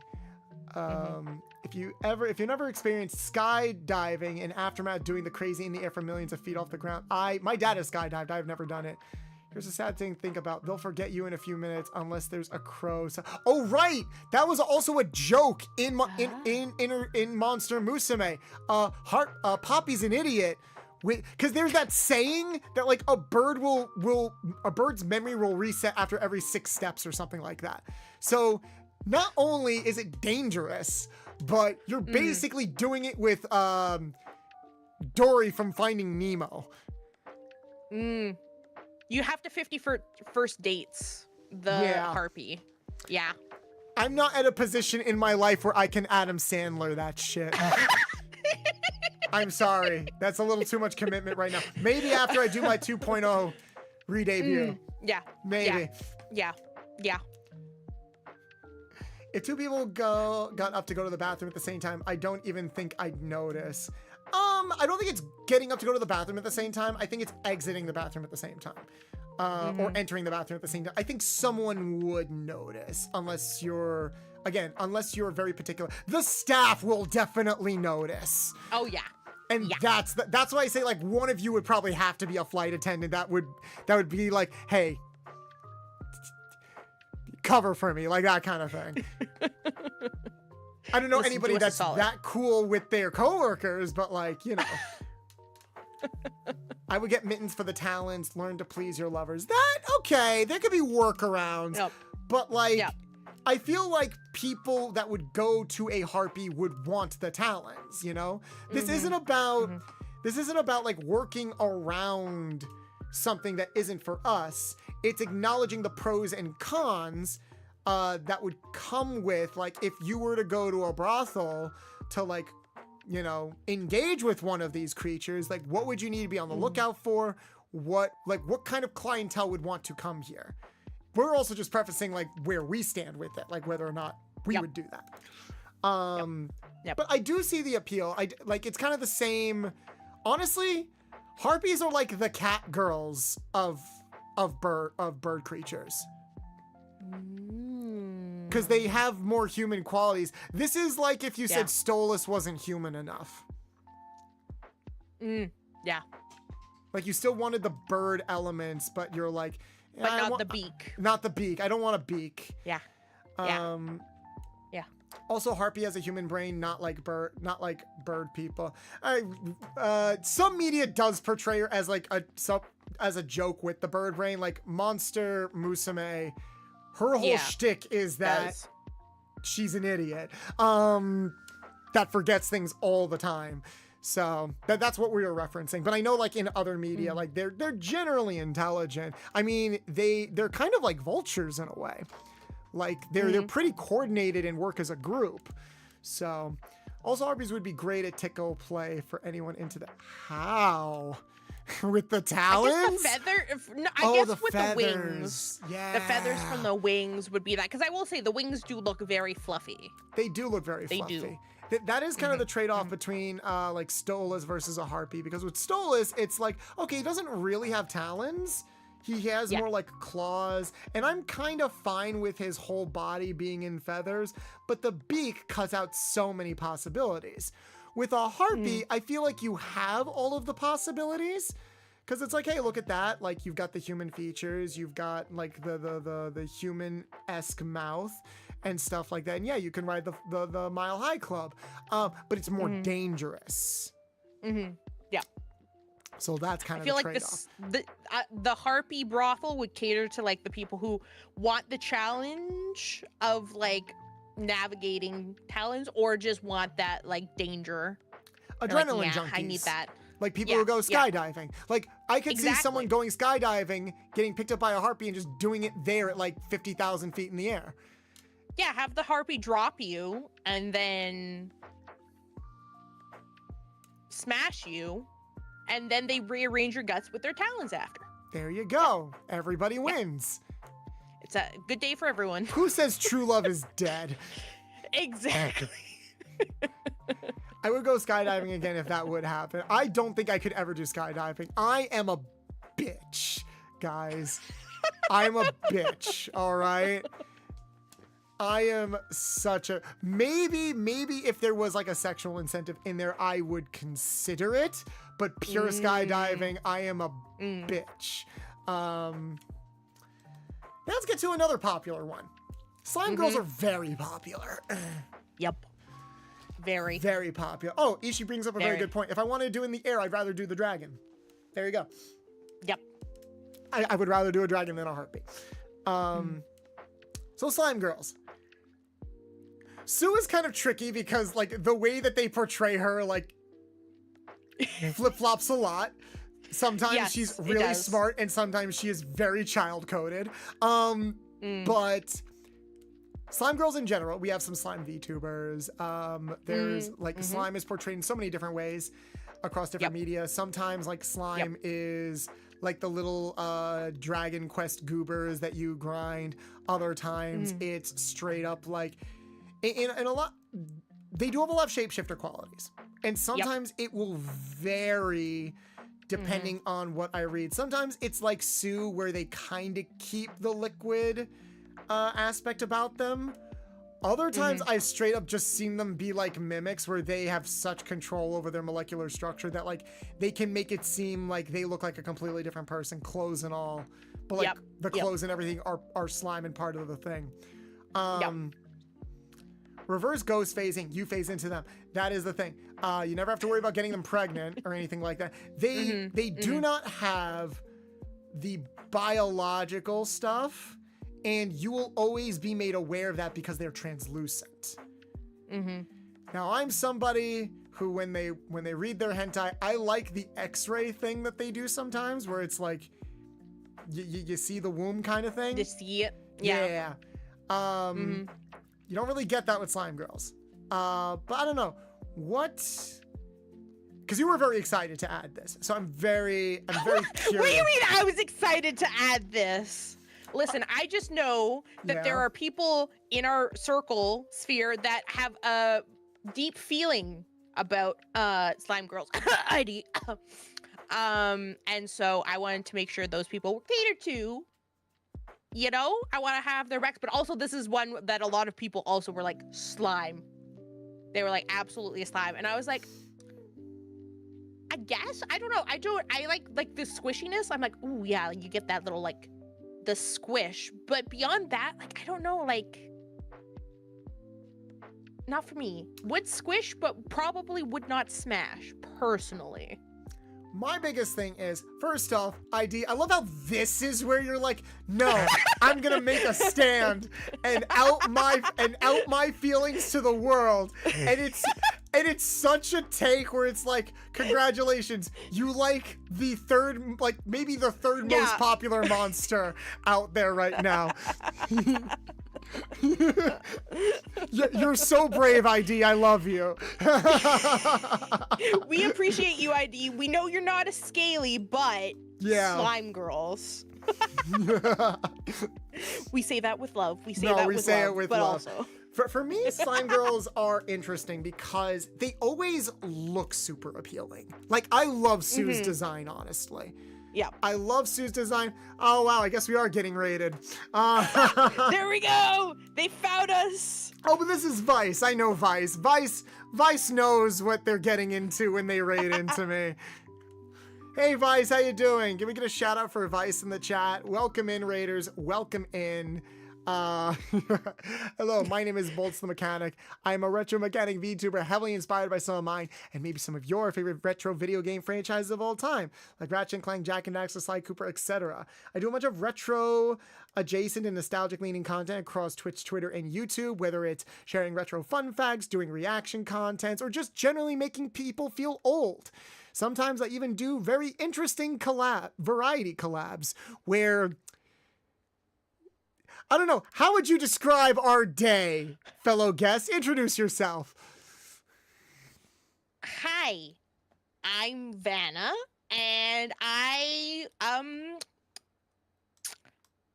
a wolf boss, and I'm here today because Bolts and I had the great idea to be like, you know what if we take everyone's monster picks and scientifically analyze them for the betterment of human civilization. Like interspecies reviewers, but less cringe. And that's what we're doing today. And you came in at the perfect time, pun intended, because we're talking about slime girls, which is like everyone's, like top 3, I feel like top 3 most common pick of the monsters. Okay, you say less cringe, but is it really? Okay, well, like, I guess not. Like, We're pretty cringe, Vanna. We're pretty cringe. Pretty cringe. Okay, well, you know what, you got me there. I can't help it that we're both pretty cringe today. It's just our nature. Today? Today? Okay. Why are we so? Don't get shy now. It's in our DNA at this point. This is just the synergy, the dynamic is just infinitely cringe. Yes. That's what you get. We are an 18+ stream, and this is every now and then we do lean a little bit into the 18+ side of things. Vanna and I had a lovely collab last week where Vanna, who has like a nice show where they go over things with other content creators, they also do a lot of really fun variety streams that brings that rare, good, positive, chaotic energy that I feel like a lot of the community misses sometimes. So please definitely go check them out. Check out their socials where they also do a lot of very fun clips and amazing reaction stuff you can find in the pinned comment up top or their name in the title down below. But we had a very spontaneous brain baby, I guess. The minds. Yeah. Where it's like, hey, what if we just talked about monsters and these scientific implications of like what it would be like to fuck them? Because fuck it. So yes, if humor like this is not your bread and butter, I completely understand. And if you would like to dip and enjoy the rest of your Friday evening, I don't blame you. But if you'd like to stick around, maybe drop a follow, become a loyal card-carrying member of the Nuts and Bolts Garage, I would appreciate that. And Vice, thank you so much for sharing your community with me. How was your stream? What were you playing? Do not kill the part that is cringe. Kill the part that cringes. I like that. I want that on a t-shirt. Embrace. Yep. I learned how to stop being cringe a long time ago. Stop being embarrassed by being cringe. Here's the thing. I was like, we're still going. Yeah, no, what are words? I learned how to stop giving a shit about being cringe when I realized I could make content out of that. So that's why we're here today. Hold on. It's fun. It's more fun when you're cringe, let's be honest. It's also more fun when you're cringe with friends. Exactly. Vanna, you want to know how many clips were made so far? Like, have we approached 20 yet? Are we getting close? It's like 22. Content farming, everybody, at its finest. Also, if you see a funny moment during stream, you can automatically clip it. My lovely husband helped me set that up. You're welcome. Thank you, ID. Anybody can clip if they just use !clip. I should probably make a bot command to like regularly remind people that they can do that. We're gonna have so much shit to go through later. Jesus Christ. Hey, it's the name of the game. It is. Speaking of game, so I was in the middle of talking about slime girls before we were raided into, and I fuck with slime girls a lot. Whether or not I would fuck one though is tricky, because I think it comes down to a texture thing on the opposite side of the spectrum with scalies. I almost wonder if it, because the viscosity and the texture of the slime, I feel like it varies depending on like what piece of media you watch. Some people treat it like water, other people treat it like lube, others like make it sticky and stuff like that. And slime can have a bunch of different viscosities and different textures to it. I think there is a lot of potential in the shape-shifting aspect of it, but this is the third shapeshifter that we've hit. Think of it as a 1-to-1 scale on whole. Well, here's the thing. It's kind of funny that like slime girls are so popular, but getting to it this late in the thing, it's like, well, we've already talked about all of the things that this thing kind of brings. So the only thing unique about this is its texture, is the fact that it is made out of slime. And that might be a turnoff for me. I do like the shape-shifting element of it. I do like the fact that, hey, you never have to worry about them not being wet. Still ask for consent, people. But it is a thing where even when they shapeshift in the media that I've consumed, even when they shapeshift, they still maintain that texture. Like they still need to be careful about how they meet with and interact with people. And I wonder, like, how it would feel, you know? Like, would it feel like, because it's not going to feel the same as doing it with like a mammal. No. It's not. No.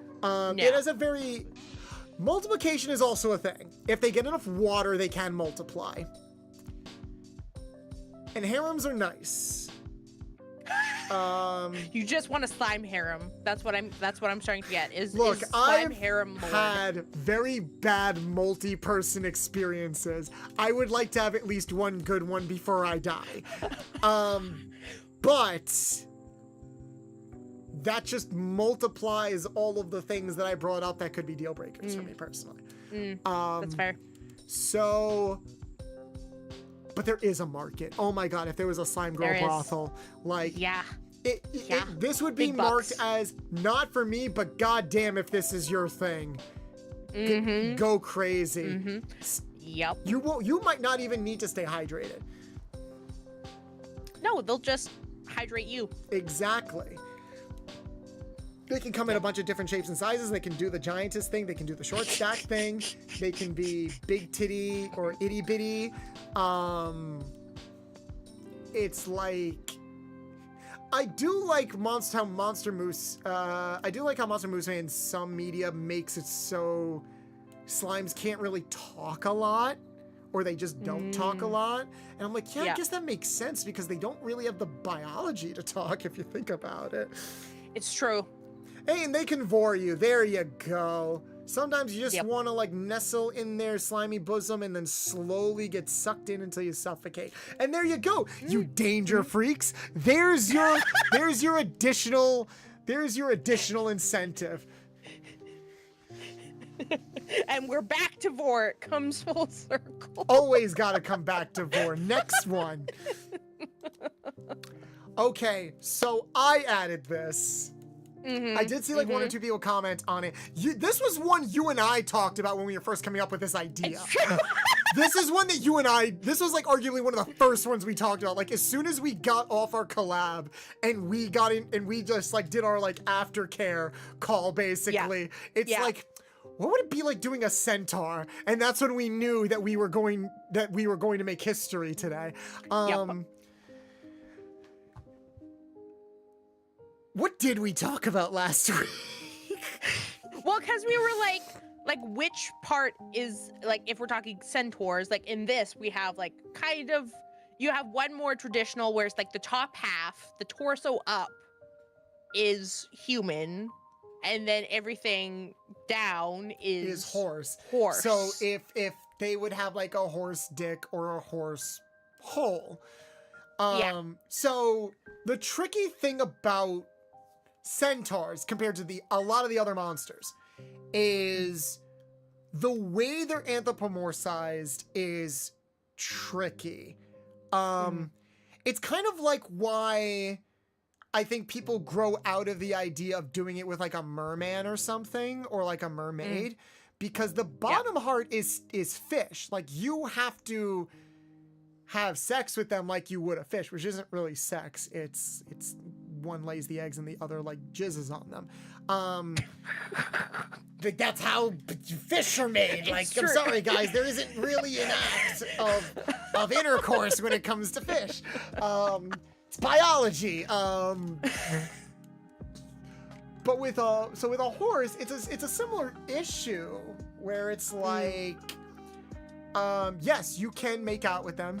You can enjoy the big titties. Centauria, the character right here, is from Monster Musume. She was my favorite girl for like a good portion of the manga, because like the first couple of volumes of the manga were just the three girls. It was Centauria, the Lamia chick, and Poppy. Then the Doulahan got introduced, and I'm like, you will have my everything. But even they kind of bring it. I remember there was a chapter where even they bring it up, where it's like, how does she wear a swimsuit? Specifically bottom trunks. Yeah. And it's like, it looks weird when the front of the horse isn't covered, even though all the genitalia is in the back. Covered. It was that meme of like, how would a horse wear pants? How would a horse wear pants? Would it wear wide pants that would encompass all four of its hooves, or would it only wear pants in the back? I think the right answer is only wear pants in the back, but like it does look weird to just see the front of the horse, because you're associating it with the human part, and the human part ends around there, like the human hips would start around where the front of the horse would be. So in a way, it almost looks like they're not wearing anything, even though there isn't anything there to look at. It's all smooth. My biggest thing about centaurs and Lionels, I threw Lionels in here because they're just centaurs with daddy energy. We like that. We do like that. Like, there's a lot of good qualities here. They're usually very strong. They're usually very protective. It's very, very, even when they're submissive, and Centauria is a little bit submissive, they still give off very strong, like, they give kind of that caretaker energy because they know how to survive. They know how to survive. Usually they're portrayed as hunters. And like, you know, you'll be taken care of if you have one. The sex. So, I feel like this is an easier thing to answer for people that have bad dragon subscriptions versus people that like inserting into holes, because we talked a little bit before about which monster was it when we were talking about like, oh, like I'd feel a bit insecure doing this monster. Oh yeah, would it have been? Which one was it? We brought it. It was was it the dragon? I don't think it was the dragon. I think it was fuck. Hold on. Let me scroll up for we gotta go back. We've gone through so much. We've gone through so much. It's all blurring together. Wolf Boy? I don't think that was that one. Oh, no, Wolf okay, Boy, we were just like... It was the Lamia, because Lamia, it was Lamia. I would mention like there is a bit of an insecurity there, because it's like they are... Like, sex is so ingrained as a part of their life. It's like, oh my God, can I compete with that? Yeah. This is actually a similar mentality, because the way we kind of need to look at it is doing a centaur is in a lot of ways no different than just doing a horse. Yeah. Like, I mean, that's pretty much it. That is it. Yeah. And here's the thing. With all the other monsters and creatures that we talked about, there is a little bit of like leeway with how anthropomorphized they are. Where it's like, we talked a little bit about like the wolf men having like bigger dicks than usual, like with the added knot and stuff like that. Even though technically if you proportion it to the size of like dogs and wolves, it shouldn't be that big. Yeah. But like, okay, there's like a fantasy element to it, that's fine. It's still like reasonable. Like, I'm not going to feel insecure competing with a wolf boy.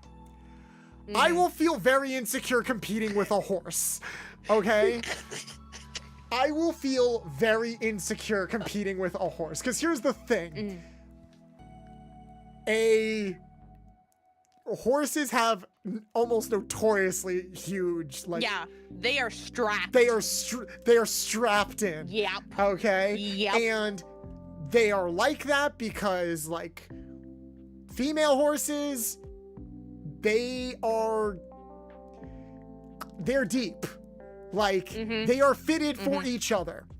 Now, there are some brave souls out there that are like, I can take that from the man's side. And they can. Good for them. It's not notorious, it's just I mean notorious in the sense of like when that gets brought outside of the natural element of them, of like just horses doing it, because there's been so much hentai. There's a lot of hentai. A lot of hentai where it's like the horse dick is usually the standard when it comes to like measuring some weird, like everyone in hentai wants like a 13-inch horse penis, even though realistically most people are not able to take that. Such an inconvenience, honestly, for a human. It would be weird to say you can take dragon dicks and not horse dicks. Well, here's the thing. I would rather be the one doing the dicking. And that's it. And that's where I say the insecurity comes in, where it's like, I don't think I could please a centaur. That's what I mean. That's kind of what I was getting at least from my side of things. Because it's a thing where it's like, the way that like the horse part of the body is, it's like it's not really, I mean, I guess it could be adjusted. I haven't watched or read a lot of centaur stuff, but I guess it could be adjusted the same way that like we rationalize that like wolf creatures would be adjusted. But I feel like 9 out of 10 times it's not. Yeah. So it would be a thing where it's like, I don't know if I could please you in terms of intercourse goes. I would love to like, if anything, I feel like I would have a more wholesome relationship with a centaur. Yeah, I agree. It's one of those things where it's like, even on like yeah, like in theory, right? In theory, being strapped like a horse, like that's some people's, they're like, yes, that's my jam. But like, honestly, I agree. I think for me, it would be more of like a wholesome thing where it's like, I just want the cuddles. I just want to like cozy up next to a horse, maybe go on like a nice like sunset ride, yeah, you know, and like brush out their hair and their coat and that. But like doing the deed, it's not for me. Yeah, it's not for me. And someone brought this up in chat. It's like, oh, like you can do like other things. It's like, yeah, we could use like fondle the titties, and like they have the humanoid mouth. That would, like, that's all on the table. As far as like the actual intercourse goes, though, I almost feel like unless you're super confident, this brothel would need to have toys or straps and stuff like that. And you know what? A lot of people are confident with doing that. I've never used one of those. Because we're not talking about real life right now. That is a good point. I think like I would be okay like wearing a piece if it helped out. I would have to get over a lot of my own insecurities about that. Yeah. That is more of a me thing. When I bring up all of this, I am fully highlighting that I'm an insecure little bitch. Like I will be open about that. It's okay. Yeah. And it's because it doesn't even translate to real life, because I know a lot of people that like have the freaking 8-inch horse. Have the package. No, it's not like 8-inch. It's more like 12-inch like horse thing. Ooh, Shibaring a centaur lady. I would love to see. Well, I guess I have seen what that looks like. That's happened in Monster Musume. But yeah, I would probably start wholesome and then like. I don't think it could be intense. I don't think we could have the sex the way like I want to have sex, if that makes sense. But I like the idea of exploring and trying out different physical things because I'm always curious about like how certain things can work. And you know, I got other long body parts that I can use too. So I would say this brothel would probably be like equipped with a lot of stuff. It'd have to be bigger than most of the other ones that we've talked about because horses just take up so much space. Just a stable. Just a state. Ooh, actually, no joke. A lot of people would be into that. Yeah. They could be right next to the cowgirls. It's perfect.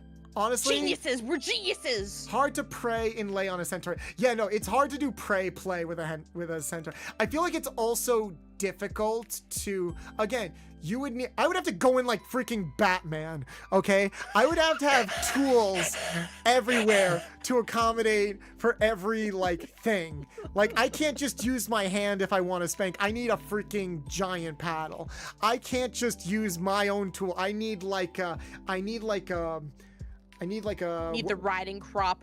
Need the riding crop. And what's that thing? Like when they attach to the end of a gun to like a scope extender. I need like my own scope extender if I want to get like deep in there and everything. It's like if we're gonna do shibari, I need like 3 times as much rope, basically. Yeah. It would be a lot. But you know what? If we started off as a wholesome relationship and like and I thought they deserved all of that effort, I would probably do it. When I say I'm an overachiever, guys, I am to a fault. I am too much of an overachiever.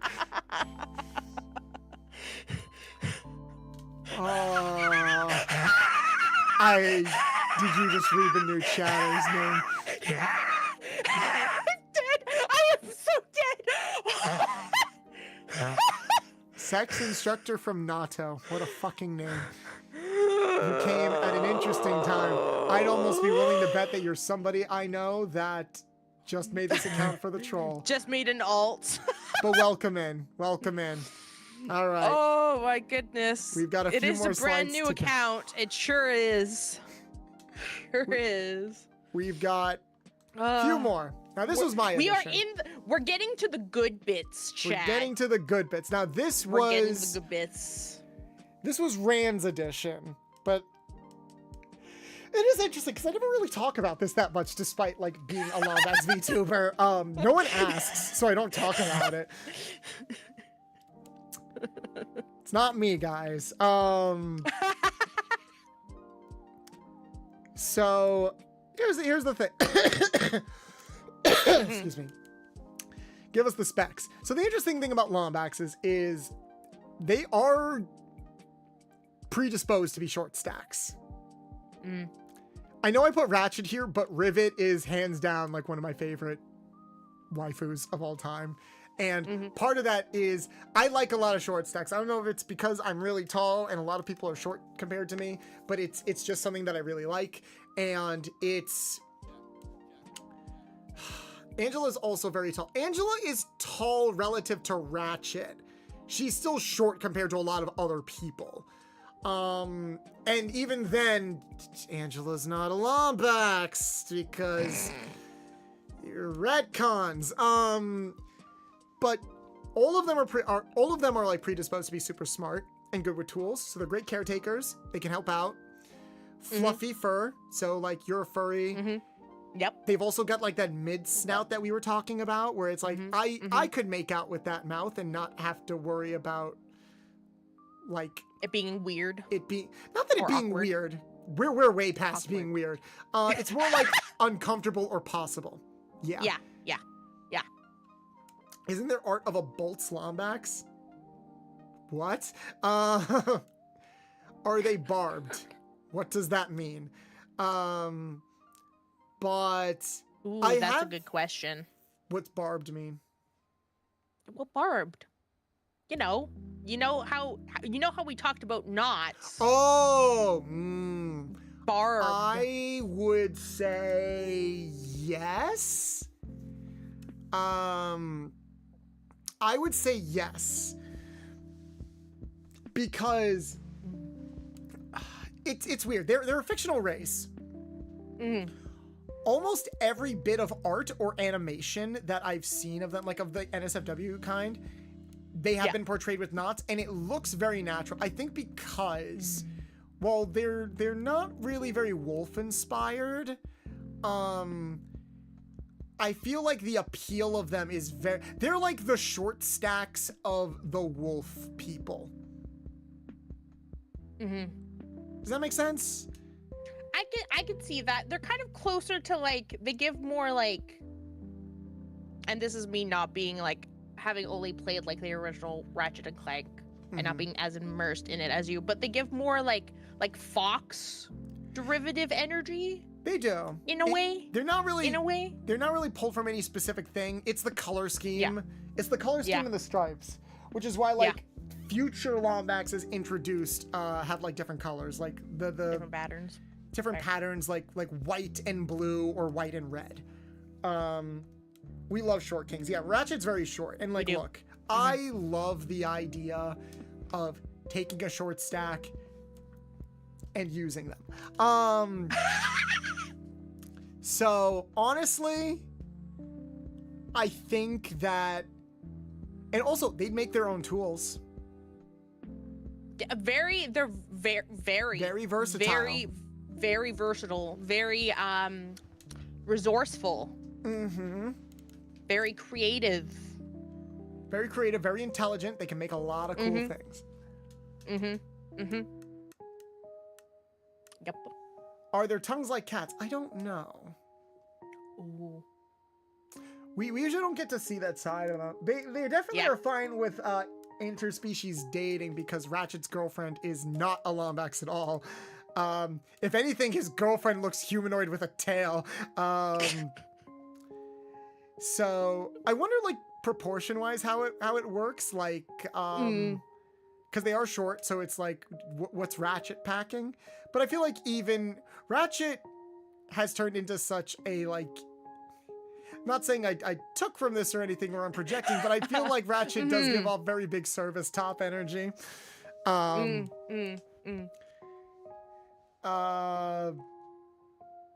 Very soft, probably. Yeah. Very, very soft. Yeah, very soft. Would you go to the Lombax brothel?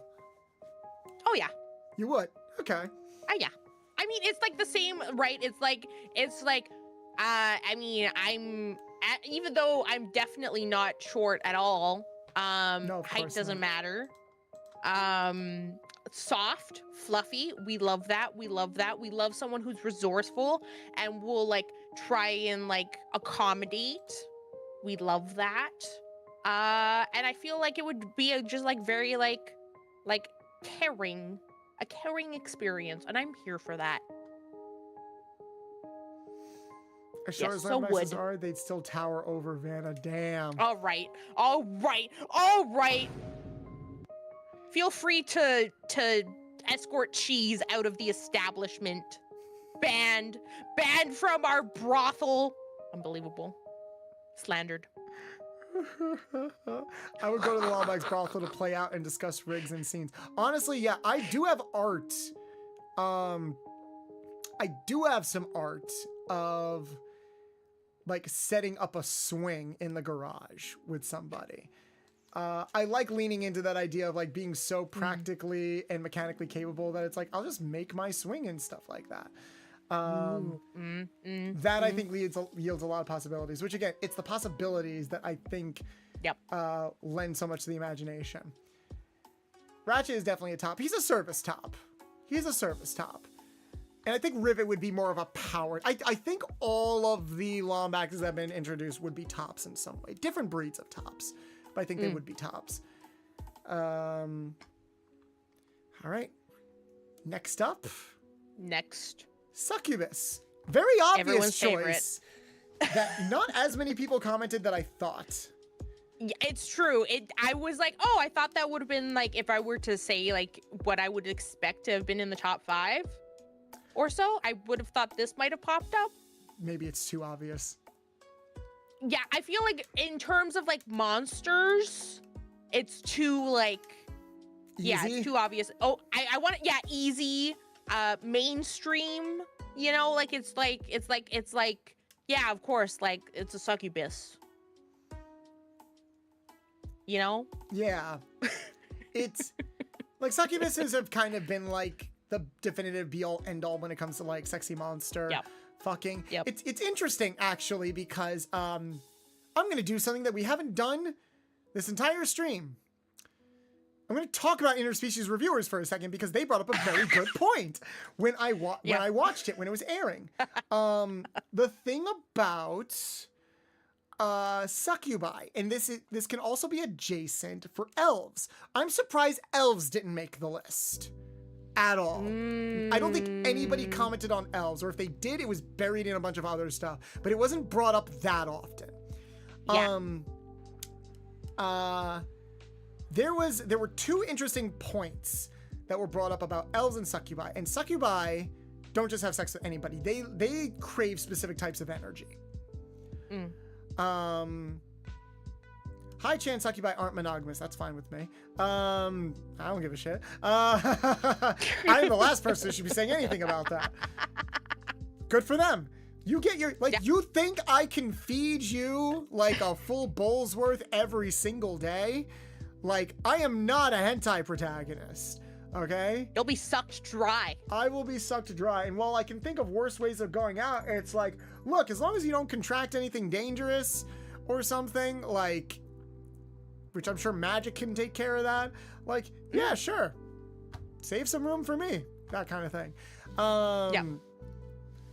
Like, but it's an interesting thing. Succubi have, like, they've been portrayed in, like, different ways. Like, some... Like, I will say this. I love the aesthetic of a lot of succubi, and I love how some people have translated that into other mediums. If your model or your art has the succubi womb tattoo, you automatically get like 10 points from me. That shit is, no joke. I have like removable tattoos of those things from like old relationships that I never got to use with people.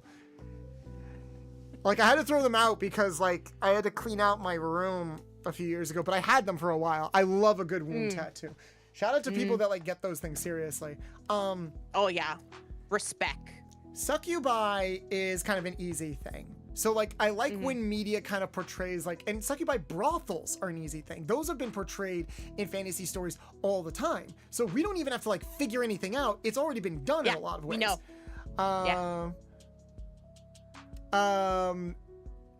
One of my favorite interpretations was in Konosuba. Yes, I was gonna see that. Where it's less about doing the girls and more about, like, they don't feed off of you specifically, they feed off of your fantasies. So it's like you pay, you fill out a form of what fantasy specifically you want, you give them your address, and then you go home, you can do it there, or you can go home, you go to sleep, and they will come into your room, invade your dreams, give you the fantasy, and extract what they need from the fantasy, and then that's it. It's a mutual transactional relationship that honestly, it works. And like, hey, if they don't really clarify this, if like the mental release is the same as the physical release, like if I get off in a succubi's dream, do I not have to take care of myself anymore? Because that's still sort of a biological thing that sometimes needs to be taken care of. But it's a very unique system that honestly I would love to try out that because it's also safe. It's safe. I feel like it's treated with a bit more respect than a lot of other mediums interpret succubi. And maybe I'd be hesitant about giving out my address as part of like a sex service and everything. Not because I don't want sex workers to come to my house, but because in this day and age, I don't want that information to be shared, out there. you know, like I don't even trust my phone company with my address, let alone like any other place of business. But I think that's a very unique way of looking at it. And it also kind of can be cathartic in a way because succubi are very good at reading your energy. They specifically don't want energy that is like too messed up or corrupted. Like if you give off bad vibes, they're not going to want to feed from you. So it is kind of a thing where it's like, imagine this. Imagine a succubi help center. Or like an attachment to the brothel that we already talked about, where if your mental health or your energy is out of whack, they will take care of you and help you through it so that you can get your energy back up, and your payment is the positive energy that you are now giving off. Genius. Everybody wins. Genius. And no one's pants even need to come undone, if you think about it. Like succubi could make great therapists. Oh, absolutely. Yeah. Capitalism. Yes. See, guys, capitalism can be good for something. God, I'm such an American. Kill me. Capitalism. It's like, how can we take this and monetize it? Exactly. But no, I'm thinking about it. But no, see, I'm not a true American because I'm thinking because this would all be unionized. Hear me out. Also, Incubus. I want to see more Incubus stuff in media. Do you have any idea how much I need to fucking comb through the internet to find femboys and incubi to voice in NSFW work? Yeah. It's very, very hard. It's so difficult. It's like similar to kind of like how there's no like Spider-Men, because you know, well that one's kind of more explained, but or even like what was the other one where we were like we need more like male-esque. But anyways, yeah. We do. We need more, please. More incubi, please. But yeah, Thank you. They can be incubi too. Like men, women, and the multicolored rainbow in between. Everybody can get pleased. And everyone benefits from it. It's like, I firmly believe that if like we had an established sex work system, unilaterally everybody would be much happier. Gets lumped in with demon boys. Yeah, they do. I could see that. They really do. For sure. I think because incubi are sort of portrayed as a bit more like succubi have the aesthetic. I don't think incubi have like a definitive aesthetic that separates them from demon boys. Yeah. Because because even if you give them like the womb tattoo, that still is something that is associated with succubi more than it ever is with incubi. So it's a shame. I'm not saying I don't want more succubi content. I want more varied succubi content. Give us more incubi content. Like, keep coming up with creative ways that we can portray them, you know? So.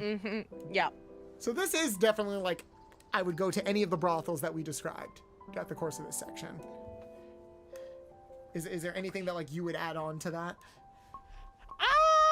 No, I would say I definitely agree that like I like that portrayal of like the original. They're the original energy vampires, if you will. They are. I like that more than just like the classic like overly hypersexual creatures that just suck your life force. But I think if we capitalized on the we'll improve your mental health and you know you'll get off aspect, I think we've hit gold. Just something off the top of my head. So we're gonna patent this idea, and we're gonna make a lot of money. And this is the last stream, everybody, because we're filthy rich. We're rolling in the dough after this. We're rolling in dough.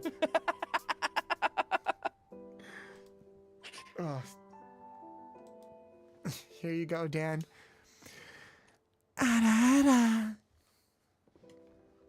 All right, 3 more. All right, we're getting You're we're getting going to have somewhere. to explain this one to me. Ishi, almost all my streams boil down into TED Talks at some point. I always have at least one 20-minute rant in there. Come in tomorrow where I'll talk about the dumb How to Train Your Dragon live-action trailer. I'm not even kidding. I've got thoughts. It's true. I'm excited to hear those thoughts. But when it comes to xenomorphs, I don't know. I saw there were quite a few people that were like aliens. Yeah. But this is what they're thinking about when they say aliens most of the time. Yeah, this is what, like, the comment, if you were to pick one type of alien, it would be a xenomorph. Yeah. It would be the xenomorph. Yeah. Like, it's this and the gray-headed aliens with the big eyes that are usually the iconic, like, alien designs. Yeah, I feel like this one out of all of them is, like, the epitome of danger. Like, if you are the person where you want to feel like every second you spend in this encounter could possibly be your last, if that's the vibe you want, chat, you get it with a xenomorph. Yeah. Because look at that tail right there. If that is not, that can be used in many ways, and also unalive you in Minecraft. Yes. Living dog clicker. That was me. I don't know if Discord picked it up. Could you hear this? I can. Yeah. Not as good as my dog clicker, but you know. You need to do well or else high stakes but high reward. Yeah, I guess that's a way of looking at it where it's like, so like the xenomorphs, unlike a lot of creatures on this list, I feel like are usually portrayed more animalistic. Yeah. Compared to everything else, which has some primal. Compared to everything else, which has some kind of like higher intelligence element to it. Like they're basically like we're grading them on the curve that they are about as intelligent as an average person. Whereas this is just straight up a creature that will either kill you, fuck you, or both. It is probably the purest thing on this list to that primal and prey mentality, which maybe you could argue it leans a little bit into like being too animal-like, but I'm also a furry, so like there's only so much that I can comment on that. I mean, there is a scale, but the idea is that it mixes in just enough human and those animalistic elements to be appealing. So when it comes to this, it does not do it for me at all. This is probably the biggest hear me out where it's like, I hear it the most, and no matter how many times I hear it, it's like, okay. It's not going to change. Like, it's not going to change. Like, no argument has, like, really convinced me. Like I said, there are exceptions for others. There is not really an exception for this type of creature.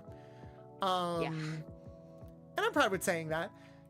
This is the antithesis of it is the antithesis to my attraction. It has no lips. There is not a soft part on this thing's body. It cannot talk to you. It is the epitome of you are in danger. And it is always on top. It is always, there is not a submissible thing about this creature. No, not at all. Not at all. Even not the mother, which is technically breedable, it's more like, no, it's breeding you, or it is making you breed it. You are not doing anything to this creature. There are some appeals. I look at the xenomorph and I think about that American Dragon Jake Long meme at the kissing booth, where what's his name, Dash or something, he goes to the kissing booth. They turn it, the girl at the booth turns into a monster, and she's got like the second mouth inside like a xenomorph, and he's like, jackpot. And so many people will quote tweet that with, he was so based for this, or dude's just like me for real. And I look at that and I'm like, there are elements like that where I'm like, okay, I could kind of see the appeal, but for me, it's still a firm no. I wonder how you set up a brothel like this.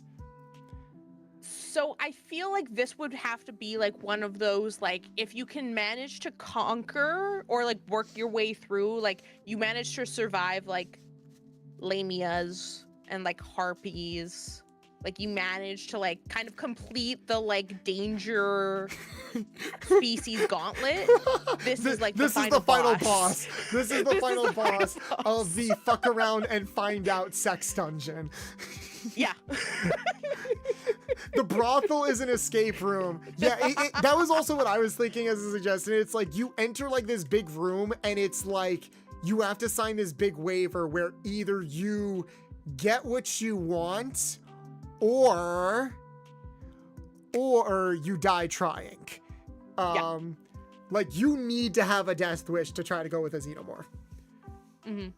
Conquering this, I feel like if you conquer a xenomorph, like you should be allowed to do anything forever. You get a lifetime subscription. You get a lifetime subscription. Like no one will ever fuck around with you and find out again. Like I feel like you should just have a badge around your neck so you can go into all of the other brothels and they're like, holy shit, they fucked the xenomorph. Gives you more street cred. Yeah. You'll be widely I feel like renowned. that's peak street cred. It's the equivalent of like eating the incredibly spicy white jalapeno that could kill you and surviving. Like that, like xenomorph is the white hot chili pepper of the sex challenges. And I am firmly confident and comfortable in myself. Well, not with most things, but for this, I'm enough to be like, you know what? I am fine not having that badge. I am not the Vegeta of the sex world. I do not need this. Ow, ow, ow, ow, ow, ow, ow, ow. Oh boy. Ow, that was a lot of bits. Thank you, thank you, Mando. Mondo Jamaldo. I can never pronounce this name. I'm so sorry. You could. Oh, so he is elect money from these places. He's gonna stop you. You just had sex with his. Oh, it's Mad Dog. Okay. Mad Dog. Got it. I have no idea what your comment means. You could. Oh, so he is elect money from these places. He's gonna stop you. I don't know. I'm going for that badge and no one can stop chat. Dad, like, I'll just salute you like freaking Snake from Metal Gear Solid. Like, yeah, F's in chat for chat, Dad. Go do your best, I guess. Dead or alive, I'm coming for you. Again, I'm noticing a significant amount. I wonder if this says something about me more than anything.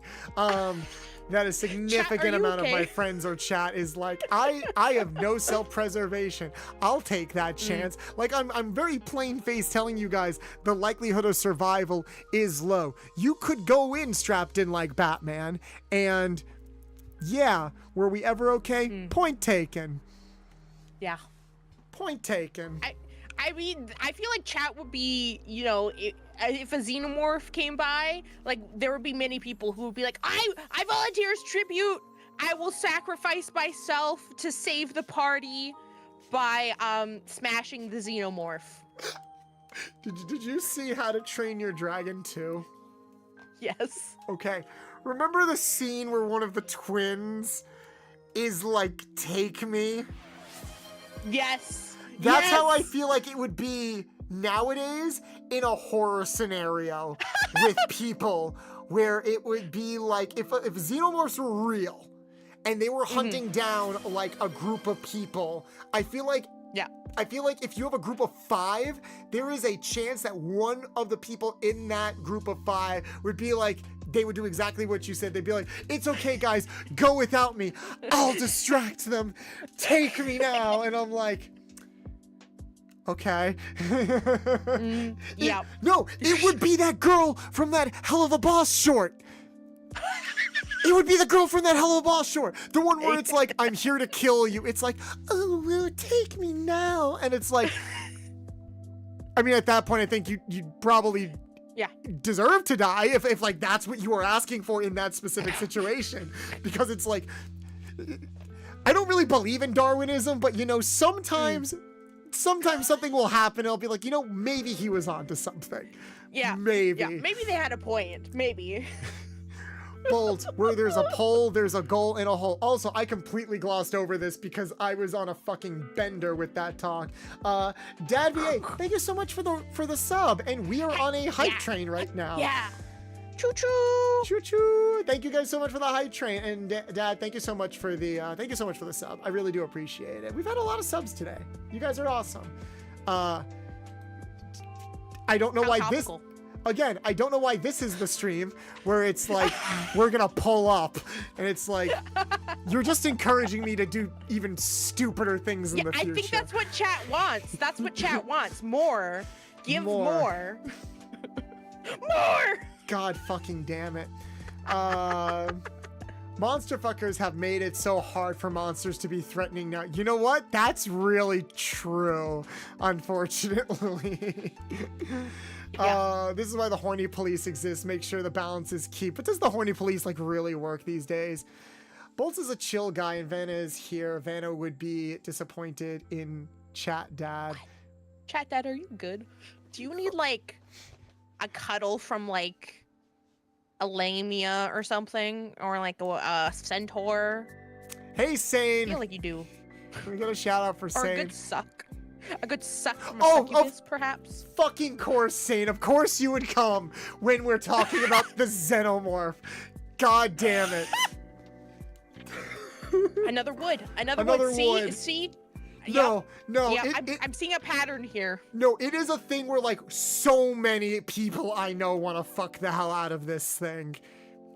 ID confirmed. Did Hazy also say they wanted to fuck the xenomorph? I can't remember. Yes, Dan, I am tired. We salute you. I am always tired.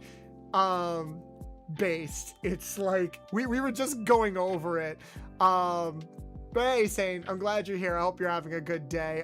We are almost done with our interspecies reviews. We've been doing this for over 5 hours. Let that sink in for a second. How are you feeling, Vanna? Are you ready to like hit the finish line? Oh, I am ready to finish. Okay.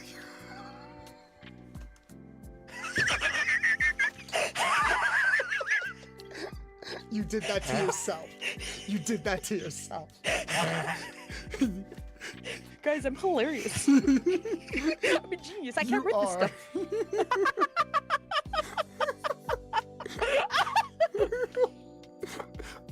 Oh my fucking god.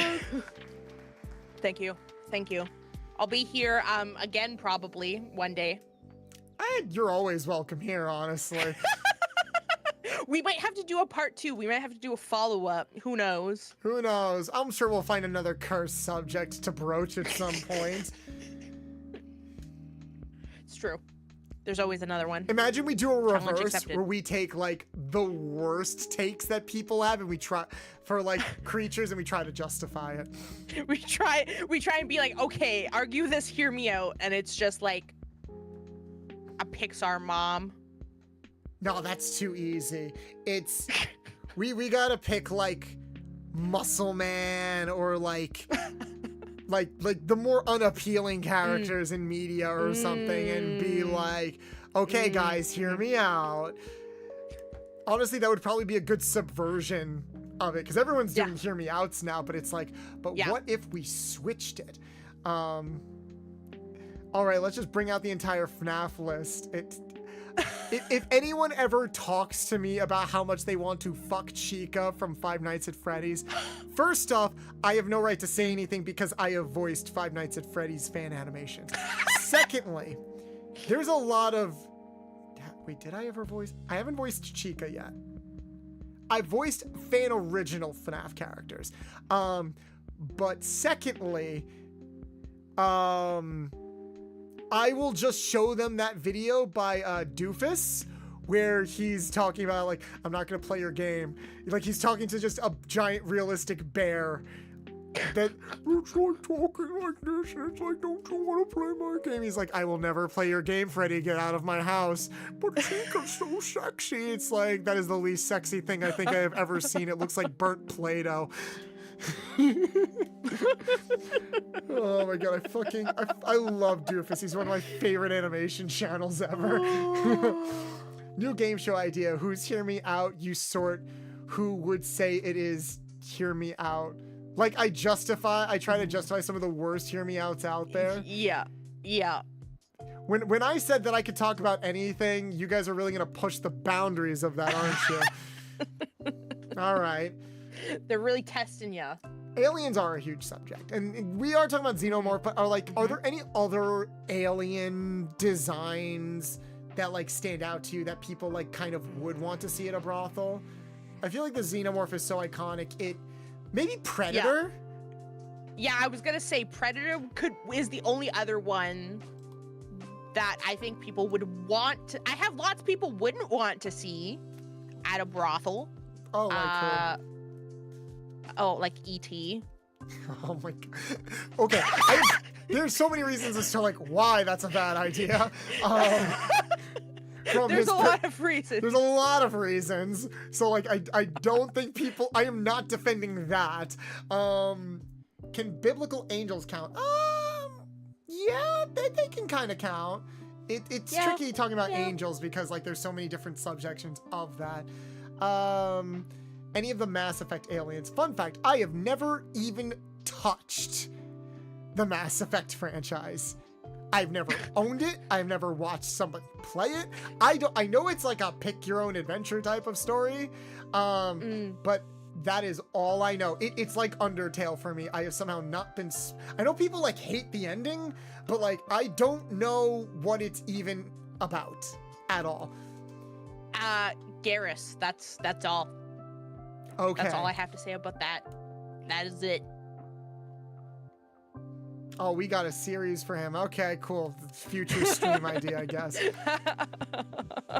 It's about smashing aliens. Well, then I guess I have to have Vanna over here. I'm not a scaly. I'm just saying. Yeah? I'm just saying, Garrus, there are exceptions. And Garrus would be one of them also just because the lore. I just realized Garrus. Technically Saiyans from Dragon Ball are aliens. That's true.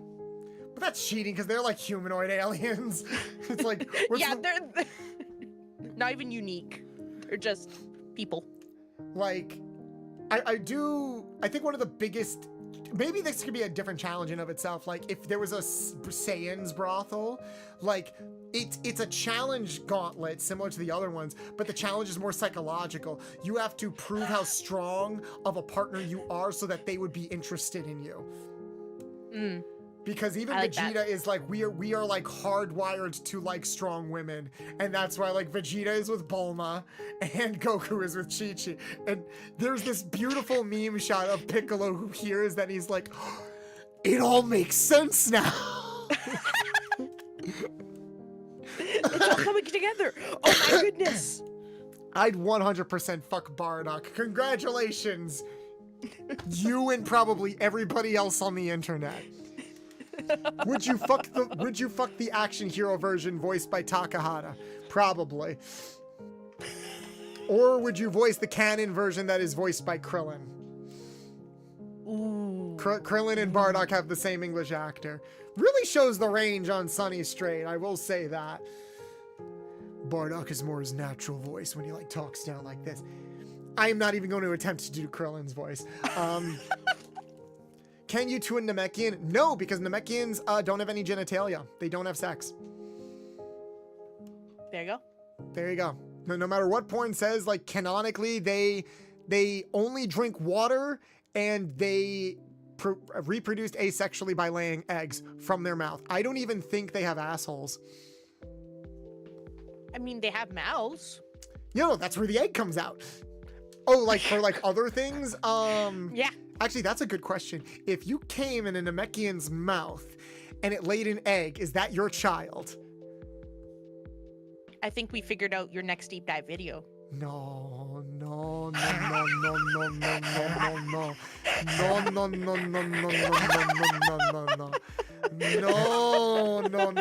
ID, I see you typing. Don't you fucking dare type exclamation clip.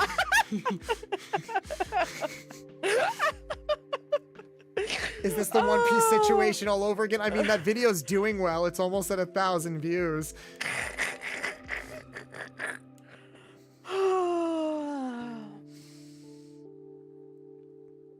Oh boy. Well, it is almost 11 o'clock at night, and this is what we're thinking about. I mean, we're finishing off with the final two here. Apparently Toriyama confirmed Namekians do have dicks, but I could be misremembering. Do not fucking say that in chat, because God, now I have to again. look this up.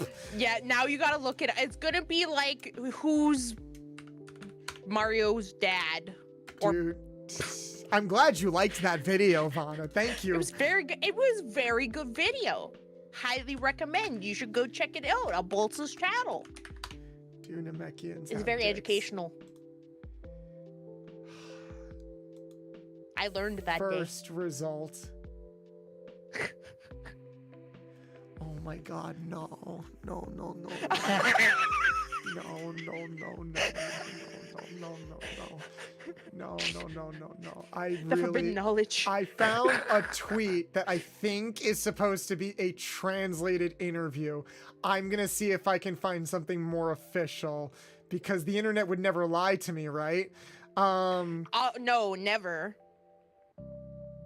Let's see. I'm sorry, this question is being asked. Clear of the one, abridged back invisible. I don't think. So the first result, and I think the only result. Oh wait, here we go. There's a YouTube video from a year ago that straight up says, yes, Piccolo has a dick, and it's bigger than yours. Kudos on the clickbait there. I respect it. Why would anyone lie on the internet? Like, Surely people just want to tell truths. I'm going to check the Dragon Ball Wiki real quick. Wiki, Namekians, because it makes no fucking sense if they would. And I'm just gonna Control F, dick. Hey, it worked for One Piece. Wait, I spelled dick wrong. D-I-C. How can you? Because I kept hitting X instead of C. And my Yes, computer is on a bit of a delay because I've been streaming for almost 6 hours. Okay, dick or penis. What about private?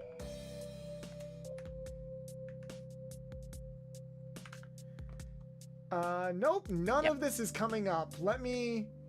Ayo. I don't think it's here. I will read off the tweet that I found. The reason why I don't go along with it is because it's just from a thread on Twitter from 2020, and it's just a person responding to somebody. It's like a screenshot of what looks like an interview, but this could easily just come from a Word document.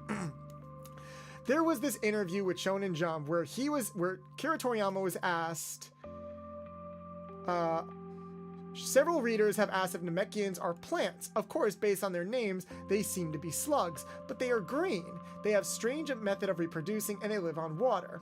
Toriyama: that's a tough question. I thought of Piccolo first. I wanted to draw him as a scary character. It was only afterwards that I had come up with the species. Since they have antennae, I thought that they look like slugs. So Namekian is a play on words, but I didn't think too deeply about it. I don't think they're plants, but they may be hermaphrodites. Also, Piccolo is Akira Toriyama's favorite Dragon Ball character. This pleases me. Then there was another interview, this time with Dragon Ball screenwriter Takao Koyama, that confirmed that Namekians are hermaphrodite males. This may mean that, just like snails and slugs, male genitalia organs mature before the female genitalia organs, and that's why their physical appearance is more male. It was also confirmed that Namekians indeed could have sex. Also, they wear pants to hide the male part of their body, so yes, Namekians must have a penis of sorts, and their female reproductive organs are somewhere in their throats and upper side of their chests, since they lay eggs through the mouth. I can let you imagine how sexual... I don't know why it says Congress. I let you imagine how sex Congress between Namekians work.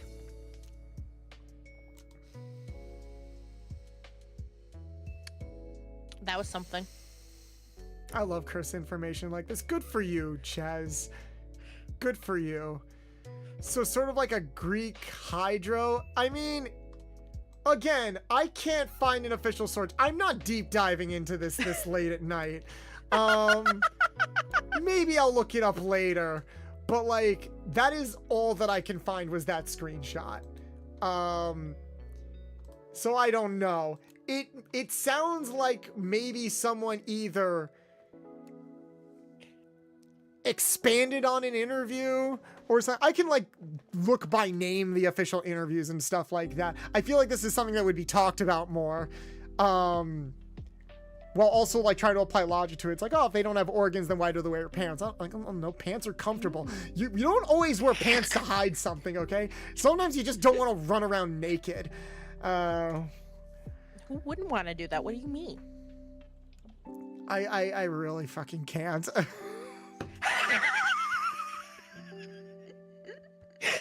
Nothing can hurt me anymore. I keep thinking nothing can hurt me anymore, and then it's like, oh, okay, I guess that's information that is now permanently part of my like physical being. Man, sometimes I wish I drank alcohol more so I could forget about everything. We need the neuralizer, quick. we need the Men in Black thing, just to be like, make me forget. Unsee the cursed knowledge. Minotaurs. This was one that you added. Was this a popular one, or was this one you were curious about? Yes. Okay. The floor is yours. All right. So. Yeah. Sorry, I gotta have my it's in my contract. I must have a fresh bottle of Minotaur milk with me at all times. All right. Yeah. Of course I have to have props, okay? Minotaurs. So, you might not know this, chat, but Minotaurs. Let me tell you about Minotaurs and why you should smash them or let them smash you. Number one on the list, horns are handlebars. We've heard this argument before, but I mean, versatile. You know they're strong, so you need something to grip onto if you're receiving, or if you're giving, a little extra leverage. It's always nice to have. Yes, it is. Yes, it is. And fresh milk. As you can see, I have my Minotaur milk right here. It's great. Great for your health. Great for your well-being. Full of natural sugars to help energize you so you can do more bedroom activities. Where do the sugars come from, Vanna?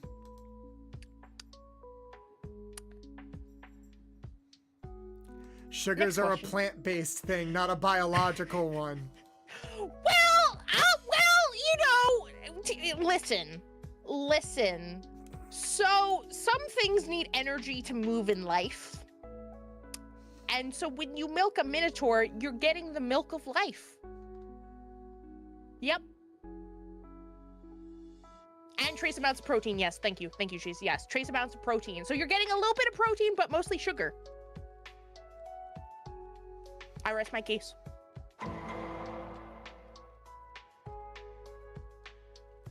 That's the bit, guys. That's what this whole stream is building up to. That was it. We did this for 5.5 hours just for this bit. This is why you're here. This is why you're here. This, and I don't mean that metaphorically or psychologically or any other fucking way. This is why we're here. Because if you did not pull out that milk at the end of your last stream, this stream probably would not have happened. It's true. That was the impetus for our conversation after the stream was over, which ended up leading to like, you know what, fuck it, why don't we just fucking do it? And then here we are. Yeah,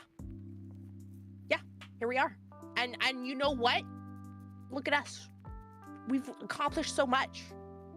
Thanks to this Minotaur milk, which, yeah, I mean, there's not much else to say. I agree with, like, Ishi, where it's like, you know, you're always pointing north, so you know where you are. That's a good thing to know. But also, like minotaurs. I mean, look at those muscles. Look at them. Aren't minotaurs bull size though? Yes. Generally, they are. And I feel like a minotaur brothel would almost be like a gym. Or like a gladiator arena. Like you need to earn the right for snoo through combat. Trial by combat.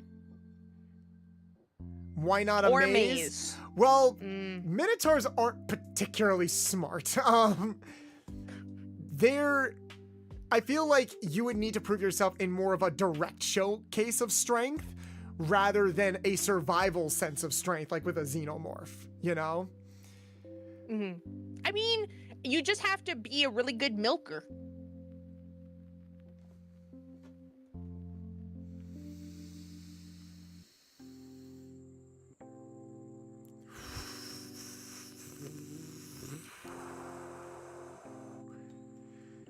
Minotaur always knows where north is. That could be an instinct thing rather than an intelligence thing.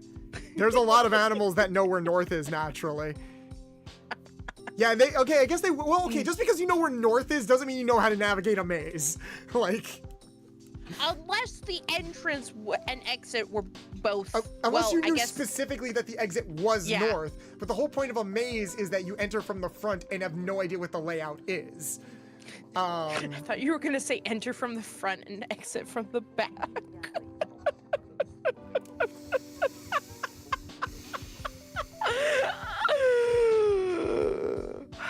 This is where we're at. This is it. And we're having a good time. It's a great time. It's a hoot, one might say. One might even say it is a real barn burner in here. It's a real corral. It's a real dosey doser. Am I breaking yet? No, trust me, you guys will know when I'm breaking. I haven't screamed yet. There's still time, chat. There's still time. Like this loading bar, imagine it's on my face in real life where it's like, I need a soundboard that plays the dial-up sound effect where it's like, and it's like, there you go.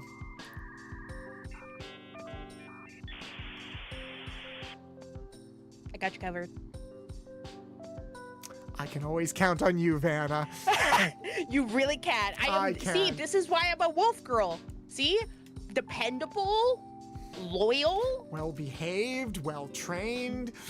Well, I don't know about well-trained or behaved. Those are TBD. That's true. Brat. By nature, you're not, because then you wouldn't be a brat. It's true. Bolts will heal you with some rouge milk. I got you. Okay, that is different. I will take that. In bulk, please. In bulk? So, the thing about minotaurs. I did voice one in an NSFW animation, like, just recently. The thing about minotaurs is that they're very similar to, like, the centaurs, is that... Here's the thing. Minotaurs are based off of bulls. True. And bulls, similar to horses, are known for being very pronounced in certain places. So it very much leans into... that thing of, like, I don't know how you conquer a minotaur. I don't know how you top a minotaur. Because almost every situation I have seen and arguably participated in, always on the bottom. Also, voicing them is very easy because it's just grunts. It's... So, that was easy. Yeah, pretty much. Yeah. You have to be dominant. It's like... I don't know. Here's a good question for chat. What do you think would be harder? Asserting your dominance to a minotaur or asserting your dominance to a xenomorph? This one I'm actually curious about. How about female minotaurs? Cowgirls? I guess that would be because, like, yeah, the femme equivalent of a bull is a cow by being brave, brazen, and confident.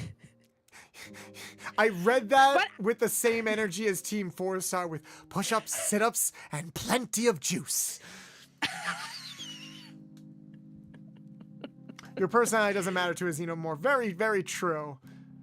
Minotaurs have more of a personality and like a state of pride that you would need to prove yourself. But I would almost argue that's a bit harder because like you can't trick them, you know? You have to display your dominance to them. Whereas with a xenomorph, I feel like it would be like tricking a very, very smart animal. What if let's go on a fun mind journey together, shall we? Boy.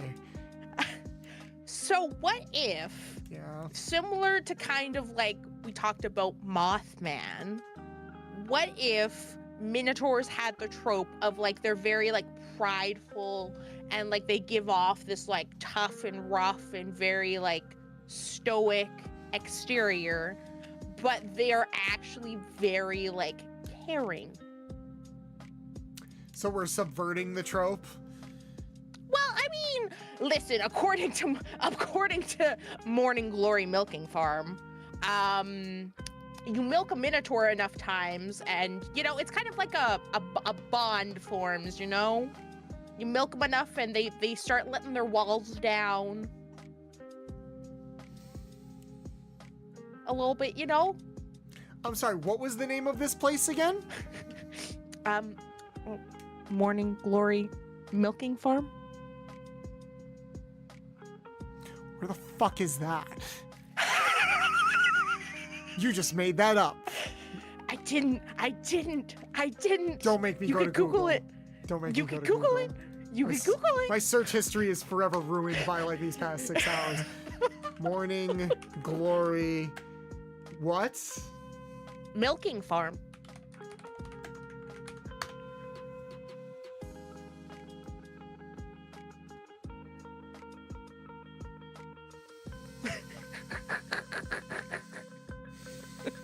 Violet is a typical down-on-her-luck millennial, mid-20s, overeducated, and drowning in debt, on the verge of moving into her parents' basement, when a lifeline appears in the form of a very unconventional job in neighboring Cabrick Creek, as she has no choice but to grab it with both hands. Morning Glory Farm offers full-time hours, full benefits, and generous pay with no experience needed. There's only one catch. The clientele is grade A certified prime beef, with the mainly meaty endowments to match. Hands-on work with Minotaurs isn't something Violet ever considered a career option, but she determined to turn the opportunity into a reversal of fortune. When a stern, deep-voiced client begins to specially request her for his sessions at the farm, maintaining her professionalism and keeping him out of her dreams is easier said than done. When Violet I can't keep going. I can't. That's where you're tapping out. I can't. I was so close. There were just two more lines. You can do it. Finish it. I think there's 2 more lines. Yeah. Ow. Okay. For those 100 biddies, thank you. I will continue. Violet is resolved to make a dent in her student loans and afford name-brand orange juice, and a one-sided crush on an out-of-her-league Minotaur is not a part of her plan, unless her feelings aren't so one-sided after all. Morning Glory is a short human monster romance novel, 60K, featuring a high-heat slow burn with a lot of heart and a guaranteed HEA. It is the first book in the Cabrick Creek Monster Romance series and can be read as a standalone. CWs are viewable on the author's website. Yep.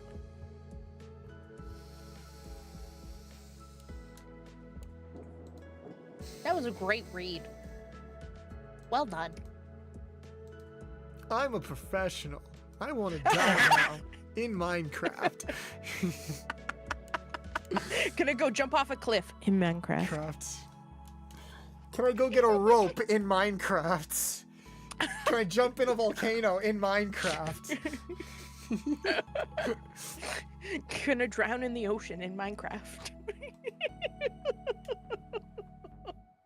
But see, I mean, minotaurs could be one of two ways, depending on how you want to view them. They could be the classic, like, you gotta earn the privilege of receiving their milk, or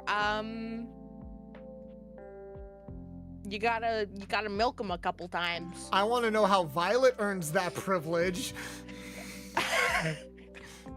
Guess you just have to read the book. I know the next book I'm getting in Audible. You know, I would totally buy this book and read it to you guys if I wasn't immediately confident I would get demonetized and like nuked from the internet. And I am not sacrificing everything I've built for fucking... Where is it? Fuck, did I close it? Morning Glory Milking Farm? I am not doing it for Morning Glory Milking Farm. All right?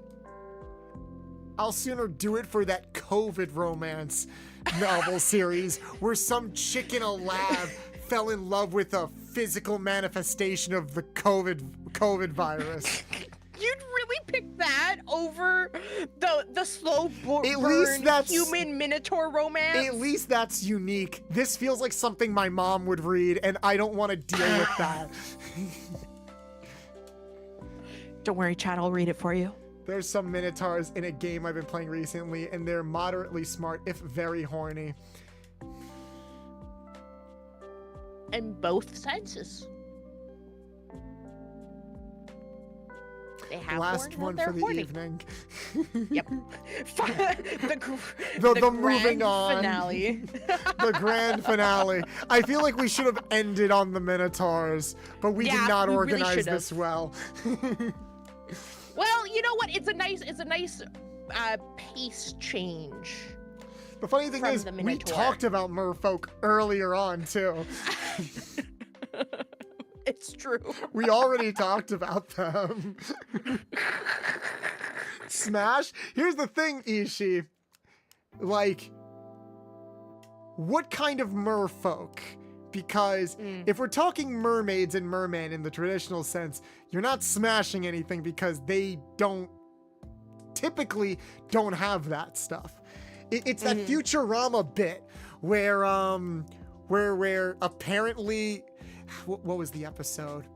It was, the crew went underwater, found like a real life town that sunk, but the Coca-Cola factory toxins released and turned everyone into mermaids. And it was like Fry wanted to stay and bang one of the mer girls because she was into him. And it was like, oh, I turned on my my cat face. This is not an accurate representation of how I feel right now.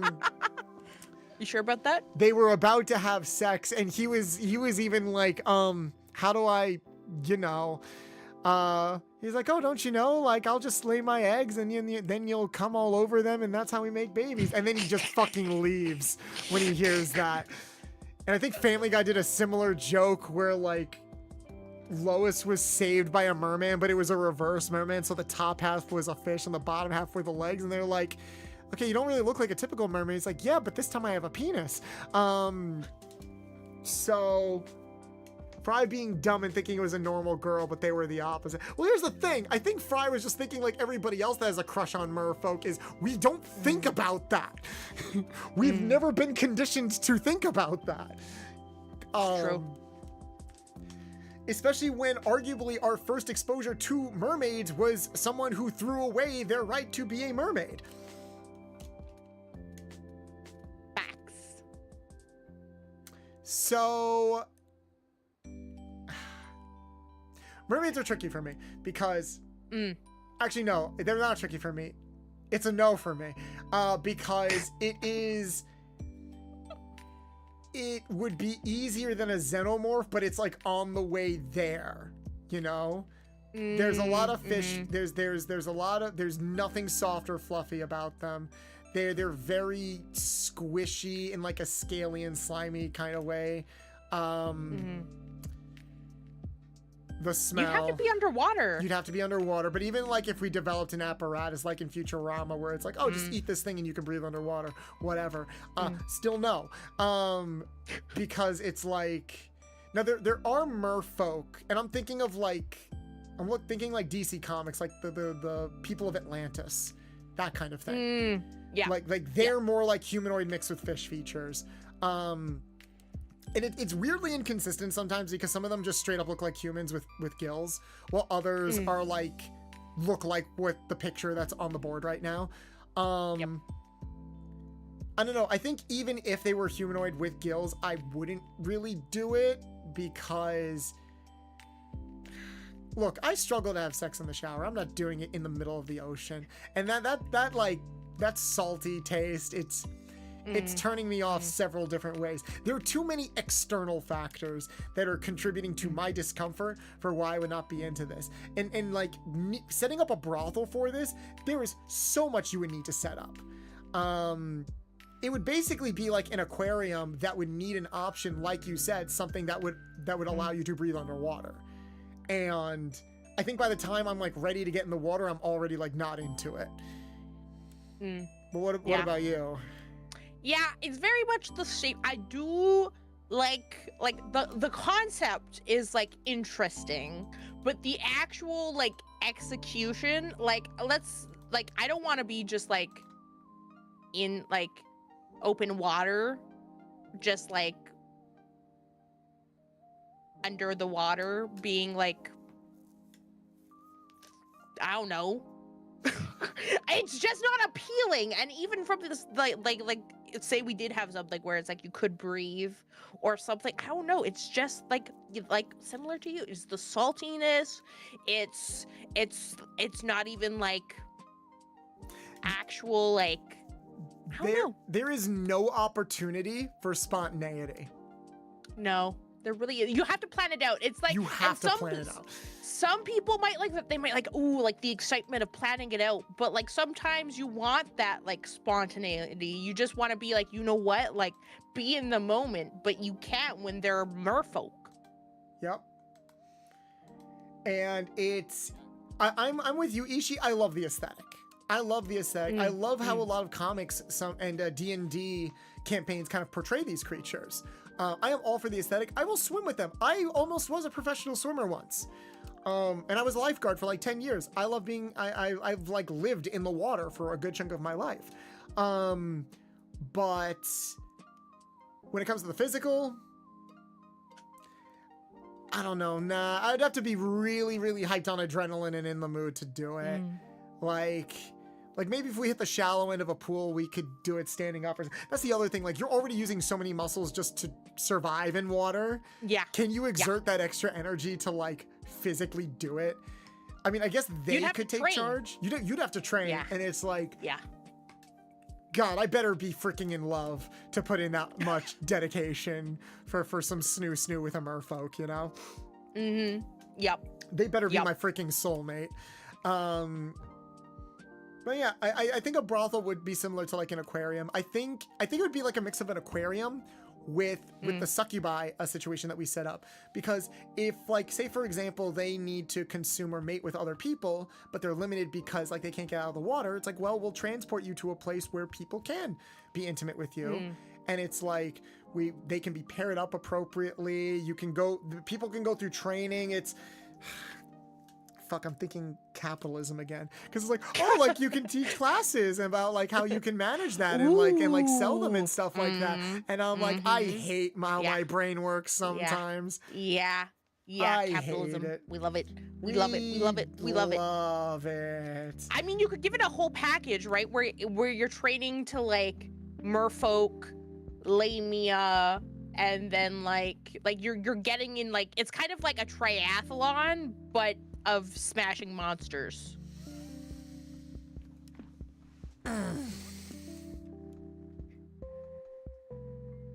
So, you know, there's potential. There is potential. It's not a 100% no, but the factors that would need to play a part in me saying yes are arguably the most involved of any other creature on this list. Yeah. Like more so that There's some creatures on here that you can't really prepare for. You just have to kind of survive, like the Lamias. There's not really a risk of death, I guess drowning, but like we're going under the assumption that there is a way to survive underwater. I'm trying to think of also like aesthetically, they look great in artwork, but if you Unreal Engined this shit, terrifying. Like, it starts with a hot merman training swimming instructor. That will awaken attraction. I see you're thinking like the YMCA. Imagine the anime Free, but with merfolk. I will not give in to this hot boy propaganda. Man, remember when Free was like one of the most talked about things for like a year? And then people just stopped talking about it. Yeah, yep. It was a good show. I only watched the first season, but it was a solid show. And then they kept making more. Yep. They really did, but man, the songs bangers. Absolute bangers.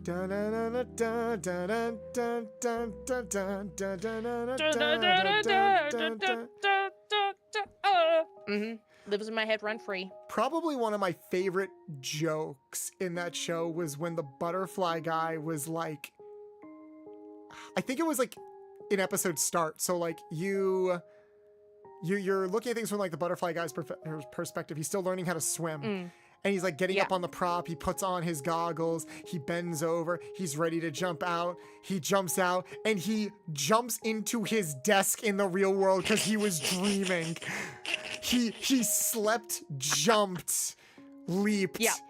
And the timing of the cut had me in stitches. It was so funny. Kyoto Animation is amazing at comedy.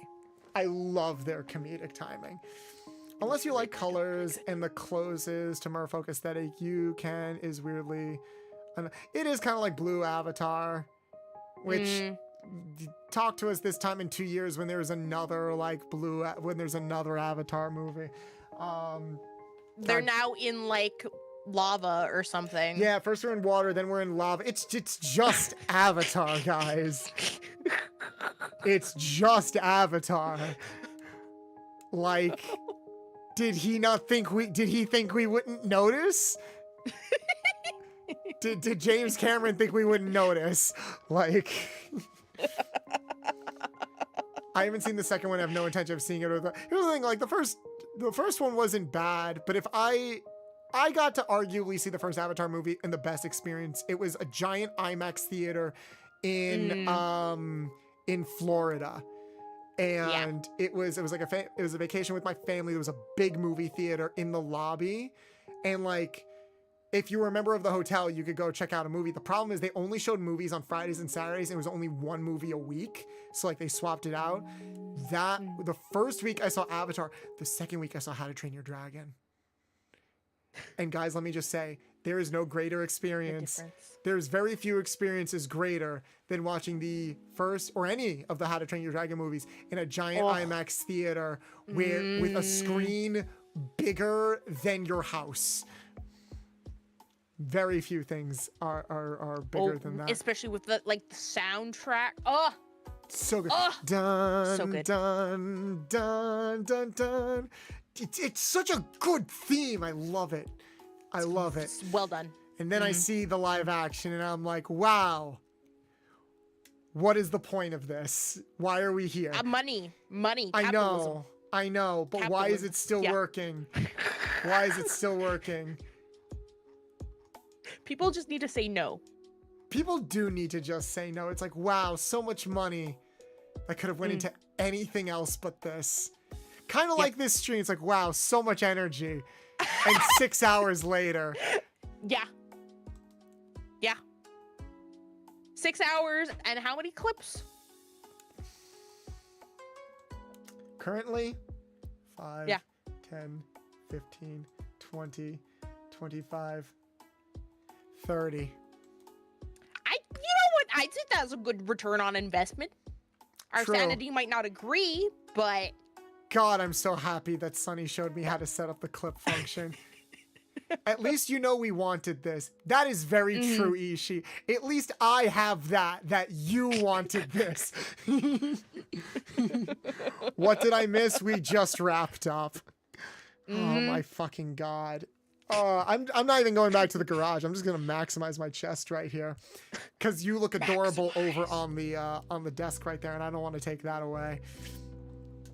It sucks we couldn't get your full model out here. It sucks that YouTube Studio was being a butt. But honestly, once again, I joke and I exaggerate, and I know you guys like it when I'm the Squidward to your SpongeBob. But I did have fun. This was a lot of fun.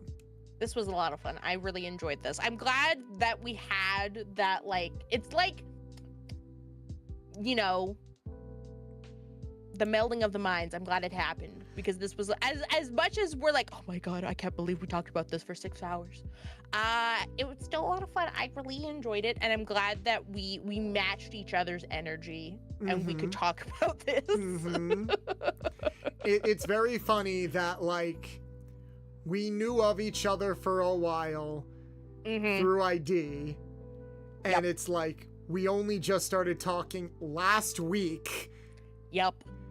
On your stream, just not prepared. Well, you were prepared because it was an interview, but it wasn't like that simultaneously acted as like a fun stream and a icebreaker, and then afterwards, because I'm always self-conscious about, like, you know, talking to people for the first time and like what energy I'm gonna give off. And like I said, I always try to match the energy of the people I'm with, but, you know, always do that check-in and be like, hey, was that okay? Was everything good? It's like you came back at me with those questions with so much positive energy.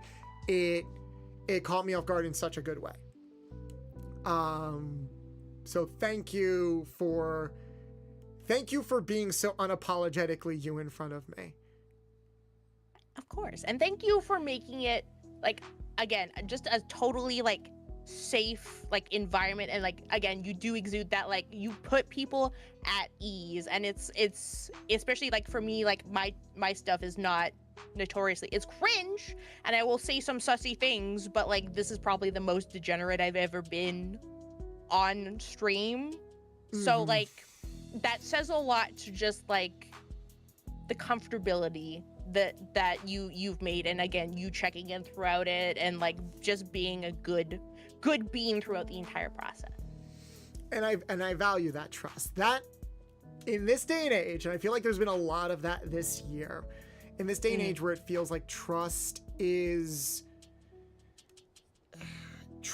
treated as valuably as it should, it feels like these days. And the ironic thing is that I'm not a super trusting person. ID can even vouch that, like, I do keep a lot of things very close to the chest, just by, like, nature of past experiences and stuff like that. But it's funny that, and I think ID can also vouch for this, it's funny that, like, being in this environment, it goes both ways. You and other people are like, oh, you create such a safe space. It's like, I can just kind of be myself, or, like, act like how I don't normally act. And that's kind of refreshing. It's like, I get to do the same, because I'm always self-conscious about myself. I'm always worried about whether or not I'm doing the right thing. But, like, being with somebody that is so unapologetic, it rubs off on me, and it makes me want to take off a little bit more of the armor. So it's something that I value tremendously. And I think it's because I understand that weight of it a little bit, of that untrusting weight. That's why I consider these moments so important. And this year has been chock full of those moments. Whether it's doing loud, crazy things with ID and Sunny, being chaotic here with you. God, I have no fucking idea how me and Ishii are going to be, like, in 2 weeks. But there's been a lot of disappointing people that have also, like, kind of broken my trust too. But I'm doing my best to make sure that doesn't dissuade from the opportunities to meet really cool people like this.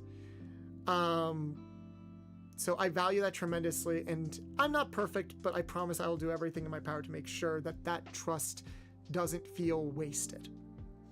And that goes for everybody no, here. Definitely not. You guys also in chat, you guys put your trust in me. You guys put your trust in me by like being here and like talking with me and stuff like that. And I'll keep doing my best. This has been such a fun stream. I'm happy. I'm looking forward to the cocoa and biscuits and nothing else. But yeah, thank you guys so much. And Vanna, do you have anybody that you would like us to raid this evening? Oh no, you've Uno reversed me. Oh Yes. gosh. Oh no. Oh no, I'm not prepared. Actually, I'm not prepared. I wasn't expecting this.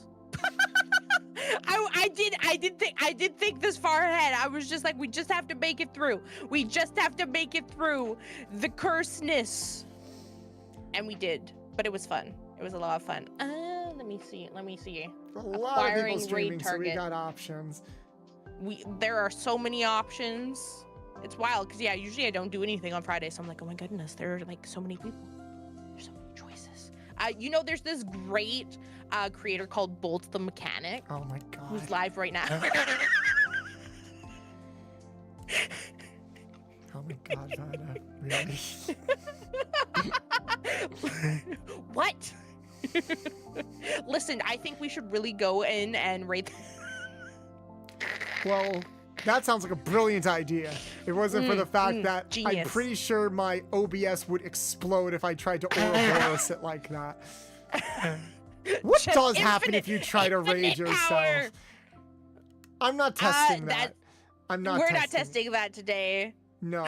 Let's see who's streaming that we could realistically jump into without it being too disarmingly. You know what? Let's just raid. Let's raid Chizu. Chizu's streaming. Yeah. And I didn't get the chance to raid into her during her donathon last week, so let's do that. Usually Chizu streams before I do, so I don't get the chance to raid into her that often. She started late today. She's only been streaming for like 2 hours. That means she started like at 9 o'clock. That's very late. Why is everyone streaming so late? Alara streamed late the other night too. I'm like, don't you usually stream in the morning? People, I don't know. People are really grinding as the year comes to an end. Yeah. People are grinding, or they're just like fuck it, we ball. Mad respect for that. But okay, while the raid is warming up, is there anything you would like to share with the lovely people about what you have upcoming? I don't really have much upcoming. Again, the year is winding down, and kind of so am I. But I stream every Tuesday and Thursday at 7 p.m. Mountain Time, 9 p.m. Eastern. So if you ever want to stop by, it's good, chaotic, sussy vibes. It's a fun time for everybody. And yeah, that's about it. That's all I got. Okay, and as for me, guys, tomorrow we will be streaming again, starting in the afternoon. Again, weekends we are trying to stream earlier and go for longer. Tomorrow is our community day, so it's a bunch of stuff tomorrow. We're probably going to just watch some YouTube videos. We're going to try Cult of the Lamb for the first time, just commentate on some things that happened in the past week. And then Sunday will be our retro day, where we will be playing Shantae with the new release Shantae model that was publicly made available, because I am not missing out on an opportunity to be another one of my waifus. But yeah, thank you guys so much. Thank you so much, Vanna, for joining us here today at the garage, and we will see you all next time. Bye-bye. Bye, everyone. I forgot to do the raid message. It's okay. That's fine. It's fine. Well, you know what? We went for so long. Yeah. I still haven't eaten dinner yet. Same. You could have snacked though while we were talking. I did have some snacks. I literally grabbed chocolate covered pretzels. I grabbed like 3 mini Bueno bars and a granola bar and a Rice Krispie. The funny thing is, I got Chinese food for my family right before starting the stream, and I just didn't eat any of it. that can happen. Yeah. I'll probably do that. I'll probably do that now. Just wanted to make sure the raid went through. But last check-in, just want to make sure. Was everything good? Yeah. How are you feeling? Yeah, everything was really good. It was like, I've definitely